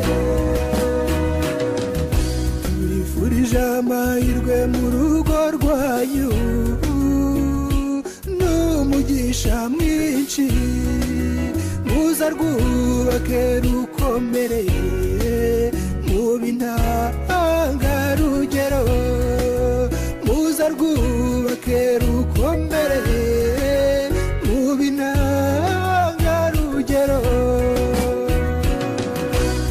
umunsi udasanzwe ku mwari ushimishije ababyeyi n'umuryango mwari mwiza uragiye usanze uwagukunze mwari mwiza uragiye usanze uwo wakunze muzabyare hungu n'akobwa uzahoza amata ku ruhimbi umutware wawe turamushimye n'imfura mu zindi umutware wawe turamushimye n'imfura mu zindi umunsi udasanzwe ku mwari ushimishije ababyeyi n'umuryango mwari mwiza uragiye usanze uwagukunze mwari mwiza uragiye usanze uwo wakunze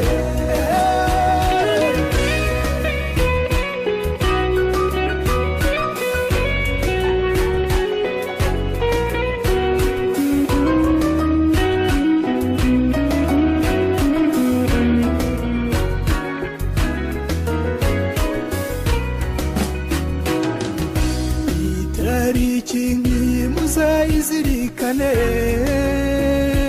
mu buzima bwanyu muzahore muyibuka igihe cyose muzahore muyibuka igihe cyose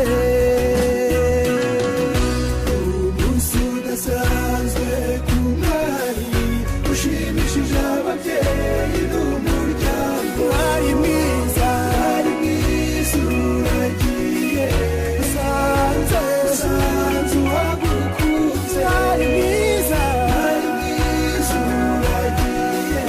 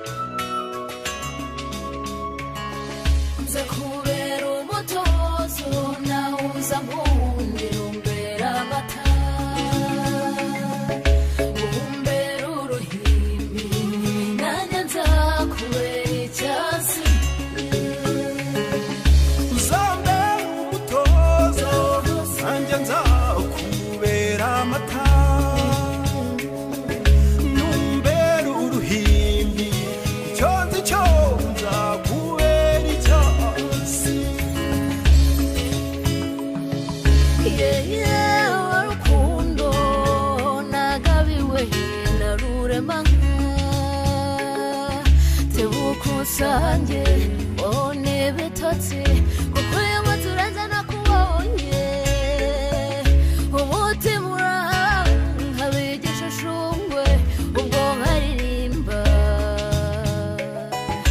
mbese uzaza ryahari ngucubye ibi bicuro byanzangaye nguhino nza kubera umutozo nawe uza nkundira mbera amata umbera uruhimbi nanjye nzakubera icyasi uzambera umutozo nanjye nzakubera amata numbera uruhimbi icyo nzi cyo nzakubera icyasi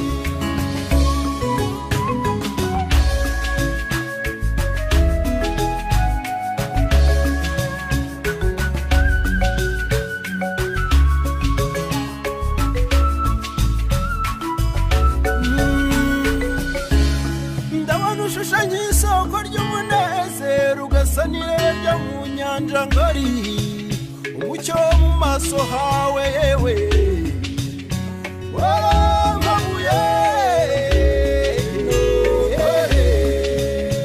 orogwero n'ubwozo byawe yengera umatema none mukobwa mwiza ngwino twunge ndetse twagura imiryango cyuzuzo cy'ubuzima bwanjye ngwino nzakubera umutozo nawe uzankundira umbera amata numbera uruhimbi nanjye nzakubera icyasi numbera umutozo nanjye nzakubera amata numbera uruhimbi nzagukundira nkubera icyasi nzakubera umutozo nzakubera amata numbera uruhimbi nanjye nzakubera icyasi nzakubera umutozo nzakubera amata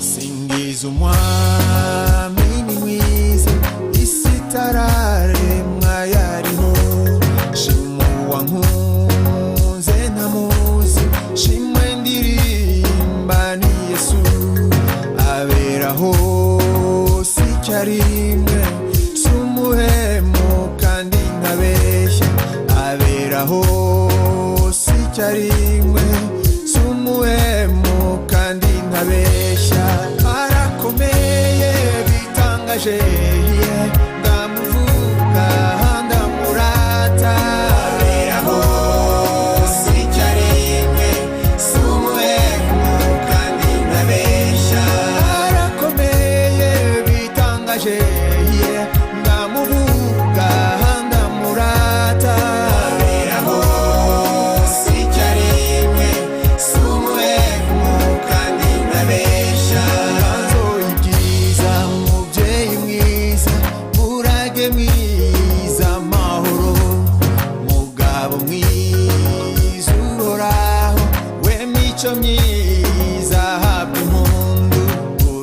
n'abanyarwanda twese tuguhaye igihugu cyacu. U Rwanda n'abanyarwanda twese tuguhaye igihugu cyacu.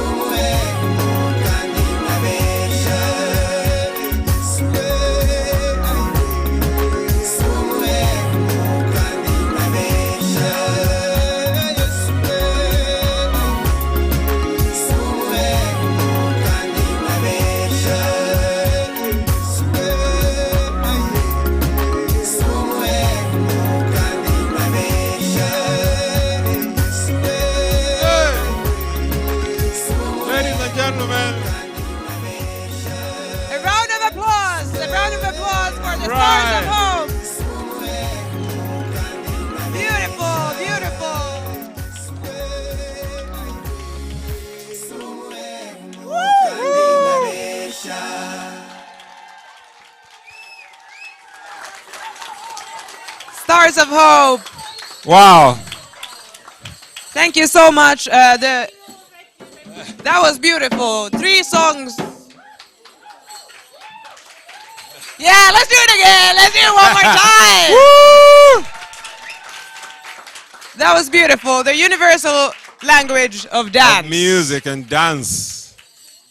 And also, I don't know about you. I saw you dancing there. And I think that's also a part of it. Like everyone comes in, dances, Yes. and joins in a circle, has a good time. Did you see the man with the blonde hair? Yes. Yeah. That's also identity, right? Yes. Yeah.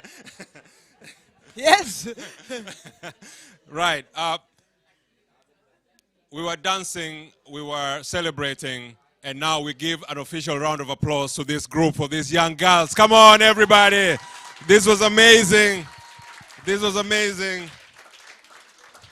And to the audience, it was a participatory performance. Right. So to you as well, a round of applause.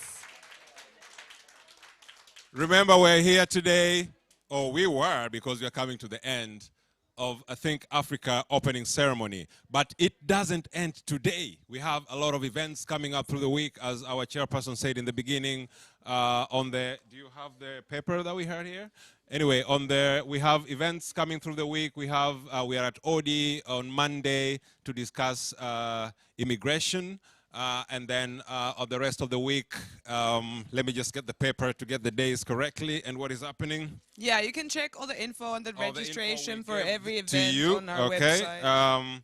On the 29th, we are reconnecting with integration policies and immigrants' experience at ODI, and this will be streamed live as well. So catch us on Facebook and YouTube as well. We'll be streaming this. And then on November 30th, we have Closing the Gap Between African Diaspora and the Finnish African Strategy. This will be happening at Hotel Helker. So, and this will be streamed as well, so tune in for that. And then on the 4th of December, that is next Saturday, we will have Reconnecting with Your Health, and this will happen at Olohuone at Kalasatama. So it will be streamed as well. I'm coming there. We'll tell it in French. We will have Connecting with Your Health in Kalasatama at Olohuone, and we will stream it as well. And this is very important for us as well, as we said earlier, that you will know about how to live healthily, what you're supposed to eat, how to move, all these things that we're going to be discussing there. Very, very important panel. And before that, on Wednesday, come again. Yeah, tell us what we have on Wednesday.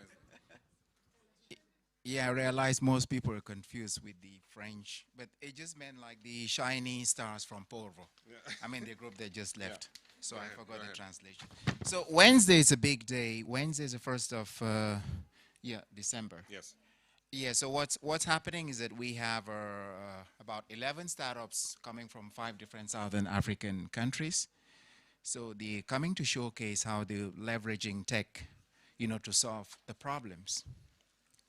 And not just solve problems, because you solve a problem, the next another problem shows up. So solving problems is also now to change the narrative that's in Africa, because if we don't change it, then who's going to change it? So I encourage everybody to come to register. The event will be at Mesus Keskus. It's free. Just make sure you have your coroner certificate, and that's all you have to do. I think you have to be there because you have a moral obligation. Yeah, you have a moral obligation because these are people coming from outside and they're coming to Finland. So you should be there to welcome them. So they can't come to Finland and then there are no Africans there. I mean, what message would they take back to Africa? So come and give these kids your support and your belief. Thank you. Thank you. Sounds amazing. Thank you so much. And that will happen on Mesu Keskus. So Rethink Africa, expanding opportunities through technology and collaboration. It's a slush side event. So getting you there is also a good point for networking because you're meeting all the tech giants of the world converging in Mesu Keskus on this day. So as you can see, it doesn't end today. There's a lot more. This is just the beginning. Yeah, this is just the opening ceremony of the week. This is just the opening ceremony of the week. So there's a lot going on. And you can catch us. If you go to our pages on Facebook, you'll see what we are streaming and what you can attend physically. So be there or B Square, as some people say. And the registration info for all the different events this week will be on our website, Yes. so you can Yes. find You can find it many all of the there. events there, and you can register there, so you make sure that you have a spot because And they're of getting the current- full very fast. So get your ticket. And to close on that Saturday after our event on Ologon in Ready, actually, we have Afro Sunday at Fontana on Saturday night. So if you still have the bones like Elise's mom, then you have to be there. Yeah. She's gonna be there. So what's your excuse? What's your excuse? Okay? You have to be there for our closing ceremony at Afro Club Fontana on the 4th. And all this information is on our website, at our and in our handles on the social media. Yeah. Perfect. Akuna, it's been a pleasure. It has been so amazing. If you Yes. think about the theme of this Think Africa Week, connecting and reconnecting, do you feel more connected or reconnected now? I've met some new brothers who have arrived in Finland probably 2 months ago or less. They're from Raasepori, and one of the social workers there approached me when they saw about this event, and they asked that they wanted to come. And I can tell you that in the crowd, there are 15 of them here today. Amazing! We These- have to give a warm welcome Yeah. to the newcomers. These guys have come from Raasepori. They arrived in Finland fairly 2 months ago, and they say that, we are having an African event. We want to go and see our brothers and sisters. And I think that when they go back home, even if they didn't eat fufu or injera or anything, I think their stomachs are going to be full today. I think it's been a pleasure to have them here. I've spoken to some of them, and we'll be speaking briefly to some of them who will take short interviews with us. But I think that has been a good highlight for me today, to this being a first event for them to welcome them to Finland. That's amazing. Yeah. Just welcome. give them a round of applause. Yay! Yeah, stand let's up, go. guys. Stand up, guys, wherever you are. Yeah. I love to see it. I Yeah. really love to see it. And Thank these you. are the spaces. These are the places. These are the This is the spaces. community. So this is to tell you that we are here, we are owning these spaces, and we are doing what we came here to do. As our brothers would say, we're acting like we know. The triple guys. that's the time that they would use. Akuna, we want to thank everybody. Yeah, I think from the bottom of both of our hearts, but also on behalf of the whole Think Africa organization, I would say that we're so thankful that you've been here. We're thankful to the live stream viewers for joining us today, and I would like to thank you as well, Evans. I'd like to thank you and for your good hair day. This was amazing because I just discovered today that having a good hair day has nothing, or rather probably just 40% of your hair, 60% of your heart. Is that right? That's how that's how you know that you're having a good hair day. Yeah. Every day is one. Every day is one. And once again, just to appreciate your beautiful black faces, beautiful dresses, beautiful colors. We also have to appreciate our local partners who have been here. We have to appreciate our local friends. We have our local friends who've come here as well. And we say that rainbow, all colors in one. You see here and you see different shades of colors, but we are all towards the same thing. Our shoulders were moving the same way when we were dancing, right? So we are heading to the right direction. We are heading there together, all right? Thank you so much. Give a round of applause to yourself once again. This has been amazing. This has been an amazing event. I want to especially thank Good Hair Day for your organization, especially for the second panels that we have here. I think that Good Hair Day, please visit their pages as well.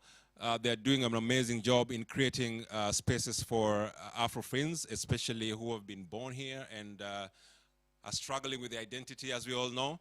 No, it's for everyone. It's this for is the all place. Africans Yes, living in yes, Finland. yes. Just gonna say it out loud. Yes, yes. It's for all, All Africans, Africans living in in Finland, or Finland. visiting. If Okay. you're here and you're Okay. African, come on, join us. Come and join Good Hair Day. Thank you so much.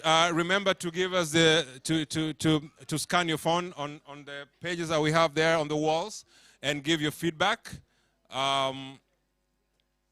Right now, we're gonna just take a moment to network, to connect to each other. You've had something that is interesting to you. You've read some of our pamphlets that interest you. You've talked to somebody, or you've had a performer here. You want to connect. You've heard about the launch of the Triple Guys. You want to ask them more. You want to say hi to the You new wanna say people. hi. And we want to say hi to the new guys who just arrived a couple of months ago and are wondering, why are the days shorter? You know, why does it get dark at 3 p.m.? You know, they're wondering about these things. Talk to them, help them survive, you know.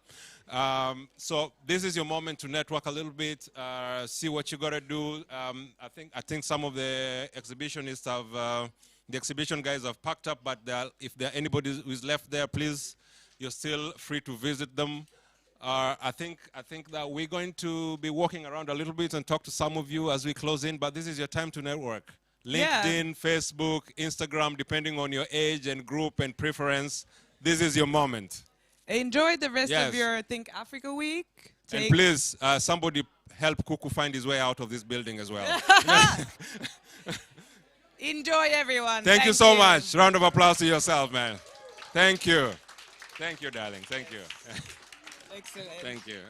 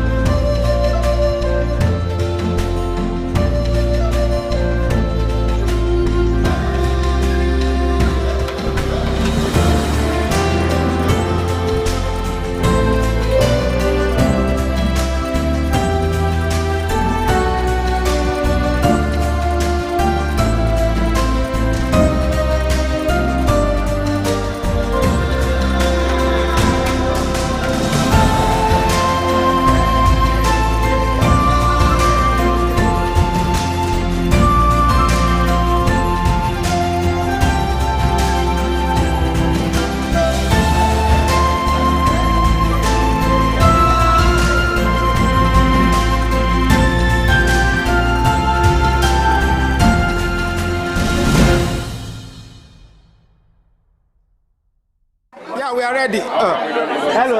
Let me say action. Please. It's not ready. Now we are ready. Action.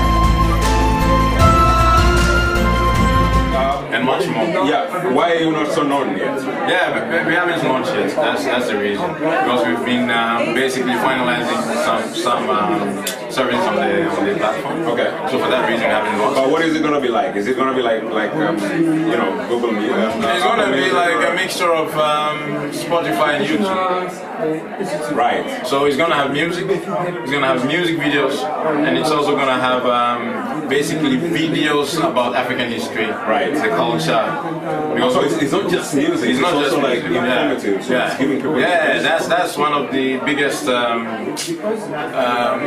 That's one of the main things that we want to have in there, because all the others are just music. We just focus mainly on entertainment. Right. But what we want to do is basically we want Africans and non-Africans to have basically experience different countries through the music. Right. So we want to basically through the music get them to learn about different countries like history, culture, and all these things. And basically we believe that doing that also is going to unite us as Africans more, because we learn more about each other. Me being from Ghana, for example, I don't know anything about Rwandan history. Exactly. I don't know anything. We're so disconnected within Africa. Yes. Yeah. So basically, the point of that is to basically want to entertain people through the music, bring that joy, bring that African joy through the music. But then also every single time somebody basically visits the platform, we want them to take something new from there. Right. We want them, if they go to Ethiopian page, we want them to take something new that, oh, I didn't know this about Ethiopia. Yeah, I didn't know this about the culture. I didn't know this about the history. So basically, what people felt about the Wakanda, yes, the spirit. What was that movie called again? This Black Panther. Black Panther. That feeling that we got, we want to replicate it and give it daily to people. We want Africans to feel that daily. What is Afro-Ghana? What does it mean? Afro-Ghana. Basically, it's a mixture of Africa and Ungani. Ungani is like united in Swahili. So yeah. Yes. I just got that Afro-Ghana, Ungana. Yes, Ungana. I don't speak Swahili, so if I say it wrong, don't keep. No, I know because I speak Swahili, so I know Afro-Ghana, so Ungani. Right. That's brilliant. Yeah, that's brilliant. When is it launching? We are going to be launching within a couple of weeks' time. So Afro-Ghana, give us a date. We want to sit down and wait for we haven't finalized the date yet, but it's going to be during December. So December is just right around the corner. We'll be waiting. We're here to support you. I mean, Afro music, Afrobeats is growing so much. I think that the community here is becoming aware. And if you go to these joints now, we have Guinea, we have Fontana, all these places can play Afro music for a full year. So, Afro-Ghana, thank you so much. Those people who cannot make it out to go to the joints can sit in their homes and listen for a streamed music that they prefer from their continent, and also get information about a certain country Yeah. Thank you, man. Thank you very much. Take it away. Thank you very much. See you at the lounge. Take care, man. You've had it. Afro-Ghana right here. You can go follow us on all the social media platforms. Instagram, Afro-Ghana, Facebook, yeah. everywhere it's You'll find them Afro-Ghana. there, man. Yeah. Cheers. Thank you. Bye-bye. Bye. Charlie. All right, man. That was good. Thank you. Yeah, man. Thank you. Hey, you should. Why aren't you doing comedy or something?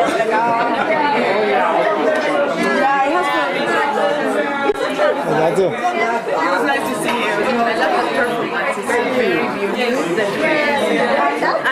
And then all our smiles.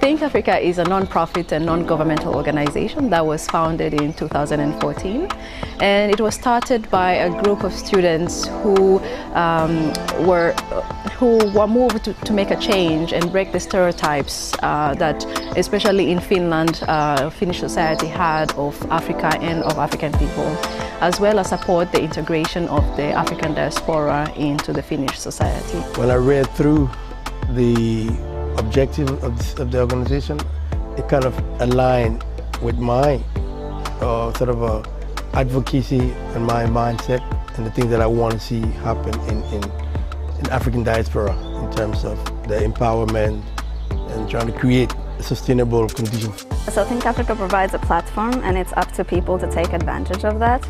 So I've done that in multiple occasions, so relating to either employability or entrepreneurship, with leading the Slush side events we've had, and then formulating together with the team this mentorship program that we've had for a couple years now, and that has been the way that I wanted to get involved, and it's just up to each person, how do you want to get involved, whether it's in these topics or other topics. I really like Think Africa and its goals, because it brings together Africans, and there are not so many associations and entities which do that, and it is very active among Africans and in the Finnish society in general, to promote Africa and give also a realistic image of Africa. We do think about Africa. We do want to take part in its development and growth. And with this, we have activities that where we collaborate with companies who are or with companies or organizations that are involved or doing activities on the continent. And we collaborate and also take part in development there as well, and carry out projects that support the growth of especially maybe startups. We have been focusing on that, but also we want to do more in that area. We have an African saying that if you want to go far, go together. If you want to go fast, you go alone. And so I believe in collectivism, I believe in a bandwagon, I believe in a collective approach. So for me, to promote the diaspora and to promote Africans' conditions and status in Finland or in the host country, for me is important. The most important and positive things that have happened to me after joining Think Africa was shift in my mindset. And due to hearing so many progress limiting conversations concerning African diasporas, I believed that as long as I'm one of them, let's say I'm African diaspora, my professional growth and career growth is limited to a certain level. But after engaging with ambitious people who are from different diverse backgrounds, I came to realize that I can do anything no matter what, no matter my background. That is one thing that I've gotten from Think Africa, the shift of my mindset. We work very well together, although we come from very different places. So it's a perfect opportunity for people to practice their communication skills.